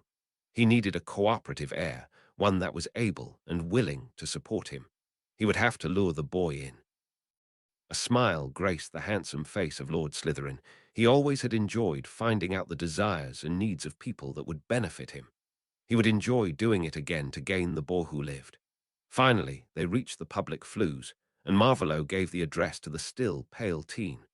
Following the boy, his adopted son, he thought smugly, Marvolo prepared to start the game. Ooh, they arrived in the cheerfully painted flue room. It was predominantly light greens and blues, reminding Marvolo of an early spring at Nott House. As he had requested, neither of the Knotts was present. The boy, Henry, was standing just a few steps away from the flue, staring at his feet and breathing too fast and in shallow gasps. Marvolo drew his wand. A Accio calming draft. A messy black head snapped up just as the small vial of clear lavender potion came sailing through the air straight into the hand of the wizard summoning it. Drink this. You need to be calm enough to actually follow what I will be telling you. Marvolo extended his hand to the teen, offering the vial. With reluctance clear in his brilliant green eyes, Henry took the vial and uncorked it. Sniffing at it first, Marvolo nodded in approval. He swiftly drank it down. The effect was almost instantaneous, his breathing evening out and a little color returning to his cheeks. Follow me. There is much to do today and only limited time. Marvolo led the way to the study Benjamin had vacated so that his lord could use it. As they reached the room with the dark wood paneling, Marvolo sat down in the leather chair behind the desk. Establishing authority was always a good thing. The adult wizard indicated for the teenager to sit down in the chair opposite him. While the boy complied, Marvolo set a piece of parchment and a self-inking quill in front of him. You will not interrupt me. If you have a question, write it down so you will not forget it. You can ask them after I have finished. Is that clear? As the boy only nodded, Marvolo added in a stern tone, I expect verbal answers. And since we are on this topic, you will either address me as sir or father while in public. You may call me Marvolo when in a private setting. Understood. A sullen, yes, sir, was his answer. Very good. Before he could even start to give his careful, prepared lecture, the raven-haired teen started to scribble down some notes. Calling for an elf, Marvolo asked for some tea, and after they both had a cup before them, he started. First of all, I think you should know my reasons for adopting you, as well as my intentions for your future. Throwing an anxious glance at the elder wizard, Henry swallowed and tensed. As the last war reduced the number of magical people a great deal, another war might well reduce us so far that we will vanish, taking all I want to preserve down with us. He took a sip from his tea and looked at his son, gauging if he was indeed listening. With war out of the question, the only way for me to reach my goals is through political means. A confused look crossed the boy's face, and he reached for his quill, only to stop as Marvolo continued to talk. You know, I am the last descendant of Salazar Slytherin. To claim the title of Lord Slytherin and use the connected influence, I needed a son. And not just any boy would do. It needed to be one that was a Parselmouth. So you see, I do want you well and educated. You do not need to fear death by my hand. Marvolo noted with satisfaction that his son, he could not get enough of calling him that, looked decidedly less pale and prone to panicking. Opening a drawer to his right, Marvolo took out a golden chain with a pendant in form of a shield. Holding the chain for Henry to take, he instructed in a neutral tone, You will wear this at all times, never take it off. Glancing unsure up at his guardian, the teen accepted the chain. You want to know what this is? Yes, sir, was the slightly firmer answer. It is an emergency portkey. The minister kindly approved it for us. It is set for 2 locations, St. Mungo's and this house. There are 2 activation phrases that have to be spoken in Parseltongue. Hospital, if you are in need of medical attention, and home to get here. As soon as I have decided where we will live, it will, of course, change. Nodding at Henry, who looked like he wanted to ask a question really badly, he allowed him to ask now. Why do I have to wear an emergency portkey? Who besides you ever tried to hurt me? Raising his brows in surprise at this lack in common sense, he calmed his initial response so as not to jeopardize his progress with the boy. For one, you are a celebrity, and those tend to attract the crazy. Such people normally do not need a reason to do something drastic, he said, with a mocking smile. Then there are those that will object to you being my son. On both sides of the last war, I would guess. And then there are always those that think they have something to win in harming or kidnapping the son of a lord. Henry still did not seem convinced, chewing on his lower lip. If you had had something like this, he indicated the pendant, still held in a small hand, you could have fled to safety from the graveyard the moment you recognized there was danger. Confusion was obvious on Henry's face as he slipped the chain over his head and tucked the pendant under his shirt. Why did Dumbledore never give me one if they are so useful? Shaking his head, Marvolo answered truthfully, I do not know, Henry. This answer you can only get from Dumbledore himself. And then he smirked in humor. Want another parchment to write down your questions for Albus Dumbledore? Still unsure of what to think, Henry nodded. Yes, sir, that would be great. Taking the second piece of parchment from Marvolo, Henry proceeded to write down his question for the headmaster. Shortly afterwards, he crossed one question from his first parchment. The pendant also has a shield charm on it. It will only hold against one curse, but that should give you enough time to get to safety, as well as a tracking charm. With that, I can find you if you are not able to activate your portkey. At this proclamation, the boy looked rather offended, but with a huff closed his mouth again without saying anything. Standing up, Marvolo drained his cup, walking over to the window behind the desk. It was a really nice and sunny day outside. Turning back to the teen, who was again scribbling on his parchment, he cleared his throat and started on the next topic on his list. You will have privileges and duties. Failing in the latter will result in loss of the first. Also, disobedience and lack of respect will result in the loss of privileges. Marvolo quickly decided on what tone to use for the next piece of information. Stern but benevolent was his choice. Will be no corporal punishment of any kind, but I reserve the right to get creative with my assignment of essays, tasks, or chores to get across the point I want to make. Understood? Slightly paler again, Henry nodded, and gathering his courage asked, can you give me an example of what to expect if I would lose my temper in public over something you want me to do? At the stern and calculating stare from Marvolo, the teen gulped and trembled. You expect this to happen? Looking at his hands, Henry nodded his messy head. I have a volatile temper at times. Writing down meditation on his own list, Marvolo took his time studying his charge. I would demand a public apology. You would lose privileges, like the use of your broom or visiting with friends. Also, depending on what it was you refused to do, I would assign an essay or something similar. Marvolo closely watched his heir while relaying this example. He seemed to relax a little at his new father's explanation. That sounds fair, sir, he said quietly, taking his tea to drink the cup dry. Take another cup, son. By the way, are you hungry? Blushing a little as his stomach answered this question, Henry nodded. Yes, sir.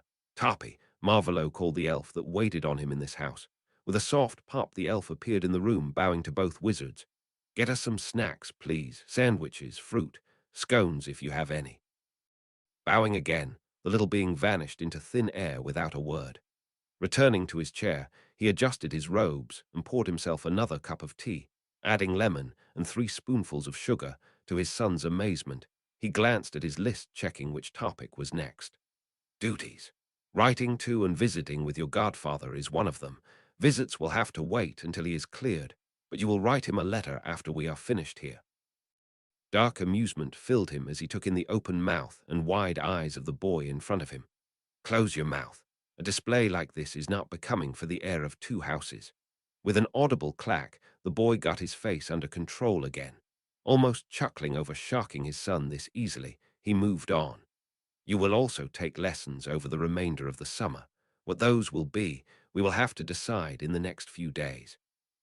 I intend to send a request to your teachers to see which classes you could use help in. After all, this is the year you will take your owls. At this moment, a tray with snacks appeared between them on the desk.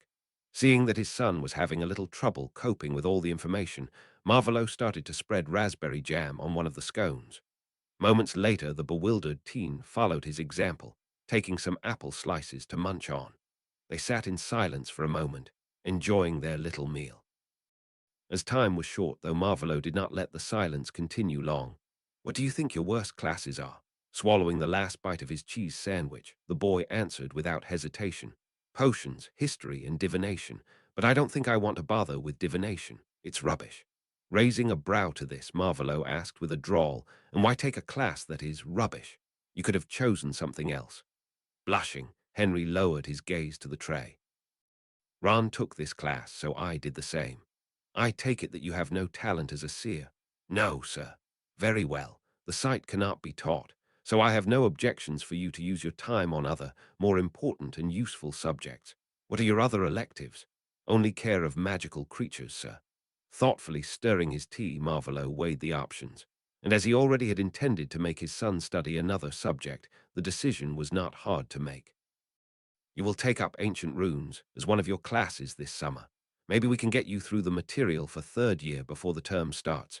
Then you would be able to drop the rubbish and take ancient runes with the 4th years. He made a note on his parchment, so he would not forget to add this to his letter for his son's head of house at Hogwarts. Young Theodore has a tutor for ancient runes. I see no reason why you should not learn with him. Now on to a topic he suspected troubles with. All the families were rather protective about the way they educated their heirs. The main points they always valued, family rituals and magic, were different from family to family, so they tended to be protective about them. Asking about them was not something that was done, but he needed to do so now. Steeling himself to not react to a show of the volatile temper the boy claimed to have, Marvolo asked, "How far have you come in your lessons as the heir of the noble house of Potter?" Instead of anger and resentment that he would have understood, he only got a blank face, eyes blinking owlishly at him. "My what, sir?" Blinking in confusion himself, he almost could not prevent it from entering his response. "You have had no lessons in politics, laws, the workings of the Wisengamot and ministry, dancing, penmanship, manners, family history, dueling." Receiving a shake of the boy's head to each question, Marvolo pinched the bridge of his nose. He was getting a headache. "Are aware that you always were the heir to the noble house of Potter, to take up the title of Lord Potter on your 17th birthday, having a seat on the Wisengamot waiting for you." Looking embarrassed, and with the beginnings of anger in his green eyes, the boy asked incredulously, "I should have learned all this. Why was I never told?" Sighing, Marvolo took up his quill, writing everything down on his list next to air lessons. "I believe that is another question you will have to ask the headmaster. As far as I know, he made most of the decisions before you were in school, and probably has done so the whole time." Nodding grimly, Henry made a note on his second list of questions. "Seeing as you were kept ignorant in these matters, I guess you are not aware that Dumbledore is filling the position of regent until you are of age." Getting only an embarrassed shake of his son's head, Marvolo huffed. Fantastic. Now the boy felt guilty over the failings of others. "Do not be angry with yourself over this, son. It would have been the duty of the adults in your life to make sure you got to learn what you need to know." Noting down records of voting Potter Regent on his steadily growing list, the older wizard sighed again, looking at his son in sympathy. "You have a busy summer to look forward to. We will need to prioritize what you need to learn first and what can wait until later." Marvolo took another sip from his tea. He was at a loss as to why nobody had deemed it necessary to educate the boy, not even in dueling. What could be the reason for keeping him ignorant of almost everything, even the things all heirs learned, regardless if they were from a dark or light house? No use in trying to solve this riddle now. Best to continue with the things he had planned to talk about. There will be social functions over the summer you are required to attend. And if your schedule permits it, I will take you to at least one session of the Wisengamot. Marvolo's son was now intently listening with a burning anger in his eyes.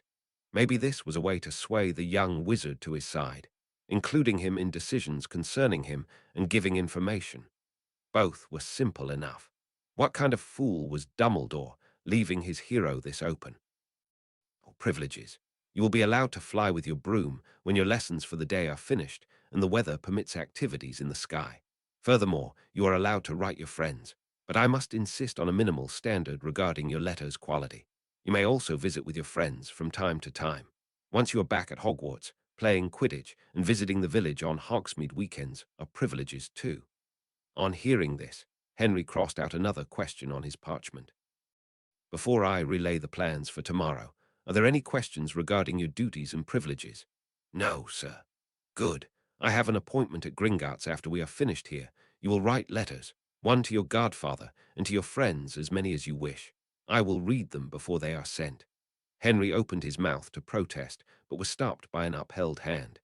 "You will not embarrass the ancient and noble house of Slytherin with sloppy writing and error-riddled letters. Once I am sure your writing meets my standards, I will no longer require to read your letters." Under a pointed glare, the teenager gave in, grumpily replying, "Yes, sir. Tomorrow morning a healer will be here to check you." At this, the teen, who had been calm and collected up till now, jumped up from his chair as if he had sat down on a knoll. "Why, I'm fine. I don't want to see a healer." A stern gaze and raised brow made the teen falter and his anger dissipate, falling back in his chair, blushing. "I know, for a fact, that you were subjected to all three unforgivables. You were living with muggles, are a growing teenager and seeker on Gryffindor's team. Seeing what other duties others have neglected, I will make absolutely certain that you are indeed fine." Seeing that there was no chance to change his guardian's stance on this, Henry gave in. "In the afternoon, a tailor will be here, as we both are in need of a proper wardrobe. I hope that I will have finished a part of your schedule by then." A last glance at his list, and Marvolo was sure he had said all he had planned, so he took another scone. It was still quite some time till dinner, and he was rather hungry. Those were the most important topics for now. "Are there still questions open?" "Yes, there are, sir." Looking on his own list, the teen placed one finger of his left hand on the last item that was not crossed out. "Where will we live, sir?" Marvolo smiled and nodded in approval, a very practical question. "I do not know yet. Most likely one of the Potter properties. As the Slytherin estates and money were lost several generations ago, I will select one of yours for the time being. It is for this purpose I am going to Gringotts later. As your guardian, I now manage all things belonging to the Potters until you come of age." He could see, clear as day, that the last Potter was unsure if he was happy with this or not. But he said nothing, crossing out the line and moving to the last open item. "Why have you changed my name?" Marvolo had wondered if the boy would ask about this, if he even had noticed. He had seemed rather out of sorts in the office of Mrs. Wispy. "As soon as you are Lord Potter, you will not want all business acquaintances to call you Harry, and to keep them calling you Lord Potter would be unwise. Harry just implies familiarity that will mostly not be present. Now you have a name allowing to keep your distance if you wish to keep it, and it is still possible for all your friends to call you Harry." Looking none too happy with this explanation, the boy nodded, and Lord Slytherin stood from the chair. "Tarpy." The elf they had seen earlier appeared in the room and bowed. "What can Tarpy do for Master's master?" "Show my son Henry." Here he waved his hand at the teenager, still sitting in one of the leather chairs in front of the desk, to his room and around the house. He turned to his son. "Remember to write to your godfather. I expect to see the letter at dinner. At the moment, only Lord Nart and his son Theodore are here. Be polite. We are guests in their house." Following the elf to his room, Henry left the study, leaving his new adopted father to prepare for his visit with the goblins. Harry sat in his room, a very nice room, inspecting his new emergency portkey. The shield had a crest on both sides. One was obviously the coat of arms of the ancient and noble house of Slytherin. It was divided into 4 fields. One, in the upper right corner, held a snake, done in an emerald green. The field right below this held the image of a ladle and stirrer crossed over a cauldron. In the upper left field there was a crown, maybe it represented the noble part, and the last field held some kind of flower. Only the serpent was done in color, the rest was relief on solid gold. The other side held the crest that most likely belonged to the noble house of Potter. Harry was angry over the fact that this was the first time he had gotten to see his own family crest. And that because Voldemort, of all people, had given it to him. Given it to him in the form of an object meant to keep him safe. The Potter crest was only divided into 2 fields. The one on top held the image of a sleeping lion.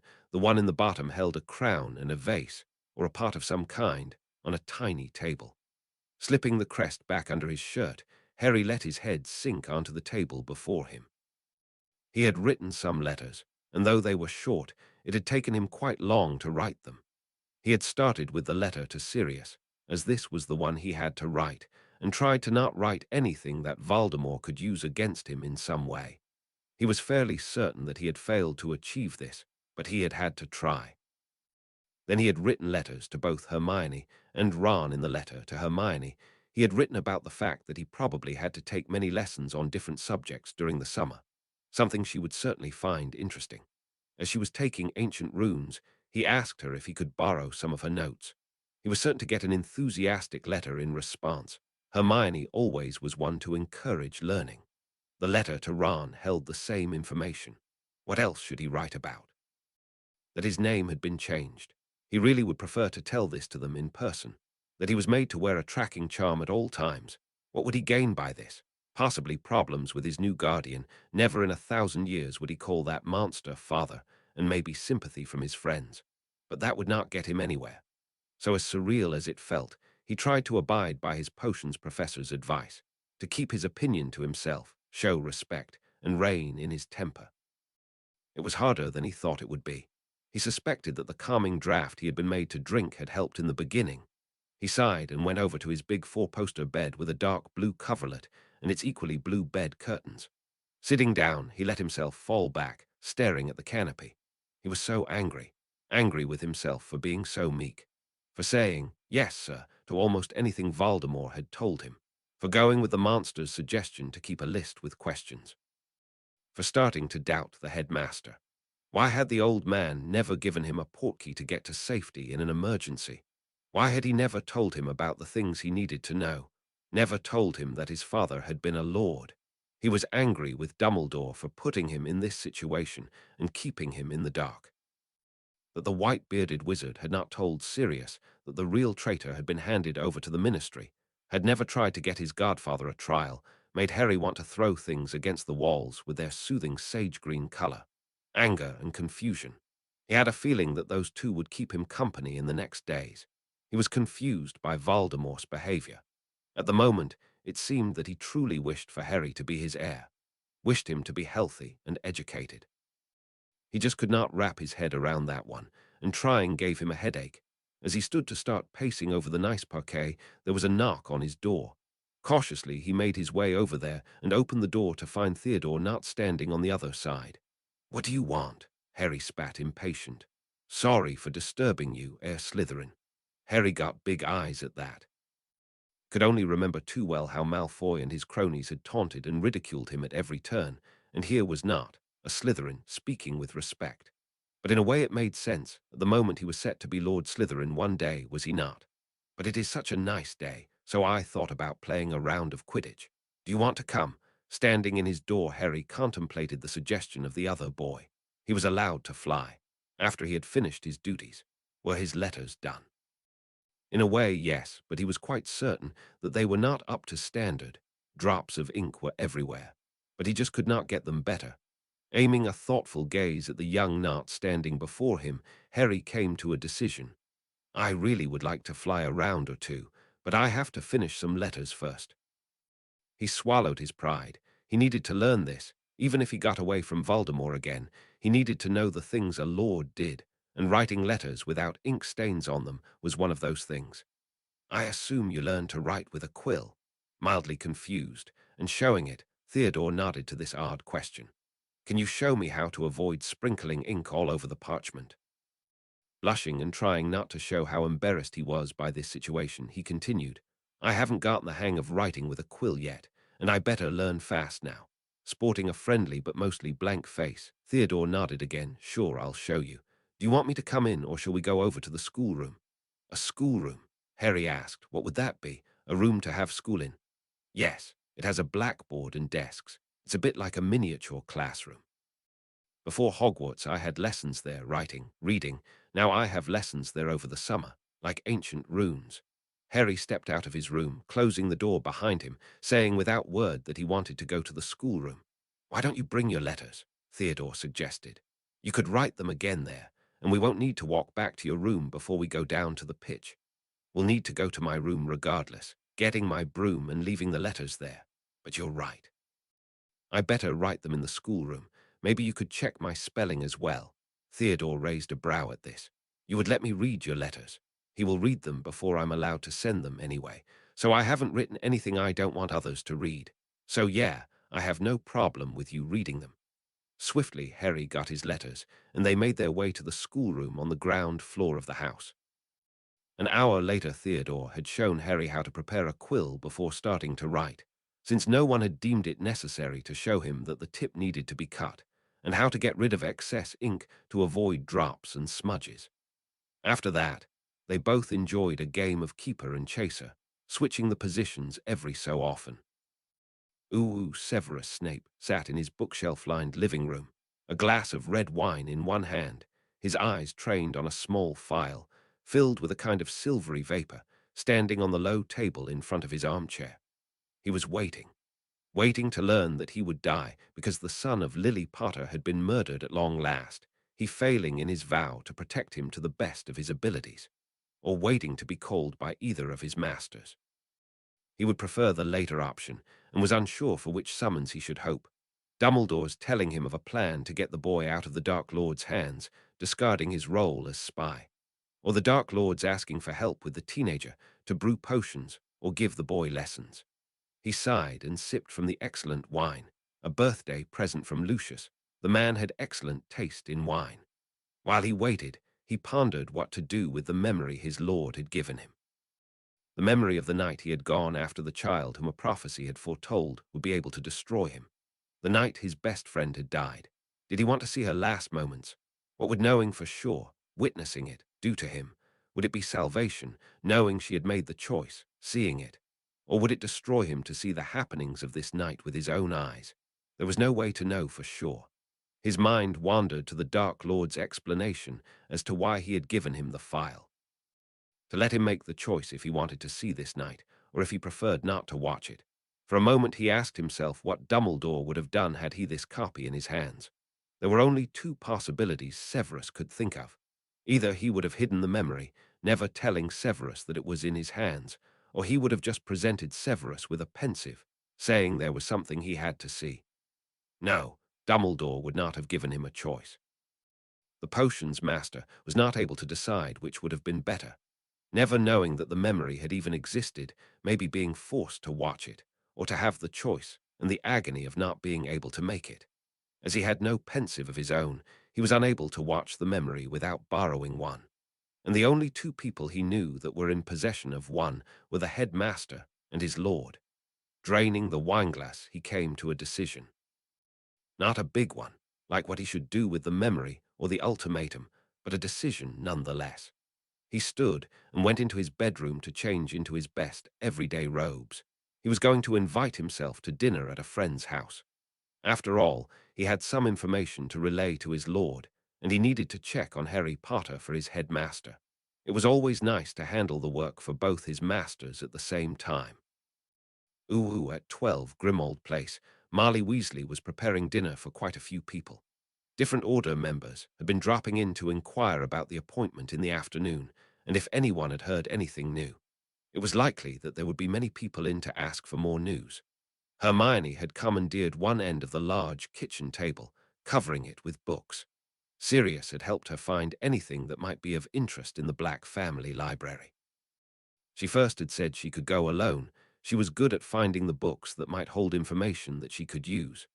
Trying to find something to free Buckbeak, she had acquired a knack for finding old court files and precedences. After Sirius pointed out that he did not want to come to help her search, but to keep cursed books at bay and ward her against anything nasty they might encounter, she was all too happy for him to come. And now she was sitting buried in books, taking notes and wishing she had access to the vast library of Hogwarts. So far she had not found anything that could help them free Harry from his fate. All she had found were accounts of cases where the family of Black had taken in orphans and children with Muggle parents that showed signs of the rare metamorph magus ability. It was widely considered a Black family trait, and all children sporting it were considered family. As this supported the reason who was able to adopt Harry, Hermione was not happy with this. Even if she was fascinated by the idea that the pureblood families once were all too happy to find a lost child and bringing him or her back into the family. Briefly she wondered if Malfoy knew about this. The way he always picked on her for her parentage suggested that he did not. Sighing in frustration, Hermione took a new book from the heap on her right. Why did she only find evidence that the adoption was right by all laws and traditions? It felt so wrong, it was impossible that this was the way it should be. Sirius came into the kitchen, a dark look on his face. Hermione barely looked up from the books as the owner of the house came over to her and sat in the chair on her left side. Found something. Number nothing useful, at least. Family gifts seem to have been important in the past. But I was thinking, she trailed off. Yes, prompted Sirius after a moment of silence from the young witch. Didn't Harry's parents make any arrangements for him? If something should happen to them, wasn't there a will? Sadly looking down on his hands clasped on the table, Sirius nodded. Of course they made arrangements. That's why they choose a godfather, me, and a godmother, Alice Longbottom. But as neither one of us could take him after his parents died, he was placed with his closest family, his mother's sister. Looking back up at the tired face of one of Harry's best friends, he added, and I don't know if they made a will or if it was found when they did make one. The house was almost destroyed that night. Hermione huffed and laid her quill down on the parchment with her notes. And why can't you take him in now? Why can you know? Who just waltz in like this and adopt him? She rubbed a hand over her face. The wizarding world does not make sense most of the time. That startled a laugh out of the gray-eyed man. Oh, Hermione, even though something doesn't work the way you expect it to work, it still can make sense. Seeing that the girl was about to protest, Sirius held up a hand. Let me explain. Nodding, Hermione sat back, listening with curiosity and a little bit of stubbornness in her eyes. Family was always important for those of magic. Families shared similar gifts and learned many things about those. In times when not many could write or read, all the knowledge was passed on through oral tradition. As there was almost no written records, family was defined by the gifts they shared. And even as this changed, when the art of writing was spreading, family was still defined through gifts shared. Hermione's eyes gleamed with the joy of learning something new. She listened with rapt attention. This was something she could most likely not find in a book, only told to the sons and daughters of the old families. As you can see, if one is to learn everything that there is to know about a gift, one needs to find the family that has this gift. So the Department of Family Affairs traditionally places children who come to be in their care with witches and wizards who share their gift. And there is no doubt that Harry is a Parselmouth, a gift associated with the Slytherin family. He put his elbow on the table and let his head sink into his hand. And as godparents only get guardianship if no other family is found, I don't think that we have any chance of getting Harry back. At least not until his new guardian, he spat the word out with hatred, proves that he is not capable of caring for a child. Hermione perked up. That's a possibility. I have to research what is considered proof of that. Thank you, Sirius. She jumped up and sprinted out of the room, almost tripping over Mrs. Weasley on her way to the door. A little sad, Sirius stood up to follow the enthusiastic witch to the library. It still was not safe in there. Ooh, coming back from Diagon Alley, Marvolo found two of his followers sitting in the parlor of Benjamin's home discussing the owls. As they saw him enter, they both started to rise from their respective armchairs, but Marvolo waved them back down. "Where are the boys?" he asked, curious, handing his travel cloak to Toppy. "Theodore and your son are outside." "I have seen them flying on the pitch," Benjamin answered, and held up the decanter in a wordless offer of a glass of wine. Walking over to the other two, Marvolo conjured himself another armchair, a slightly fancier one, and sat down, accepting a glass of wine from Benjamin. So there was no problem in my absence. Henry did not try to run or throw a tantrum. As far as the elves have told me, there was nothing of significance happening. I am rather surprised, but so far he has only interacted with Theo. We still have to meet. Sipping from his glass, Lord Knot smiled, a little amusement evident in his eyes. I admit it is not what I had envisioned. That had both Benjamin and Marvolo chuckling. We will see how long this lasts. Was there something you wanted to tell me, Severus? Marvolo looked curious as Severus gathered himself before replying. Had he already watched the memory he had given him? Was he on his way to winning the potion's master back? He really hoped that he was. It would be a waste if he had to kill the man. Well, I have not seen the headmaster since I reported last evening. The other members of the order have been running in circles since Arthur Weasley left with Mr. Potter. Miss Granger was raiding the Black Library to get information and researching to find a way to get her friend back. At the moment, there are no plans to use force. But I am almost certain that at one point or the other it will be considered. As if speaking about them had conjured them, both young wizards came into the room. Theodore was a few steps ahead of Henry, smiling, while the shorter teen was trying for a blank face and failing miserably. It was obvious to all the men that he was nervous and cautious, ready to run at a moment's notice if necessary. They both had changed their clothes, and Marvolo sighed internally. His son needed a new wardrobe. His garments looked more like rags than proper clothes. Seeing that the boy held some parchment in his hand, Marvolo held out his own. "Hello, Henry. I see you have finished the letters." With a nervous, "Yes, sir," and quick glances to Theodore's father, Henry took the few steps to the man sitting in the only green velvet armchair, passing over the letters. Reading them, Marvolo noted the erratic writing, far from the flowing cursive one would expect from the heir of two noble houses, but was pleased that the letters were free of splotches and spelling errors. He also noted that they were all short and held only basic information, nothing of the boy's feelings or other personal matters. He probably had no reason to wonder why. He had told his son that he intended to read the letters before he was allowed to send them. "I am pleased," he praised, and caught a brief flicker of surprise followed by suspicion. "Still a long way to go. You can send them after dinner." Standing up, he gave the letters back to his son, and they all made their way over to the dining room. Unlike all of last week, the table was set for 5 people rather than 4. As they took their usual places, Henry had to sit across from Severus and beside Theodore. They were served a nice pumpkin soup with freshly baked bread as the first course. The adults spoke about different things regarding magical theory until the main course was served. "How was your visit to Gringotts, Marvolo? What did the goblins have to say?" asked Benjamin, taking a bite from his lamb roast. "Well, it seems that most of the Potter wealth is still intact. Henry and I will have a few properties to choose from." He shifted his gaze to his son, who was moving around his food on his plate. He had not eaten much so far. "There are 2 townhouses, one in London and one in Edinburgh, and a manor near York. There are smaller houses, the cottage in Godric's Hollow, and a small shop with a flat in Hogsmeade, some vacation homes on the continent, but I think we should take one of those 3.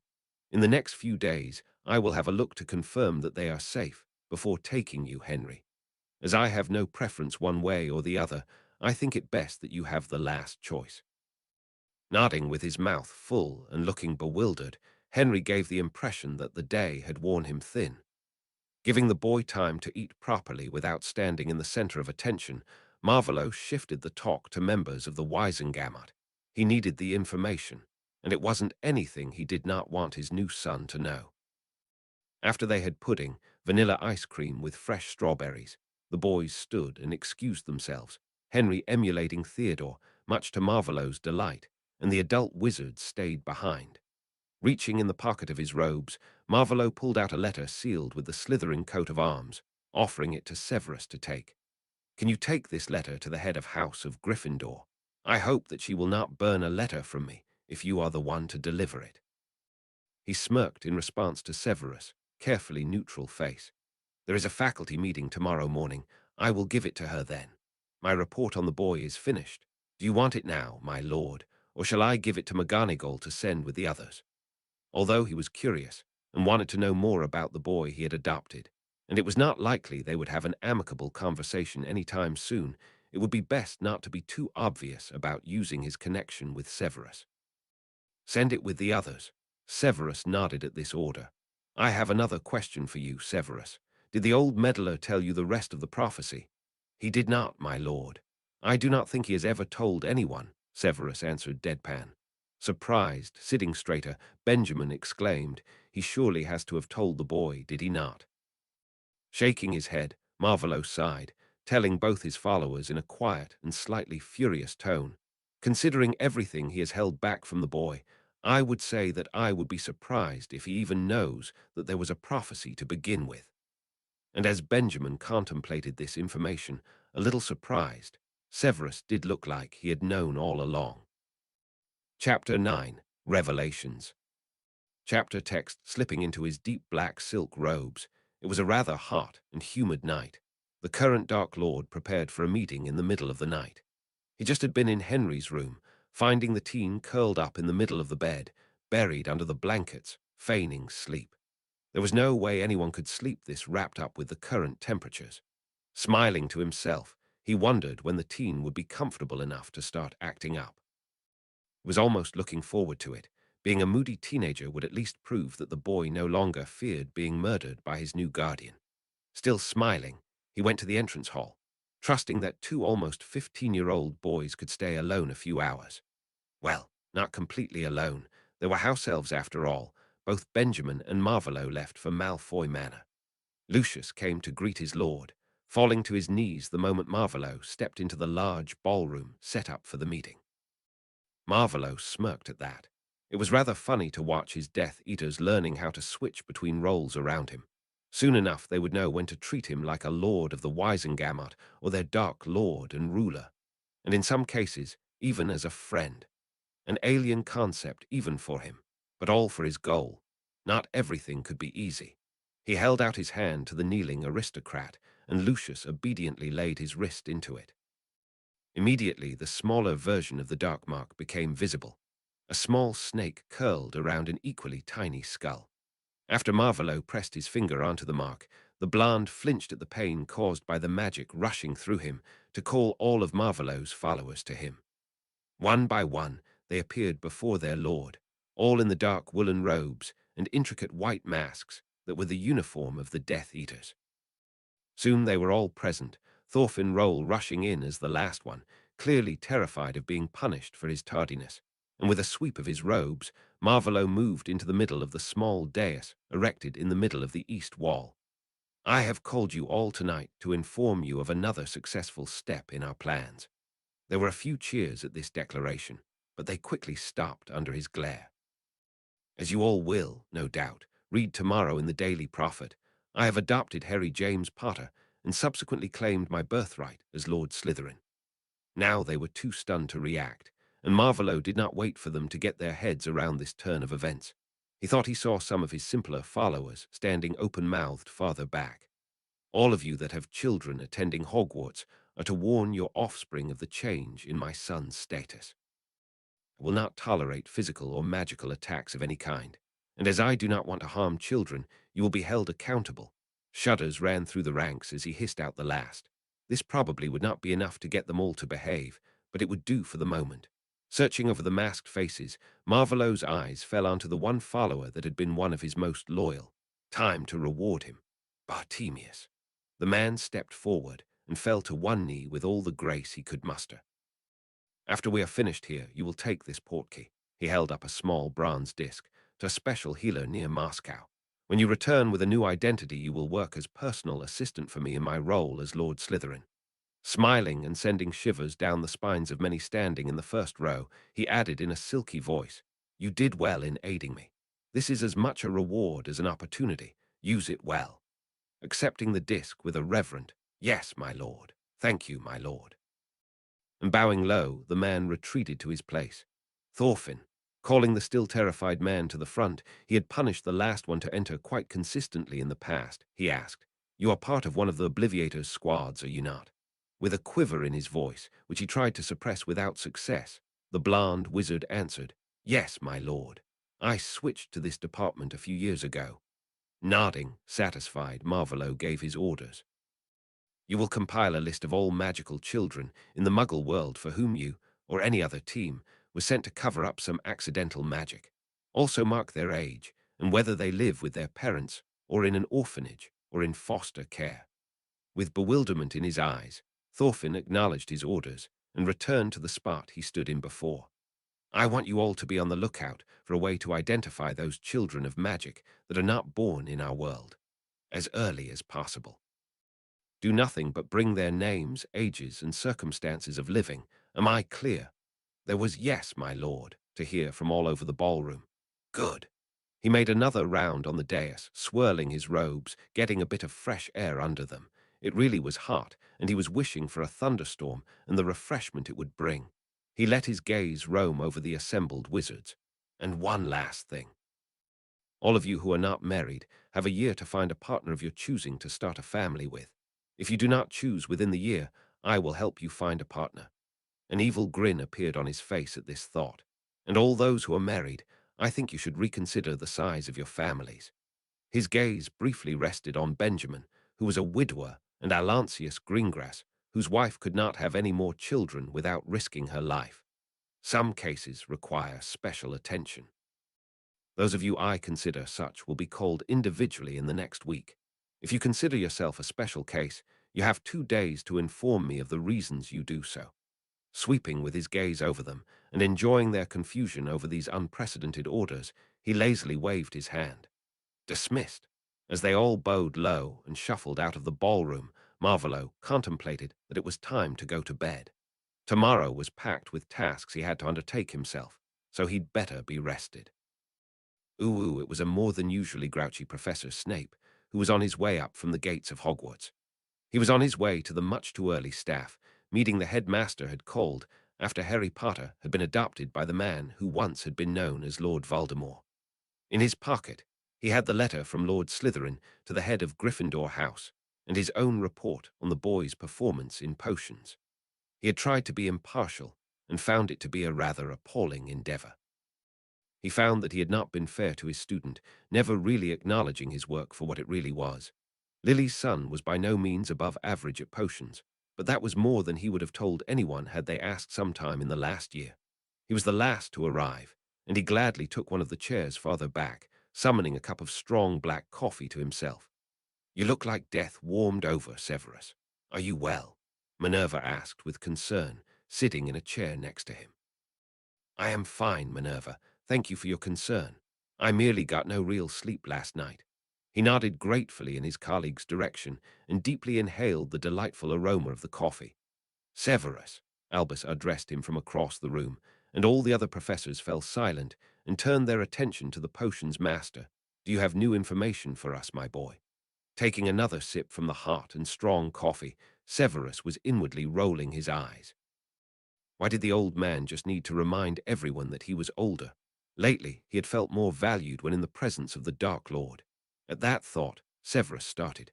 Had he just thought he felt more valued by the Dark Lord than by Albus? Hiding his unsettling revelation, he set the cup down on the paper-littered table and nodded at the headmaster. "I have indeed." He turned to his fellow head of house, Minerva. "Lord Slytherin asked me to deliver a letter to his new ward's head of house." He drew the missive from one of the inside pockets of his robe, offering it for Minerva to take. "He wishes to receive a full report on Harry Potter's performance in his classes." Warily casting a few detection spells before taking the letter, Minerva asked, curious and a little bewildered, "Whatever for? Why would he ask for this?" Now sneering openly, Severus said in a slightly mocking tone, "The boy comes into his owl's year. Naturally, he doesn't want to be embarrassed by a total failure of the boy he took in to be his son." What were they all thinking? Severus looked at all of them and quickly saw that they fully expected to hear of Harry Potter's death sometime soon. He closed his eyes for a moment. What would he give to get the chance to go to bed and sleep a few hours? "I saw Mr." He faltered because Potter was no longer the brat's name, before he settled on continuing to call him Potter in his current company. "Potter yesterday evening.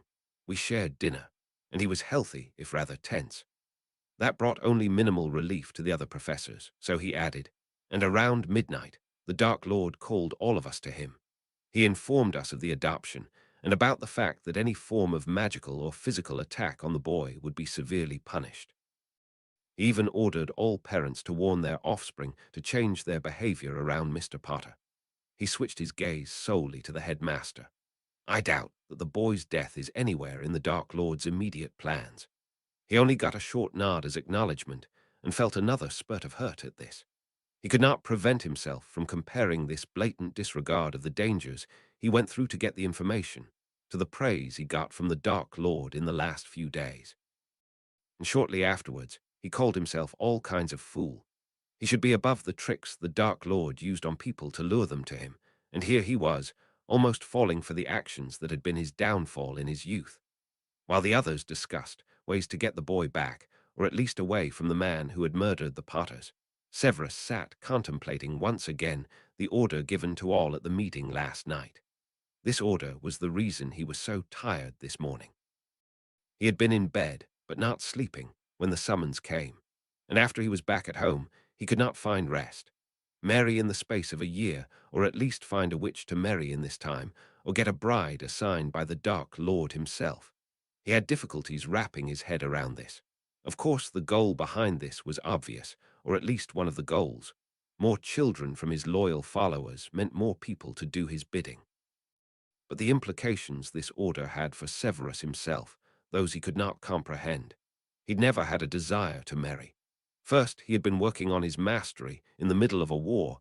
Then he had been unable to prevent his best friend's death. And now, several years later, he had taught so many idiot dunderheads that he had no desire for children of his own. Pinching the back of his nose in frustration, while an argument between Pomona and Septima rose to an almost unbearable volume, the ultimatum came back to the forefront of his mind. He probably did not need to start worrying over finding a bride until after the 1st of September. If he was still alive by then, there was plenty of time to despair. If the summer holidays were going to keep being this much stress, he might just die of exhaustion before the first term of the next school year came to an end. Minerva had opened the letter in the meantime, reading it with a look of utter disbelief. She cleared her throat more than once to get everyone's attention. Severus watched her reactions and facial expressions closely, curious what she would make of a letter from the Dark Lord written in his capacity as a parent of one of her charges. This, she held up the letter, is a very formal and polite request for a complete account of the performance of Harry Potter in the last school years. She had a look about her face that suggested she was chewing on a lemon. A quick glance confirmed that most of the others shared the sentiment. There are no grounds for us to refuse, so I ask all of you that had Mr. Potter in your classes to write a report, a detailed report, as requested by his guardian. At this, Snape got out the quite lengthy report he had written the evening before. Accepting it with a raised brow, Minerva asked, without saying a word, how it was that the potions professor already had the report finished. All the other professors nodded in agreement, some making a note, so they would not forget to write it up. He asked me about the procedure to request this, so I had a head start. Nodding to this, she shifted in her chair to face Bathsheba babbling, the professor teaching ancient runes, who looked surprised, as Harry Potter didn't take her subject. Lord Slytherin requests the possibility for Mr. Potter to take an exam in ancient runes at the end of the summer holidays to make it possible for him to drop divination and take up your subject. He proposes the idea of having Mr. Potter take the class with the fourth years. Severus saw the strain it was for Minerva to remain professional on this, to treat a person she saw as a raving madman as a parent.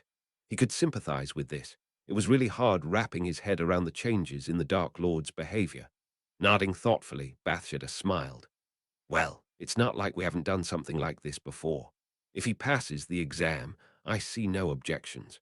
Maybe it will be a challenge to plan the schedules, but manageable, I think. She smiled again, happy about the prospect of getting another student into her classes. The headmaster got Minerva's attention to ask, "Is there a reason given as to why the change in subjects?" With a small smile, the Scottish witch answered, "Apparently Mr. Potter discovered that he has no talent as a seer and does not wish, and I quote, to waste the instructor's time." At that, Phileas tucked his head and hid a grin behind his hand. The head of Ravenclaw had no real patience for the art of divination as a subject for everyone to take. You either were a seer or you were not. No need to waste time trying to teach the unteachable. After this, they changed subjects, much to Severus' relief, to other students, the next class of first years, and the still not filled post of defense against the dark arts professor. Albus asked for all of them to think of someone to ask, as there were rumors that the ministry would try to intervene if they didn't find a new professor soon. The rest was the same as all the other years on the first staff meeting, even if normally it would be held in the first week of August and not in the middle of July. The staff meeting ended with a reminder from Minerva to Mr. Potter's teachers to finish the reports as fast as possible, and Severus was glad to have finished this, for now he could get a few hours' sleep. He dearly needed it. At the same time, there were 4 people sitting around the table in the dining room at Knott House. A rather sleepy Harry looked onto an almost disturbingly domestic scene. Voldemort was reading the main articles of the Daily Prophet, drinking tea with 3 huge spoonfuls of sugar and eating waffles. Across from him sat one of his Slytherin year-mates reading the sports section of the newspaper, while Lord Knott, a Death Eater, was reading the society pages. Harry almost was convinced that he was still sleeping and dreaming ludicrous things due to exhaustion. He hadn't been able to find sleep last night until the sun had started rising and casting rays of early morning light on the floor of the room he was staying in. That someone had come in the middle of the night hadn't helped matters. At least he was calmer than yesterday and tried to get a feeling for the moods of the man who had killed his parents. If he wanted to avoid problems and get to his friends in one piece, he had better learn to read the man, the way he had learned to read his uncle, aunt, and cousin. And so he had declined the offer to part of the shared newspaper and opted for staring at his plate, shooting glances at the adult wizards at the table. After the first cups of tea were drained, conversation started up between the 3 Slytherins. Theodore relayed the plans for his day to his father, and then participated in a discussion over a Quidditch match that was reported in the Prophet. Completely off balance, Harry took to looking at his plate, silently finishing his toast with some cherry jam and a few strawberries. He almost jumped out of his skin as Theodore's father addressed him. One of my elves informed me that a snowy owl arrived in the owlery during the night. I assume that it is yours, Henry. Harry was not sure, but he thought he'd seen a covert glance to Voldemort from the other wizard, as if he was not sure how to address the teen forced into his company. If you are finished with breakfast, Theodore can show you the way to the owlery, and you can check on her. Harry was not really happy with doing what a Death Eater told him to do, even if it was phrased as a suggestion. But he wanted to see if the owl mentioned really was his Hedwig. He would be happy to have one of his friends here, and an owl he trusted to deliver his letters, so he stood placing the silverware down. I am finished and would like to check on my owl now, struggling with himself and chanting, "Keep your temper, show respect, keep your temper." Silently in his head, he turned to address Voldemort and asked, "May I go?" The teen clenched his fists as the bastard set down his cup, making a shooing gesture at him and said, "Off you go. I will send an elf to inform you when the healer is here." Barely managing not to roll his eyes or grind his teeth, Harry followed the other teen out of the room and down a long corridor. Once outside at the back of the house, he whispered, just loud enough to be heard by the other boy, "Does he think we're 5?" Laughing loud at that, Theodore led him alongside a path through a rose garden to a small building resembling a spindly tower with open arches as windows. And then he started to introduce all the owls, while Harry stroked the feathers of his loyal friend Hedwig. Ooh, at Grimmauld Place, Sirius Black held a short letter from his godson in hands. A nondescript owl had brought it this morning. He was glad that Harry had written, yet felt so sad about how impersonal the contents were. But it was to be expected, as the things Harry had written led him to believe that the bastard of a dark wizard most likely was reading everything Harry would send to his friends and family. But at least letters to him, the boy's godfather, were considered duties, so it was likely that he would get a letter quite regularly, and visits once he was cleared. His eyes fell onto the other letter he'd gotten the day before. Once he was free to be seen again, he would make sure to spend as much time as possible with his friend's son. No way would he leave him with the murderous git. In another room of the same house, Hermione and Ron read Harry's letters to each other, wondering how it must be to be forced to live with Slytherins. Ron spun tales worthy to be handed in for one of Professor Trelawney's classes. Hermione tried to be more sensible, but had trouble keeping her imagination from running away with the more likely aspects of Ron's horrible little stories. They both started to write answering letters on the spot, Hermione's naturally coming out longer than the one the redhead wrote. Ooh Marvolo stood in the guest room. Healer Greengrass, the younger brother of Lord Greengrass, was setting up to be the room for Henry's exam. He had already sent an elf to fetch the boy and had only to give a few more orders before he came here. "I want you to explain everything before you proceed, and to answer any and all questions my son may have." The healer nodded, setting down a self-recording quill on the parchment that was to become Henry James Slytherin Potter's medical record, and answered with a small bow, "Yes, my lord." In this moment, there was a knock on the door. After Marvolo's call to enter, Henry stepped through the door, the elf that brought him here vanishing into thin air behind him. "Come in, Henry. I want to introduce you to Healer Malcolm Greengrass." He waved a hand in the direction of the young man, just a year older than Severus, wearing sensible dark grey robes. "He is to be your personal healer." Bowing to his young patient, the healer greeted, "A pleasure to meet you, Heir Slytherin Potter." He straightened again and smiled in a friendly manner at the young, suspicious-looking wizard. "Today I will perform a thorough magical health exam to determine if there is something we need to address or monitor." Waiting for Henry to acknowledge this, the healer got his wand, polished to a subtle sheen, out of its holster. After Henry had nodded that he understood, he was ushered to sit down on a wide, padded bench. "I will start the exam by looking at your eyes. Please remove your glasses for the first step. I will use a spell to tell me how well you can see without them. After that, we will repeat the spell with your glasses on." He conjured a floating picture of a unicorn near the opposite wall. "I want you to look at the unicorn while I perform the spell. It will probably tingle a bit, but that is all you should feel." Henry took his glasses off, folding them to hold in his left hand, turning his gaze to the prancing unicorn across the room. Marvolo was of the opinion that it was a little childish to use the picture of a unicorn, and by the look on his face, Henry was not impressed either. As the spell was performed, the quill started to record the findings, and after the second round of the spell, with glasses on, Healer Greengrass turned to the parchment to read the results. "When was the last time your glasses were checked? They do not fit your needs at the moment." Expectantly waiting for his answer, the healer smiled a professional, kind smile at his young patient. Henry was trying for a blank face, and partially succeeding, as it was not obvious what emotions exactly were making him look at his feet rather than at the healer he was speaking to. "I got the glasses when I started school. They haven't been checked since." "Well, it's a good thing we did check them now. I'll make you some glasses to wear until your father can take you to get you a new pair. But maybe that will not be necessary at all, because your eyesight is treatable with the Oculus Sanus potion. And why did Madame Pomfrey never offer this, if there's a way to make me see without my glasses?" There was a spark of righteous anger in the raven-haired teen's eyes as he fixed the healer with his gaze. Marvolo was happy to see this. The day before, the boy had seemed a little too meek for his taste, and he had feared that he might have broken him. He had admired the fierce spirit the boy had shown the night of the third task. That would probably be because the potion is classified as dark and placed under several restrictions because of it.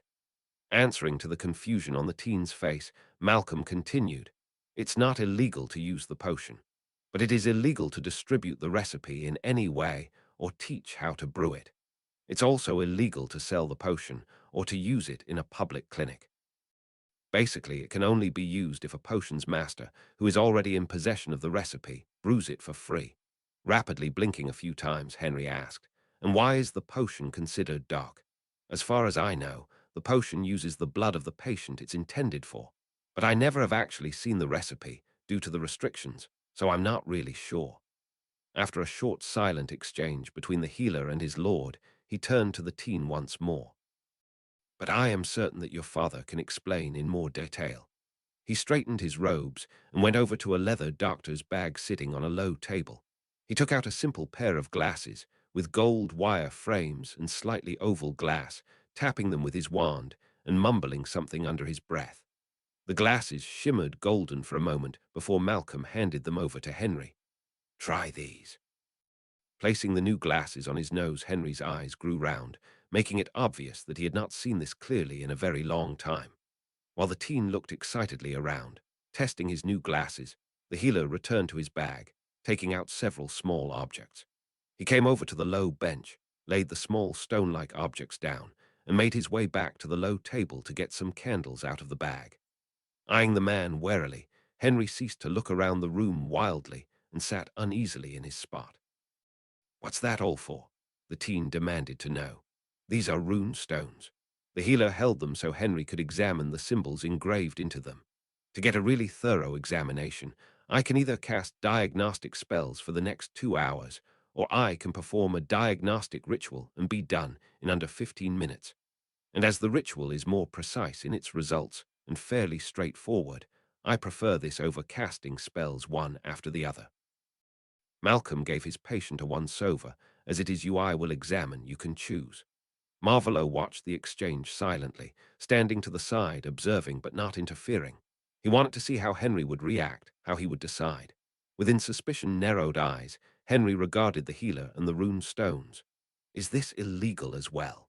Shaking his head so that brown wavy hair brushed over the shoulders of the healer, he answered, "No, it's not illegal. The ritual is no longer taught during healer training and is frowned upon by St. Mungos, but it is neither illegal to perform nor to teach it." As the teen did not ask more or respond in any way, he continued to explain.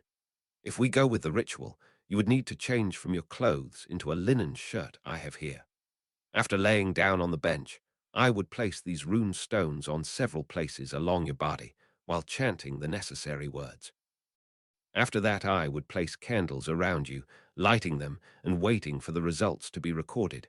That's all there is to it." Both adult wizards were watching as Henry struggled with the decision. Marvolo was pretty certain that he knew what his son was thinking. On the one hand, he wanted this to be over as soon as possible, so that would favor the ritual. On the other hand, he firmly believed that this ritual was in some way dark, and did not want to be part of it, which would rule in favor of the 2 hours of cast spells. Finally, Henry came to a decision, steeled his resolve, and pointedly ignored Marvolo, who had sat down in a chair by a desk in one corner of the room. I do not want the ritual. With a suffering sigh, the healer packed the candles and stones back into the bag. As you wish, Heir Slytherin Potter. Please lay back. He got out his wand and stepped up to the bench. I will tell you what each spell is for before I start casting it. Prepare to remain mostly still for the next 2 hours. And with this, he started to explain spells and then cast them, the recording quill happily scratching away. Marvolo sat back in his chair, summoning a book to him, gaining a dirty look from his son to pass the time he would be waiting. After a little more than 2 hours of casting diagnostic spells, from checking every single organ in Henry's body to checking his bones, growth, and many small things, Malcolm took the long parchment and started reading. Finally, another 20 minutes later, he stood before his lord and his lord's heir recounting the findings. As was expected, there is evidence that your heir, my lord, was subjected to all 3 unforgivable curses. It is fortunate that none of them seem to have left lasting damage. There is only the scar and some lingering magic left from the killing curse. The young healer started with the findings to be attributed to the most dangerous magic, glancing nervously at Marvolo as he came across the effects of the killing curse. He paled a little as saw the look on his lord's face. It was not that of a man happy with the news he got. Quickly changing the topic to more mundane findings, Malcolm continued. There is damage to several of his internal organs due to too little and not the right kind of nourishment for long parts of his childhood. They will not cause problems any time soon, but will start to act up some decades from now, the younger Greengrass told his lord, then switched his attention to the teen. This malnourishment also caused you to be shorter than you should have been by now. Both issues can be addressed by a regimen of nutrient potions, which are not illegal. He added the last with a smirk for Henry's benefit. There were also some bones broken and not healed correctly. Most of them will only start to cause problems in a few years' time, the only exception being a break of the right wrist. I assume that the wrist is causing trouble while writing at the moment. As it was clearly more a question than a statement, Henry nodded reluctantly, confirming that he had trouble while writing too long. Contemplating this information, Marvolo realized that the trouble with the boy's hand probably was at least partly to blame for his abysmal penmanship. How did you break your hand, Henry? He asked, pushing concern into his voice. He really wanted to know, and wondered when this had happened, and why the school mediwitch had done nothing about it. But seeing what all had not been done, and the findings Malcolm had listed, he had an idea. Henry was broadcasting unease and reluctance, paired with obvious doubt over the validity of Marvolo's concern. After a moment, he answered anyway. In the holidays after my 2nd year, I was working in the garden and my cousin fell on my hand. It didn't hurt too much, and after a few days it didn't hurt at all. And just there his son had lied. Not by much, Marvolo was sure the mentioned cousin had played a role in breaking the wrist, but enough to deflect more questions and attention from the matter. It was a grim picture that was painted here, keeping information about his standing in the world from the boy, not enough food for large parts of his childhood, badly healed broken bones, an aversion to seeing a healer in the first place. Yes, this was painting a grim picture indeed of the life Henry had had until now. I assume skill grow will not be enough to mend those bones, he finally asked. You are correct, my lord. We could either vanish and regrow the bones, something that happened before for all the bones in Henry's right arm. He lifted a brow questioningly in Henry's direction, who mumbled, That idiot Lockhart vanished them all after an accident during a Quidditch match during my 2nd year. Or we would have to re-break them. Neither option is pleasant, but I recommend them anyway. It is better to mend the bones properly than to deal with the problems that they will cause later if left untreated. Seeing his heir going pale at this declaration, probably remembering the last time he had to regrow all bones of one arm, what incompetence! He quickly inserted, Well, we should probably wait a while to do so. When we start with the nutrient potions, as soon as possible, the improvement in your health should help in mending your bones. Furthermore, we will postpone lessons in penmanship until after your wrist is healed. But that is no reason not to at least try to avoid spelling errors and ink blotches on your letters. Gaining a bit more color, glaring daggers at the floor, Henry nodded, quietly adding a, "Yes, sir." All his other injuries are mostly minor stuff, a few scars from burns and cuts, but he did not receive the potions used to immunize children against some common maladies, which should be resolved rather easily. Healer Malcolm concluded his findings, extending a scroll to his lord, a list with all required potions.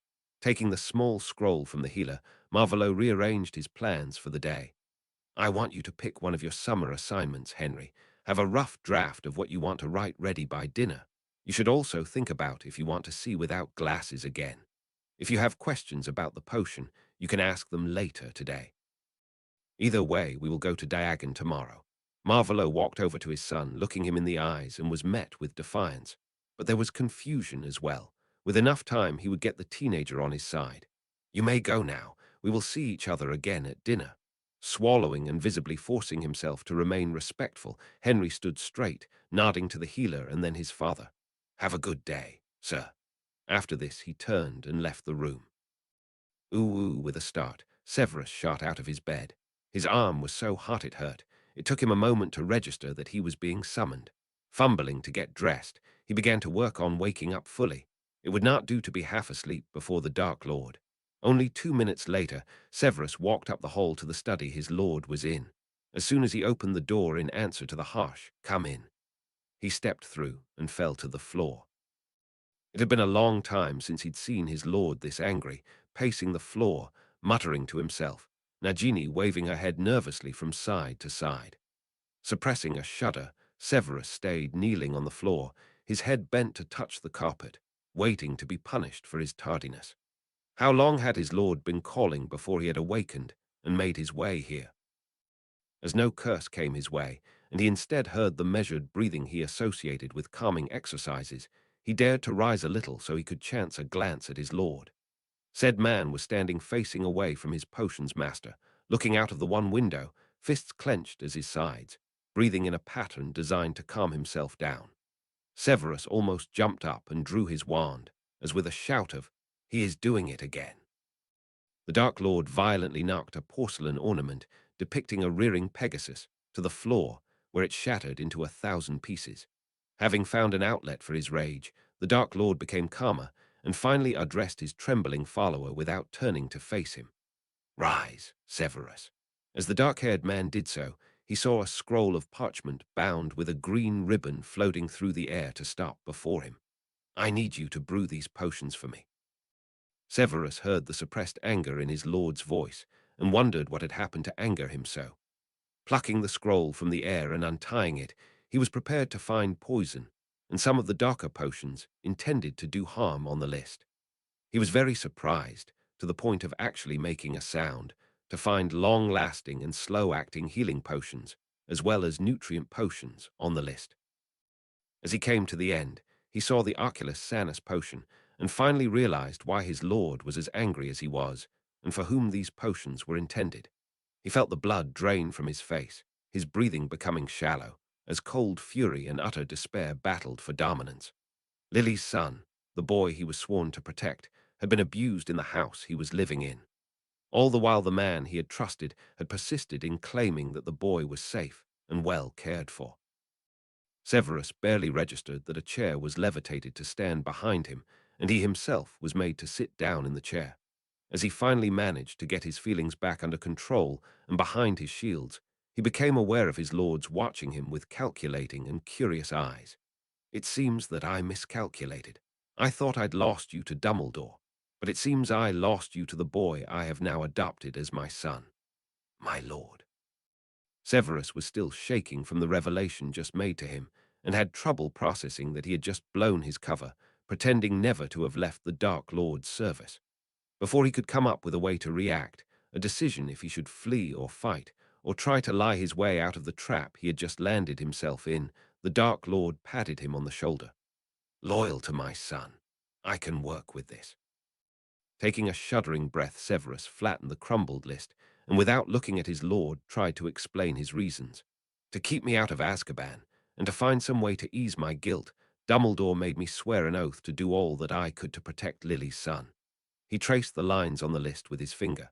How bad was it? He spoke so softly that the Dark Lord only understood what he asked, because he was standing directly in front of the potion's master. I do not yet know. Extensive damage due to malnutrition, some badly healed bone breaks. At the least, it was neglect and bullying, but I think it was more. The Dark Lord rubbed his hand over his face and through his hair. Brew these potions, and after that you can prove your claim and be a part of your family again. Standing with the list still in his hand, Severus bowed and prepared to leave, reaching the door as he heard his lord speaking to himself, repeating his errors a third time, and I thought he had finally learned. With much to think about, and a decision finally made, Severus left for Malfoy Manor. The potions lab there was up to his standards, and he needed a friend to speak with. Marvolo came out of the Hall of Records, his pockets filled with the shrunken files on all the votes the Regent of Potter had made, as Madame Amelia Bones came down the hall from the elevators right up to him. Putting his most charming smile on his face, even if he did not feel like smiling after what he'd learned this morning, he greeted her. Madame Bones, what a pleasure meeting again. How can I help you? Nice to meet you too, Lord Slytherin. She tried to keep her face blank and polite, but her eyes did betray her distaste. I wanted to ask you if you would be willing to be a witness in a trial for Sirius Black. Even if you are no longer who you were. Marvolo had to control a laugh at that. She clearly did not approve of the fact he had been exonerated of all his past crimes. I am certain that you hold enough memories of that time to help clear the matter. This was something he admired about Amelia Bones, always sticking to her principles, despite the circumstances. And as she was working within the confines of the laws, he was reasonably sure to be able to predict her moves and make use of them. And as she was aware of the fact that she would be played, he could admire her despite her self-imposed constraints. Yes, I am willing to contribute in the endeavor to get justice to be heard. Just tell me the date and time, and I will be there. She snorted. I am sure you will be, Lord Slytherin. Shaking her head, she left him standing in the middle of the corridor. Marvolo smiled a genuine smile. Life was so much better now that he was sane again. It was fun, and maybe he would be able to actually make an impact in regard to the problems he saw. On his way back to the entrance hall, where he planned to apparate back to Nut House and the appointment his son and he had with the tailor, he came across a witch in ugly pink and rose robes. His brows rose at the overt pinkness of her appearance. Benjamin had told him about the undersecretary to the minister, Dolor's Umbridge, but his imagination obviously was not vivid enough to conjure an image even close to the reality. And this person was such a force to be reckoned with. He almost could not believe it. Well, in a week there would be a session of the Wisengamot, the first one he would be attending in his function as Lord Slytherin. And in this, he would meet her for real for the first time. He was sure it would be fun. Later in the evening, Harry was sitting on his bed in the guest room he was staying in. He was wearing nice new clothes, a shirt of silk, trousers of fine wool, and robes of linen, all in colors he had picked himself. It had been a surreal moment this afternoon. He had seen Voldemort only in his undergarments and socks, being measured to be fitted for robes, shirts, and trousers. They both got a full wardrobe of clothes sewn from silk, the finest wool and linen. Mostly clothes fit for summer. As Voldemort pointed out, there was plenty of time to get warmer clothing, and Henry was due a growth spurt. How he hated it when the murderer of his parents called him by that name. He managed to keep his temper, if more than once only barely. He prayed that he would be rescued soon, else it be too late. Tried to hate the clothes too, as he hated the man that paid the tailor to make them for him, along with the Quidditch uniform, the new robes with the Potter coat of arms, the new shiny leather shoes. And he maybe could have, if not for the fact that there were also Muggle jeans and T-shirts and trainers. He never would have thought that Voldemort, of all people, would get him clothes he actually would want to wear. He was not allowed to wear Muggle clothing to dinner or when out in the wizarding world, but he had them. No, who was he kidding? He hated to be in this position, treated nicely by his mortal enemy, left in the dark and ignorant by the man who should be his ally. He had, For the first time in his life, a full wardrobe of nice clothes that were not his school robes. There had been a healer to see him, and no one had mocked him about the things the man had found. Harry was pretty sure that Voldemort had actually understood what his health problems were about, and he had expected to be mocked mercilessly. But that had not happened. Staring at the heap of folders, all about the way Dumbledore had voted for his seat, Harry's seat, on the Wisengamot, and the laws that had been voted on, Harry tried to comprehend his feelings. Voldemort had got them for him, so he could see for himself if he wanted the headmaster to stay the Potter Regent, and so he could learn what he needed to know. There were two more books lying on the desk next to the enormous stack of parchment. One on meditation, a Muggle book on meditation no less, and one about the structure of the Ministry and the Wisengamot, and how they were supposed to work together to protect and govern the magical part of Britain. He had now been with Voldemort a little over 1 day. He had learned in this time so many things about himself and his position, the duties he should have known about since he could walk. And in all the years he had been at Hogwarts and in contact with the Weasleys and Dumbledore, no one had told him about these things, not even in passing. It was obvious that Voldemort had ulterior motives to give Harry knowledge, clothes, and lessons, that he checked on his health, was interested in his schoolwork. If he disregarded the fact that the man had killed his parents and was a monster, he could be classified a decent parent. Harry buried his face in his pillow and laughed a desperate laugh, tears starting to fall. The Dursleys had messed with him. They must have. How else was it possible that he even remotely could think the Dark Lord Voldemort could be a decent parent? He felt totally lost, cut loose from everything he thought he knew, caught in a void between what he thought was right and the things he knew to be wrong. It seemed that there was a lot of grey in the world, and not really much white and black. It would be hard to stay away from the net Voldemort had so skillfully set up for Harry to be caught in. But he had to try. He had to learn what he could, now that he knew about the fact that he would be Lord Potter 1 day. And here he was, presented with the opportunity to learn. He would take it and learn what he wanted to know, hoping that Sirius would be able to get him free and take him in. Harry wanted to be free, to choose his own path, to know and to learn. He was not sure what it would take to get what he wanted, but he was pretty sure that neither Dumbledore nor Voldemort would want him to be free. The only hope that remained was that Sirius would help him on his path to independence. That night, Harry cried himself to sleep, full of frustration over his predicament, full of anger and despair. Chapter 10. Ancestors. Chapter text. The next morning Harry woke with new determination.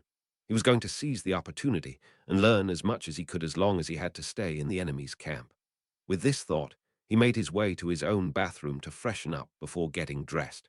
As he came out again, half an hour later, he found a stack of letters on top of his desk. Curious, he walked over, only clad in a towel wrapped around his middle. The letters were from almost everyone he knew. Hermione's letter was the thickest. There were letters from Ron, the twins, Ginny, Sirius, Remus, Mr. and Mrs. Weasley, but none from the headmaster. Happy that his friends had written it not being forgotten, Harry turned to get dressed first. He opened the door to the walk-in wardrobe, a concept that boggled his mind, and looked at the selection of robes, shirts, and trousers he now had to choose from. Wandering between the shelves, Harry let his fingers trail over the soft fabric. Finally, he settled for simple dark grey, almost black trousers, black socks, an off-white shirt, and a pair of comfortable black leather shoes. He would go to Diagon Alley today, and he cringed inside at admitting this. As the heir for the noble House of Potter, he needed to project a certain image. As he came to stand by the robes lined up on their hangers, he briefly brushed his fingers over the fine silk of his two formal robes. One was done in different shades of green, a middle green base with embellishments and embroidery done in lighter and darker shades along the hems and seams. Only the coat of arms of the ancient and noble House of Slytherin was done in fine silver thread. Right next to it was an equally posh robe done in a deep, dark, brownish red with embroidery reminiscent of flames. Here the coat of arms was done in gold. The tailor was still struggling with coming up with a way to combine the family colors of both the families he was heir to, without it looking like some Christmas decoration. Voldemort had explained yesterday that Harry would wear one of the three robes, depending on the occasion and which role he had to play. It was all a little much to take in, but Harry loved having a robe to wear to represent the Potter family. Taking a step further down to the more everyday robes, Harry picked one with wide arms, which only had buttons over his chest, but was open otherwise, in a deep, vibrant Caribbean blue. The tailor had literally spent hours holding swatches of different colored fabric to Harry's face to find those that suited him the most. Stepping out of the wardrobe room, now fully dressed and with the gold wireframe glasses on his nose, he went to the desk, sat down, and opened the first letter from the top, breaking the seal. Hermione told him about her research in the library to find some way to get him back again. She rambled on about magical family gifts and how fascinating it all was. Harry could tell she had written the letter in a rush. Normally they were more structured than the letter he currently held in his hands. That he would have lessons on different topics was fine by her book, and she encouraged him to keep his eyes open and learn. Ron's letter, the next on the stack, was much shorter.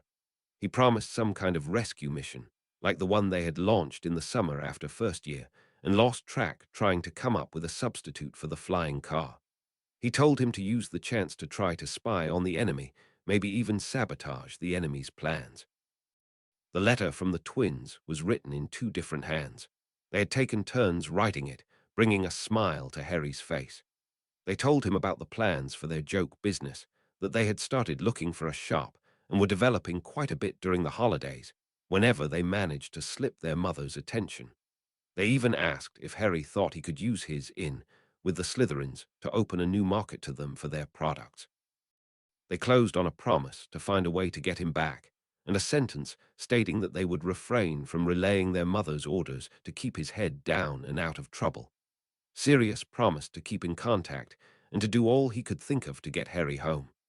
Well, short of illegal things, as he was certain Harry would kick his ass if he got himself sent back to Azkaban. Ginny's letter was too sentimental to read, and the ink was smudged in places where it looked as if some drops had fallen onto the parchment. A little uncomfortable with this sign that Ron's younger sister still had a crush on him, he laid this letter quickly aside. Remus had not written much, and mostly advised him not to lose his head. The letter from Ron's parents basically was a warning not to do anything stupid, like running away, and to gather information, sending it in a letter, so they could find a way to reverse the adoption. Harry frowned. There were quite a lot of hints that he should gather information and relay it to the Order. Shrugging and dismissing it as coincidence, Harry got up and left his room to go to breakfast. In the hall he met Theodore, who left his room at the same moment. As the other boy turned around and saw Harry, he smiled politely, gave a tiny bow from the waist, and greeted, "Good morning, Heir Slytherin Potter." Harry groaned and gave Theodore a withering look. "Is that really necessary?" They started walking side by side. "Yes, it is. You are the heir to two noble houses, and one of them is an ancient and noble house to boot. And I'm only the heir to House Not, nothing with noble, so there are rules we both have to follow." "Wonderful," Harry said with feeling and sarcasm, "and there's nothing we can do to change that." "Wait," Harry whirled to face the other teen. "I've always been heir of the noble house of Potter. No one ever addressed me as heir at school." Stopping himself, Theodore turned to face Harry. "Yes, the rules at school are different. It is not as strict, but at the moment you're a guest here at Nott House, and so all the rules apply." With an exasperated huff, Harry started to walk again. "And there's nothing we can do about it. I'll go mad if this continues for the rest of summer." Laughing, Theodore fell into step with him.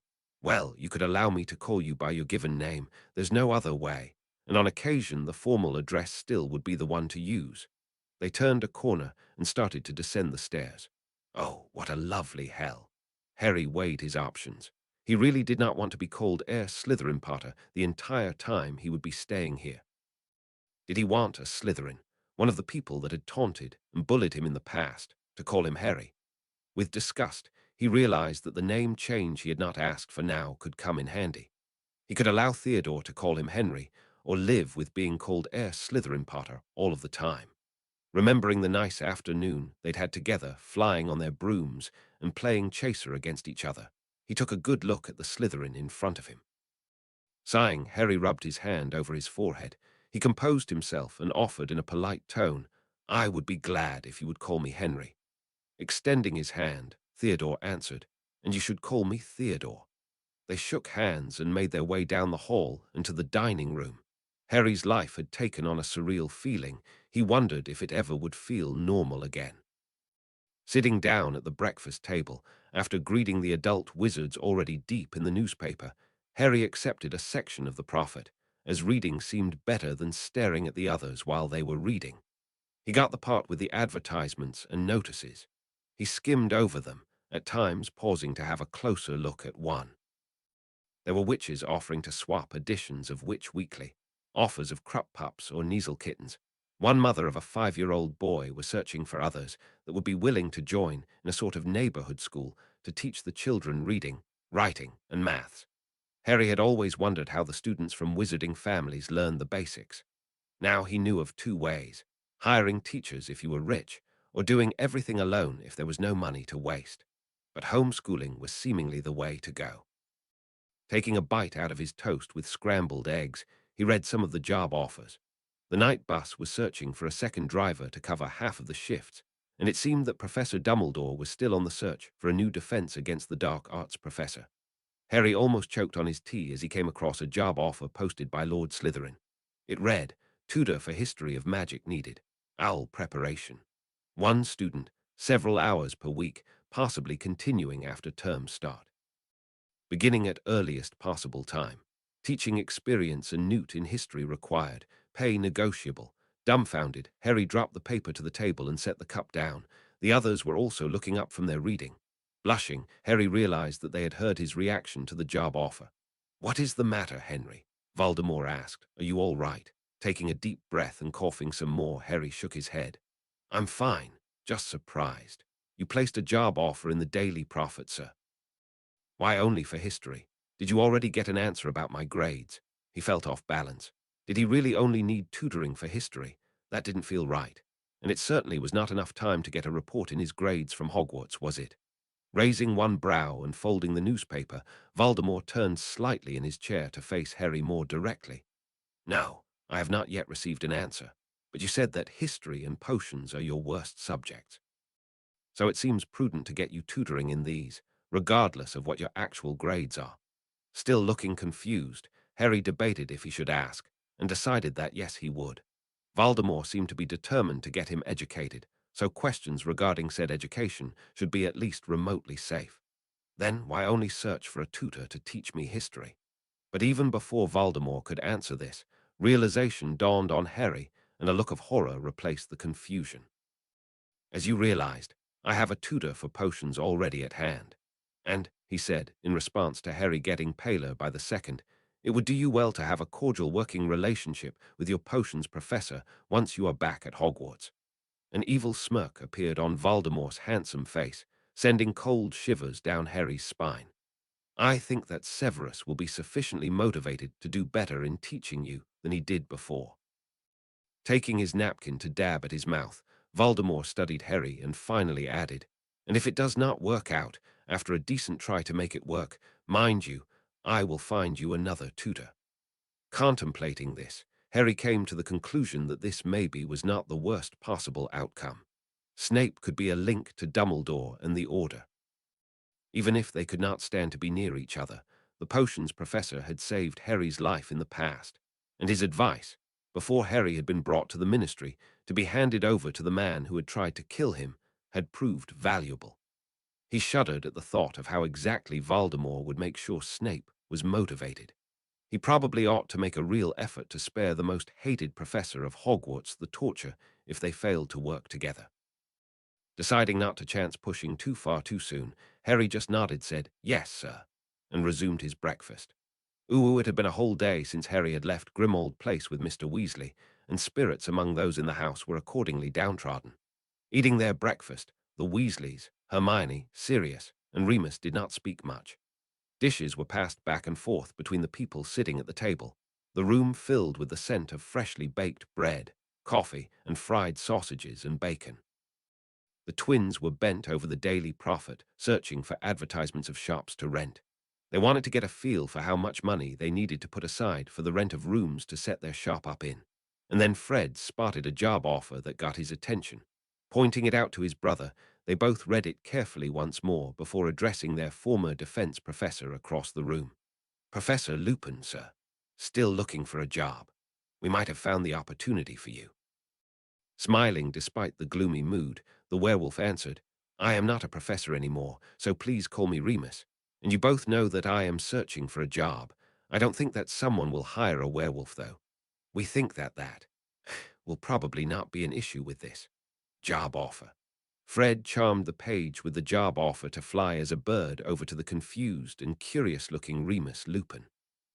Fishing the paper bird from the air, Remus started to read, while Molly Weasley glowered at her sons. She did not approve of their chosen career path and made this clear whenever she could find a chance to bring it up, even making some up if none presented themselves. Sirius was eyeing his friend and the twins, who looked really excited about the advertisement they had found, trying to understand what was so special about it. Losing his rather short patience, he got up from his chair and went around the table to read over his friend's shoulder. And after he read it once, he started again at the beginning. "That is an opportunity," stated Sirius. It took several more minutes until the last of the marauders had wrapped their minds around this and started to plan.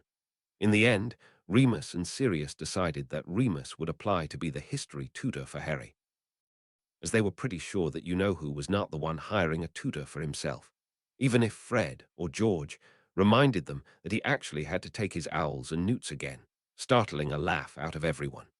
Marley was not happy with Sirius, making a decision without consulting the headmaster first, but she had no means to hinder the men, and so Remus sat down, writing an application for the job of history tutor. Marvolo was sitting in his chair in the study at Knott House. Severus was standing opposite him, projecting calm, but Marvolo was sure that this was only a thin layer over a maelstrom of conflicting emotions and fear. At the moment, he was waiting for his son to come down. He had sent Henry to his room to try to tame his hair some. He barely was able to contain a smirk as he saw the boy rolling his eyes at this order. But the boy was probably right. Taming that mop of hair could prove to be impossible. Between the potion's master and his lord stood a case with dozens of small vials filled with the various potions Henry would have to take to recover from the damage done to him by those generously called his family. Severus had likely been up all night to get them brewed to be ready to be taken for breakfast today. "I have asked you to stay, to discuss 2 points with you." With that, Marvolo got the other wizard's full attention. "First, I want you to tutor my son in potions. I am certain that he will be motivated to study hard, and you should be able to leave old animosity in the past." He added with a smirk, "Now that you no longer have to pretend to hate the boy, and for the headmaster, you can pretend to be nice for a change." He had thought about calling his new son Lily's son, but decided against it. That would have been a cruel blow, and he was trying to get Severus firmly back on his side, so no low blows for a while. He saw Severus swallowing. "And be sure to start with the basics. It seems that the old meddler made sure that Henry was totally unprepared." "Yes, my lord." Getting the small vial with potion he had prepared himself from a heavily warded drawer of the desk, Marvolo fixed his most effective spy with a speculative gaze. "We need to find a time for this. When can you be missing for a day without Dumbledore getting suspicious?" The potions master eyed the vial with a little fear in his eyes, and then switched his gaze back to Marvolo. "He will not suspect anything, even if I should vanish for more than a day. He knows that you having a task for me is going to happen more often now. I made it clear that I will not always be able to inform him of my absence." Marvolo noted the artificial calm, but did not comment on it. "Come over after dinner tonight. You can stay the day and sleep off the effects. After that, I have several more challenging research tasks for you." At that moment, there was a knock on the door, and Henry stepped through the door after Marvolo had opened it with a wave of his hand, at the same time depositing the vial back in its warded hiding place. It was thrilling to be able to wield his magic so easily again. The boy's gaze fell onto his potions professor at once, and he stiffened as he walked in to stand before both men. "I'm ready, sir." Assessing this statement, Marvolo looked his son over and noted that he was neatly dressed, but his hair still resembled a bird's nest. "Did you try growing your hair out?" The boy shook his head. Marvolo raised a brow and gave the teen a pointed look, waiting for him to catch up. Finally, the boy realized what the problem was and added a "No, sir. Maybe you should try. Longer hair might be more manageable. Think about it." Leaving the topic of the Potter family curse, unmanageable hair, behind, Marvolo addressed both other wizards with a small speech he had prepared. "Starting after we have settled into our own home, you both will start working on getting along. You," he turned to his adopted son, "will do your best to be respectful and learn from your tutor. And you," he turned to the potions professor, "will start to teach my son to the best of your ability and with patience. Is that clear?" A sullen "Yes, sir," and a respectful "Yes, my lord," were his answers. "Good." He stood and straightened his robes, casting a small charm wandlessly to get rid of the wrinkles that came so easy to linen clothes. "I will see you in the evening, Severus. Come, Henry, drink your potions. We need to get going. You do not want to be late to your first lesson on ancient runes this afternoon." Taking the first of the row of small vials, Henry made a grimace at the taste after swallowing the potions. They left the study, Severus to stay the rest of the day at Malfoy Manor, Marvolo and Henry to go to Diagon Alley. As Lucius came into his study, shortly after a long and nice breakfast, he found his friend sitting on the love seat in front of the fireplace, clutching his hands together and staring at the cold hearth. Determined to lighten the mood, he sat down on a chair next to the love seat and said in a teasing tone, "Narcissa is delighted by the prospect of helping you find a bride. He is currently in matchmaker heaven." Lucius was taken aback when Severus' only response to the teasing was a tired glance from under his curtain of black silky hair. Sighing, he let the teasing rest and searched for words to get his friend to share what troubled him so. "What troubles you so, Severus? Don't carry all your worries alone. You do remember that we are friends, don't you?" Lucius started to worry as the dark-haired wizard let his head sink into his hands at this. What was the problem? Was Severus in danger from their lord because of the situation with Dumbledore? Luckily, Severus was not inclined to let him suffer too long, not knowing what was going on, even though the blond man did not understand where he was going at first. "Do you know why I was selected to spy on Dumbledore all those years ago? Because you are an excellent potioneer, and there was a spot open for the potions professor on Hogwarts staff," Lucius offered. "Partially," Severus agreed. "But the real reason was that my occlumency skills are so good, I can keep the headmaster out of my head and even lie to him without being suspected." Severus fell silent again until Lucius got impatient and prompted, "Well, this is also the reason why Dumbledore believes me to be his spy in the Dark Lord's ranks." The potions master fell silent again, and Lucius tried to untangle the hints dropped by his friend. "You're trying to tell me that Dumbledore believes that you're able to lie to our Lord?" Nodding in agreement, Severus elaborated. "He not only believes, but knows. I am able to lie to both of them." Leaning forward, resting his arms on his knees, he let his hair fall to cover his face, staring at the hand-woven carpet under his feet. Understanding dawned for Lucius. If his friend was able to lie to their lord, the man could not be certain that Severus was still loyal to him. That was certainly a reason to be so gloomy. "Is there a way?" Lucius trailed off, unsure how to even ask what was on his mind. He had suspected for a while now that Severus had come to waver in his loyalty at the end of the last war. And how could he fault him, as it was obvious that their lord had lost some of his sanity by then? But speaking out loud of such things was just not done. Severus took the more acceptable meaning and answered another unasked question. "There is a potion that forces an occlumens to lower all protections." The dark-haired man shuddered. Taking that as confirmation that his friend was still loyal and willing to prove it, Lucius simply asked, "When?" "Tonight, after dinner." Severus leant back and let his head sink onto the back of the love seat, closing his eyes. It was obvious that his friend was distressed about this, but not really why he was so worked up. Hoping that it was only because Severus did not like anyone knowing much about him, and not his desire to hide something crucial from their lord, Lucius decided it was time to distract his friend and bring another worrisome topic forward. "Let us get your mind on something else." Severus looked up, raising a brow questioningly. "Narcissa is waiting in the family parlor. She wants to plan some social events." Severus groaned. A matchmaking Narcissa had been his nightmare a few years ago. Now, my friend, you heard the orders as well as I did. Do you want to find your own bride, or do you want our Lord to select for you?" Standing, Severus answered with a poor attempt at humor. After tonight, he might be the person most suited to pick for me. Laughing, Lucius led his friend from the study and over to the parlor. Best to keep him occupied with other things until the evening than letting him wallow in misery. After a short visit to the optician, Harry walked alongside Voldemort down Diagon Alley towards Gringotts. Harry liked his new glasses and had been pleasantly surprised when Voldemort did not insist on one particular style or restricted the amount of money to be spent. So the young wizard had been able to browse the available selection at his leisure and select the glasses that appealed to him. He still was not sure if he wanted to take the potion to correct his eyesight. It would be neat not to need glasses, but the fact that the potion was considered dark irked him. As they passed the shops on both sides of the alley, Harry was aware that they were being stared at. Witches and wizards came to the windows of the shops, stopped in the middle of the street, even turned to walk past them a second time, to stare at them and whisper about them with those next to them. They were also followed by two wizards that Harry had last seen that night in the graveyard.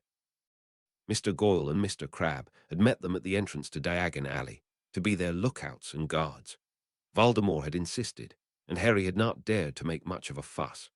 They both had been polite enough, and after 2 tries by enraged wizards to come near them, shouting something about necromancers and evil reincarnate, Harry was glad the 2 wizards had their backs. If he had to walk beside Voldemort through Diagon Alley, he'd best have someone there who was willing to protect him. He felt strange thinking this, but that made it not any less true. Ascending the stairs leading up to the entrance of the bank, Harry wondered what this appointment would bring to light. Voldemort had said that they had to be related in some way, as there was no way anyone outside of the Slytherin family could be a Parselmouth. Of course, Harry had disagreed. He remembered well the day Dumbledore had told him that the night Voldemort had tried to kill him as a baby, some of the dark wizard's power had been transferred to the toddler. The teen had not told this to the man, not sure if it would be something the headmaster would want their enemy to know. But thinking about their appointment brought a question back into Harry's mind that he had forgotten about as he saw the wizards waiting for them an hour earlier. "Why do we have to go to the goblins to get this ancestry test done, sir?" During one of the earlier Goblin Wars, around 845, I think, a peace treaty was made. They stepped into the enormous hall and got in line at one of the counters. At that time, the goblins fought to not be hunted by wizard kind to be used as potions ingredients. Some part of them is used in the potion needed to perform the most effective ancestry test. We know some others, to test for paternity and who the grandparents were, but to get a whole family tree, this potion is needed. Harry was amazed at how easily Voldemort fell into lecture mode and tried not to look too excited at getting something explained without being scolded for not knowing it before or even for asking. To get peace once again, the wizards of that time agreed to hand over all knowledge of this potion or destroy it in exchange for a promise from the goblins that they would offer to perform this test for wizards. For a fee, of course. Harry nodded to confirm that he understood, and the other wizard added a bit more explanation. This is believed to be the start of this bank, and one of the reasons why goblins are almost always involved in marriage contracts, wills, and other matters where family connections are important. As it was now their turn at the counter, they stepped forward, and with a curt nod to the goblin behind the counter, Voldemort stated their intentions. "I am here to get an ancestry test for my adopted son." Here he pointed at Harry standing by his side, formerly known by the name of Harry James Potter. With much too much teeth shown, was this a grin or a snarl? The goblin gave a tiny bell a shake, and another goblin came from somewhere in the back. "Follow Grookfangs. He will conduct the test." They did as told and were led into a small office with a nice marble floor, expensive mahogany furniture, and some lethal-looking weapons and martial wall hangings depicting battle scenes as decoration. Sitting down, Harry watched with a foreboding feeling as the goblin got an oddly off-color parchment and an ornate silver dagger out of a small cabinet standing at the far wall. Laying both items on the desk in front of the teenager, the goblin sneered again. "You will have to prick a finger or make a cut on your palm and let at least 3, better 7, drops of blood fall onto the parchment. Nothing simpler." Harry was fairly sure that even a wizard should be able to do it, was added, even if not spoken out loud. So he took up the dagger, quite heavy for such a small weapon, and turned his left hand so the palm was facing up, gathering his courage. Moving the blade over his palm with almost no pressure, goblin-made weapons were sharp. Harry made a shallow cut, tilting his hand so that the blood could fall onto the parchment. Almost the moment the first drop hit, splattering small droplets in all directions, writing began surfacing out of the parchment. It started with his name, as it was now, Henry James Slytherin Potter, followed by the names of his father and mother. The names of his father's parents were easily to read, Charles and Doria Potter, with Doria born a black, but the names of Lily's parents were only blurs. From there, the tree branched out, getting more and more branches. Only the parents of a person were shown, no siblings, so this was not a full family tree, only the direct ancestors of Harry. He got to see that the Potters had married into a lot of other families, and he was related to most of his classmates in one way or another. It got really interesting once the names on the Evans side of his ancestry started to be readable. There was an Alana Gaunt who married a Lionel Evans some 5 generations back. Her name was barely legible, as was her husband's. His parents were only nameless blobs, but 4 generations before that there was a Malfoy who had married a nameless blob. Harry was mesmerized by the gentle growing of his family tree. He did not pay attention to his surroundings, almost not registering that Voldemort gently took his hand and cast a small healing charm on the cut, closing it. Following the tree up from the names on his mother's side, it became obvious that names started to appear on both sides, but the Gaunts were only present on his mother's side. From Gaunt, the name changed to Selvin, and then to Slytherin. As it reached ancestors who had no last names, the growing stopped, and the parchment was now several times larger than at the start of the process. Harry was still too much in awe to react as Voldemort tapped on the tree, right at the parents of Alana Gaunt. "These are on my tree too. It seems we have found the connection. That is curious indeed," Voldemort murmured, tracing the tree with his right index finger. Harry could only agree. It seemed that his mother was not truly a muggle-born witch with no wizarding ancestors, but a witch descending from a really old family. Still in a daze and truly confused, Harry was led from the bank and back to the point they would apparate from. There was no denying it anymore. He was related to Voldemort. The man who had killed his parents really was family. He had problems wrapping his mind around this new shocking information. Walking beside his adopted son, Voldemort was equally stunned and silent. Chapter 11. Falling Walls. Chapter text Lunch at Knott House had been a quiet affair. Theodore and his father had exchanged looks, wondering what had happened, and tried to keep a conversation going. It was a hopeless case, though, as both house guests seemed to be deep in thought. Now Theodore and Harry were sitting in the schoolroom, listening to Mr. Dorian, the tutor that Lord Knott had hired for his son's lessons. Harry had feared at first that he would have trouble concentrating after the revelations of the morning. But the subject was captivating, and he found himself studying the first few runes with interest.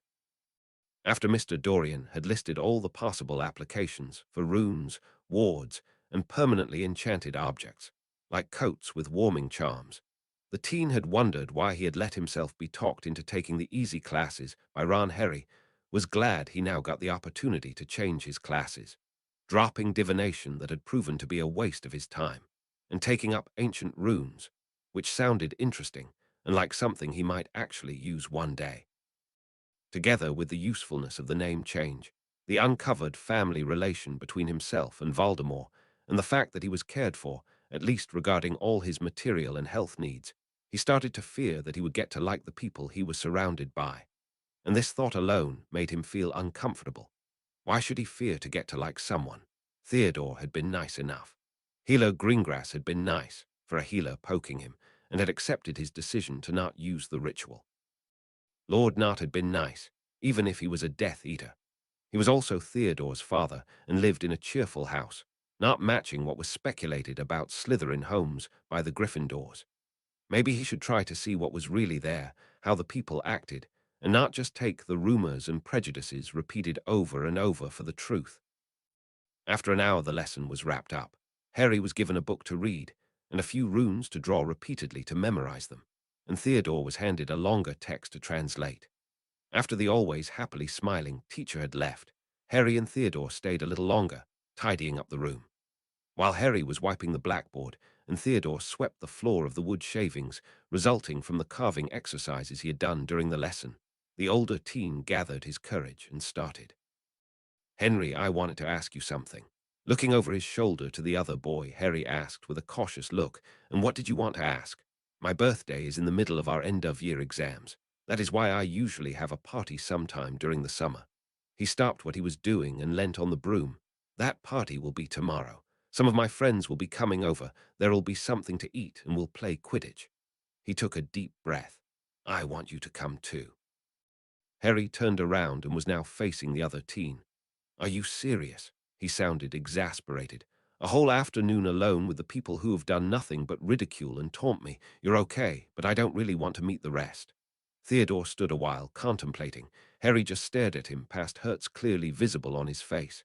"I know that Draco is quite bad," Theodore replied. "But what have the others done? Daphne, Blaise, what have I done?"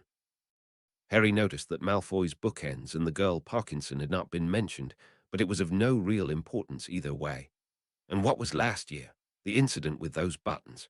As Theodore just stood there, looking uncomprehendingly at his house guest, Harry elaborated. "Potter stinks. Doesn't ring a bell." He turned with a huff, attacking the blackboard with more fervor than before. Finally understanding what the younger boy wanted to say, Theodore got a sheepish look about him. And the embarrassment was clear as day in his voice as he answered, "Well, it's not exactly easy to decline a button given out at the entrance to the common room when everyone is on the way to breakfast." As Harry seemed to ignore him, he added with a little anger in his voice, "Tell me, what house do you cheer for during a Quidditch match against Slytherin? I'll tell you, whatever house we're playing against." He threw the broom away, and it landed with a clatter on the floor. "And it's not only for Quidditch. I tried to befriend a few Ravenclaws and Hufflepuffs, no need trying for a Gryffindor. And even though they said I was nice enough, they didn't want to be seen with me. Didn't want to be seen with a Slytherin." Harry realized with a pang of guilt that this was true. He had assumed that this arrangement would only last for the summer. Never once had it crossed his mind that they could continue on the small path to friendship once back at Hogwarts. "We'll stick together no matter what. We're not in our common room. We cannot hope to find friends elsewhere, and we can't risk appearing weak and divided. So sorry if I appeared to be a bully, it wasn't by choice." Both boys stood in silence for a while, both embarrassed over the loss of control in front of one from the opposite house. It was Harry who finally broke the uneasy silence. "I'm sorry. You are nice, I think, and most of the bad stuff was started by Malfoy." He rubbed his neck. "I would like to meet some of the others." He shifted his weight from one foot to the other. "But if Malfoy gets too annoying, I will leave. Is that okay?" Seeing that Theodore still had his hands clenched into fists by his side and was staring at the floor, he tried to get some semblance of order in his thoughts. "See, I'm totally confused at the moment. Too much has changed in the last days. You've been nice and helpful and—" He huffed in frustration. This was entirely too hard. "I want to get to know you. Away from all this house rivalry. But I don't think that Malfoy will help matters." Taking a few deep breaths, Theodore turned to Harry. "You're my guest. We're not at school, so the rules are different. And if Draco is a prat, you can go to your room. But I don't think he will be. The adults will be here too, so I don't think that he or any of the others will be a problem." After that, they cleaned up the rest of the room together and went to the library, Harry to write letters to his friends and read his books, and Theodore to work on his summer homework. It was a little awkward, but Harry had the feeling that they had made a big step in getting to know each other. He just had to give the Slytherins a chance, especially those that had never actively participated in the bullying. Theodore sat working on his potions essay. He was a little smug, because he had found a way to get Henry to reconsider his beliefs about Slytherins. He had known that simply stating the facts in a clear and calm manner would not convince the Gryffindor that he was speaking the truth. So he had dropped his control and brought his emotions forward, and it appeared to have worked. And it had felt good. Not something he would do often, but once in a while, to reach a goal and get the frustration out of his system, was acceptable. So tomorrow he would get a chance to establish his place as a friend and advisor to the heir of Lord Slytherin in front of the other Slytherins. At the start of summer, his father had said that he could not promise his son that he could hold his party this year. With the Dark Lord in their house, it might not have been possible.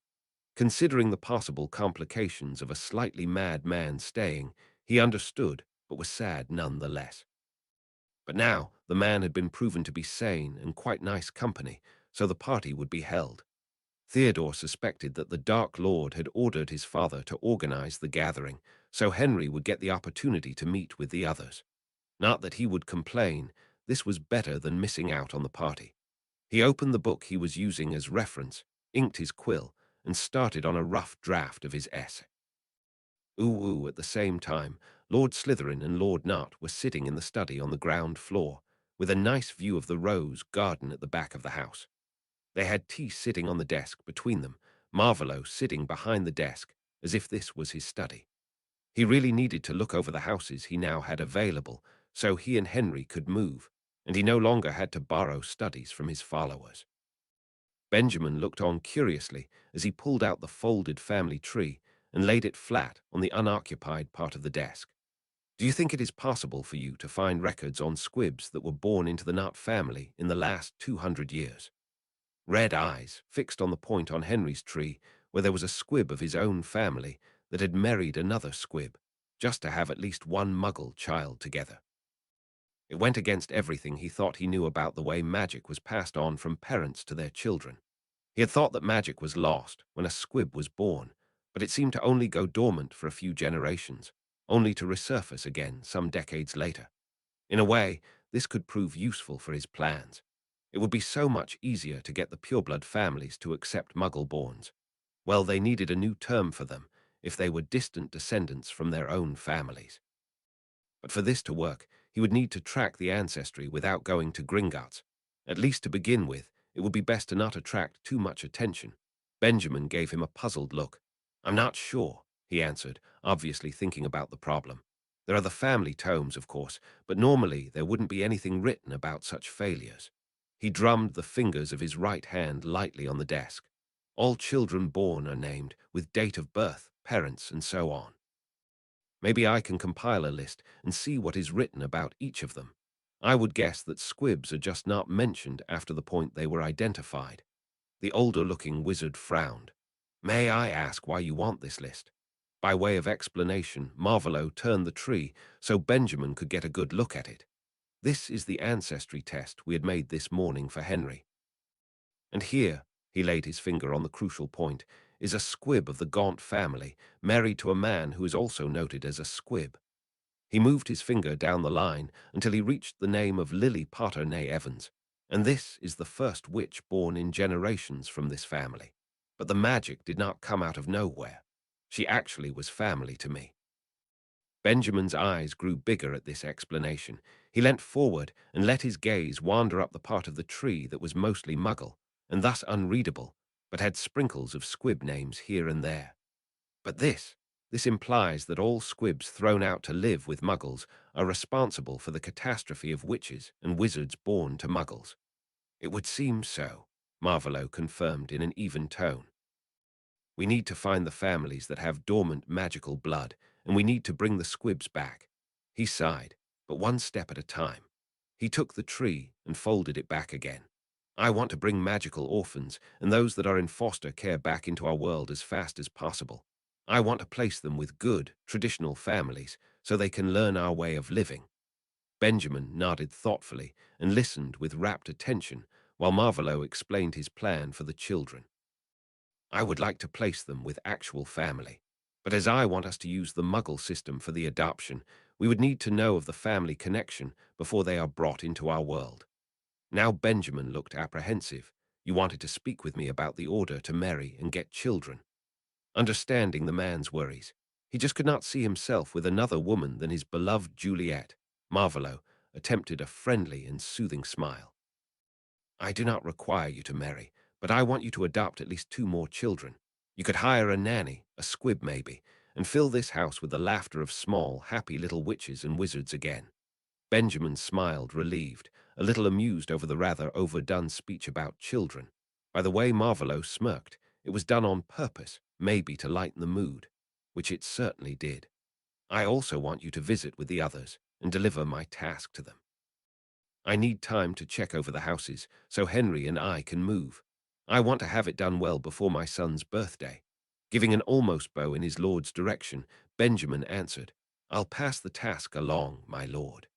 Benjamin was one of the Death Eaters who were faster in picking up the right pattern of when to treat him in what role. "And I'll make sure that all guests for tomorrow's little get-together can come." They both rose from their chairs, the tea set vanishing from the desk, collected by one of the elves, one to go over to the Malfoys, the other to check out the one manor, and the town houses he deemed suitable for his son and him to live in. While Lucius and Severus had a nice, long chat with Narcissa, later joined by Benjamin, Draco sat in the garden with Vincent and Gregory, complaining about his school rival. "It's so irritating that Potter is getting everything handed to him. House points for breaking the rules, getting on the Quidditch team as a first year, flying on the bloody hippogriff. All the teachers simply love him." He listed all the unfair happenings around the Potter Git and listed them again. He worked himself up to the point he could no longer sit still and started to pace up and down in front of the others.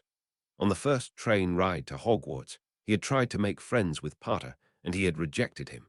That had hurt. So he convinced himself that he did not want to be friends with Harry Potter, and now he had to try to become his friend again, on his father's orders no less.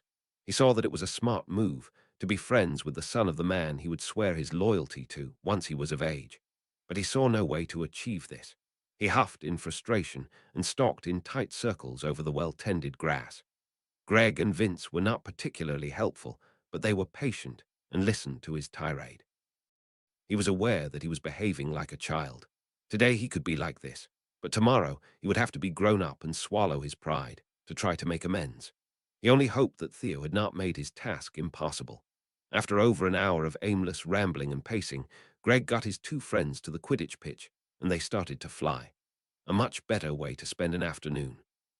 Sirius breathed heavily, trying to control his anger, crumpling the parchment of a ministry letter in his hand. Across from him, at the other end of the table, sat Dumbledore, for once not with madly twinkling eyes. The others, namely all the Weasleys, save the older sons and Hermione, were looking on with a horrified fascination, normally reserved for the most gruesome accidents. They really did not want to watch, but could not look away. Half an hour before, there had been an owl from the ministry again, delivering the letter summoning Sirius to his own trial on Monday, the 17th of July. Sirius was elated over the prospect of gaining his freedom, the ability to walk into Diagon Alley and buy something, or going to the Leaky Cauldron and drink a butter beer. He could not wait to share the good news. Peter Pettigrew and Lord Slytherin had been named witnesses, as Shacklebolt had told him in passing a day ago, so he was pretty sure that he would be cleared. The twins and Arthur had been happy for him and started making plans for what he could do once he was no longer a wanted man. And then Dumbledore had come to the house. It had gone quickly downhill from there. The old headmaster had not been happy to learn that he had not been told about the impending trial and accused Sirius of being ungrateful and working against the order. Never mind that the few Aurors in their ranks had known as well. The whole department still talked about the furious Madame Bones storming into the office Monday morning, demanding preparations for a trial to be started as fast as possible. Sirius Jacard brought up the point that he could take up his seat on the Wisengamot after his name had been cleared. As Albus no longer was part of the Wisengamot, they needed a new set of eyes and ears in the meeting of lords and ladies. Dumbledore deflected this reasonable idea by suggesting that it was a trap to lure him out, and that he could not risk placing himself in danger, now that Harry needed him more than before. As this did not have the desired effect, Sirius only sneered. He changed tactics again, claiming that Sirius was not capable of handling the responsibilities of a lordship, and had best go on a long vacation to heal after his long stay in Azkaban. "You meddling old fool. First you claim that I can't risk contact with the ministry for fear of a trap and the fact that my godson needs me, and now you want to send me on a long vacation." Sirius growled out, sounding remarkably like his animagus form. "Now, my boy, you clearly are distraught. Maybe you should take a calming draught. I only have your best interest in mind. It's no wonder that the long stay in Azkaban has affected your health. I think." With a growl of frustration, Sirius interrupted the grandfatherly drawl of the man he had once looked up to. This was enough. He no longer would put up with the headmaster deciding his every move. As you seem to want to treat me like a child, I don't want you here any longer, Albus. Leave my house, and you should find another place to use as headquarters. With this decision made at long last, he felt calmer and much more like himself. He turned to the elder Weasleys and smiled at them. You can stay here if you don't feel comfortable returning to the burrow. A little shaken, Arthur nodded. That would be good. Albus stood next to the kitchen table, dumbstruck and not preparing to leave. Sirius glared in the old man's direction. Leave, or I will use the wards to throw you out of my house.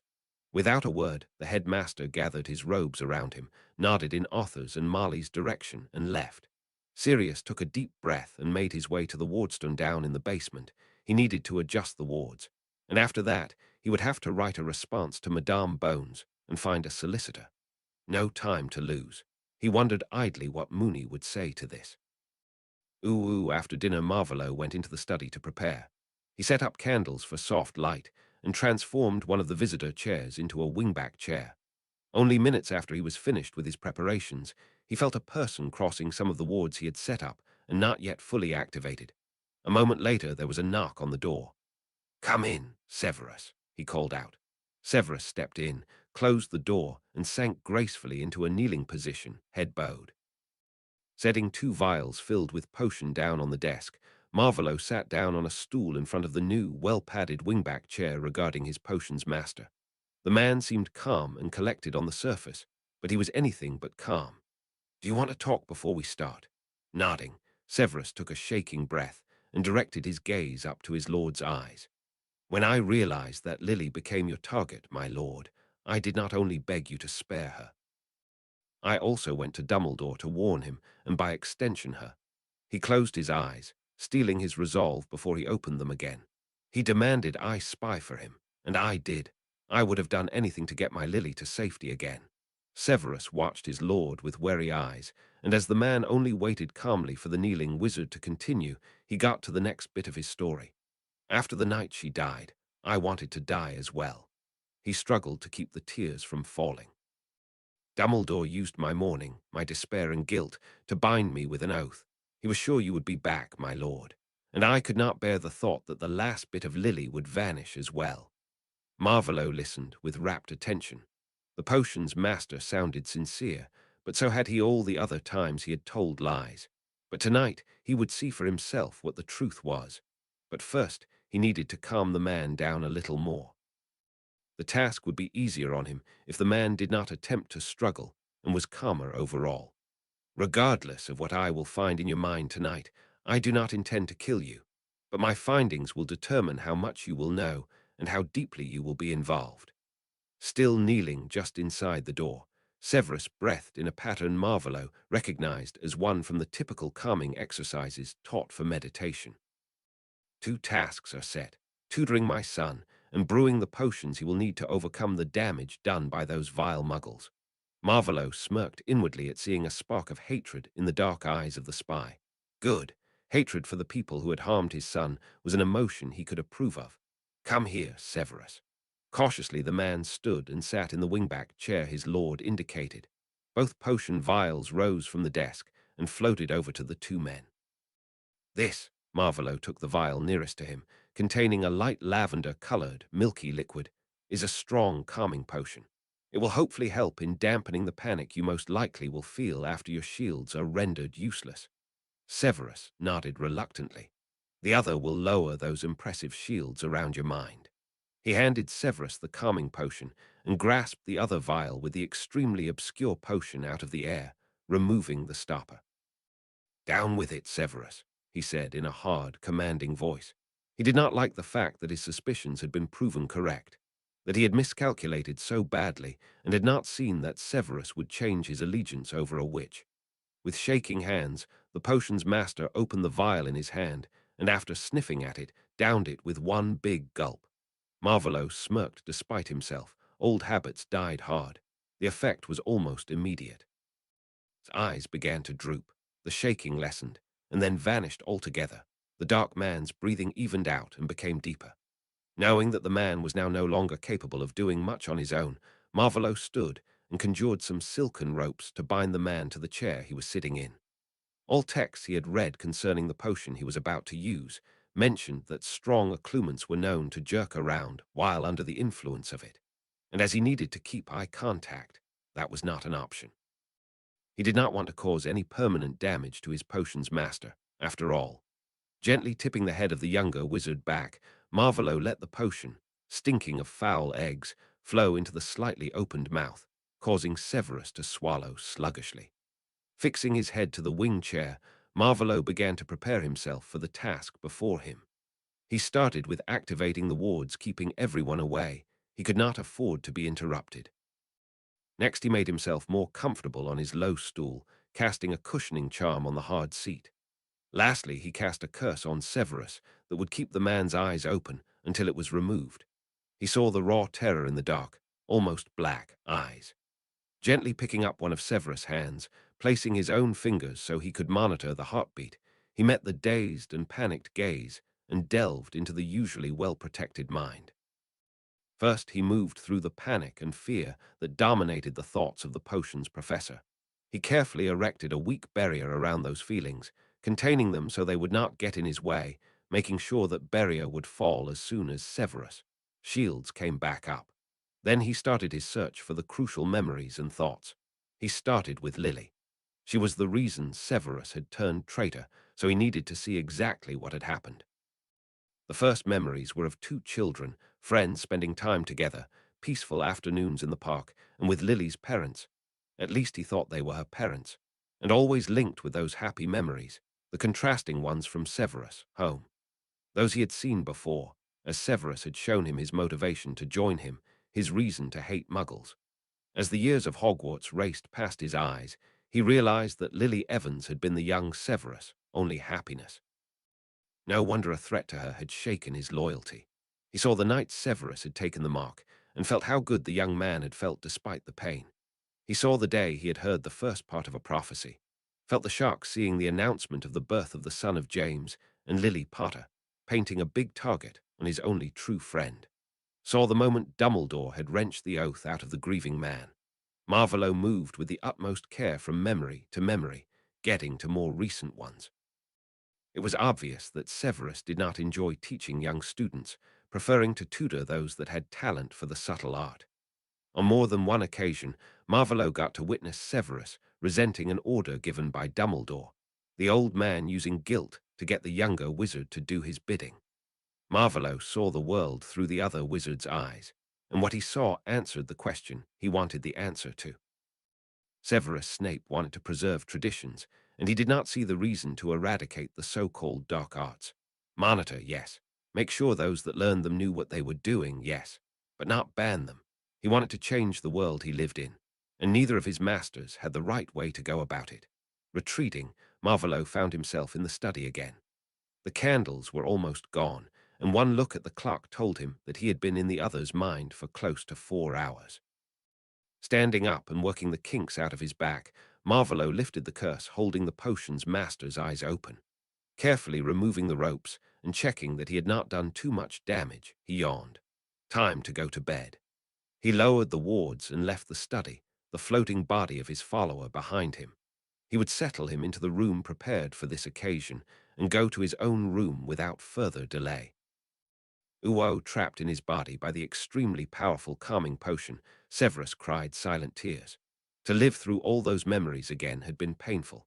To see what he had hidden for so long in the dark of his mind, behind his most potent shields, had opened old wounds. But he could feel what the man invading his mind had felt. Whether by accident or on purpose, he didn't know. Just that it had given him another point of view on his own life. There was no point in dwelling in the past. If he wanted to make a difference, he needed to live in the present, not the past. He would not forget the first and only woman he had ever loved, but he would strive to change the magical world to a better place for her son. And maybe the Dark Lord was the person capable of bringing the changes needed. Dumbledore was pacing in his office, wondering when his plans had started to go so horribly wrong. He never would have thought Tom sane enough to try for a political approach. And now he had lost control of Harry to him, of all people, and if Sirius' name was cleared, he would not regain that control, even if they managed to somehow get the boy back. He was almost certain now that he understood what had happened on that Halloween night. He was not happy with his findings, but he needed Harry to behave a certain way. If he did not find a way to sever the link, there was only one way to make Tom mortal once more. With a sigh, the headmaster moved to his desk. He still needed to find a new defense against the dark arts professor, and on top of that, he now had to search for a new headquarters. He was getting too old for this.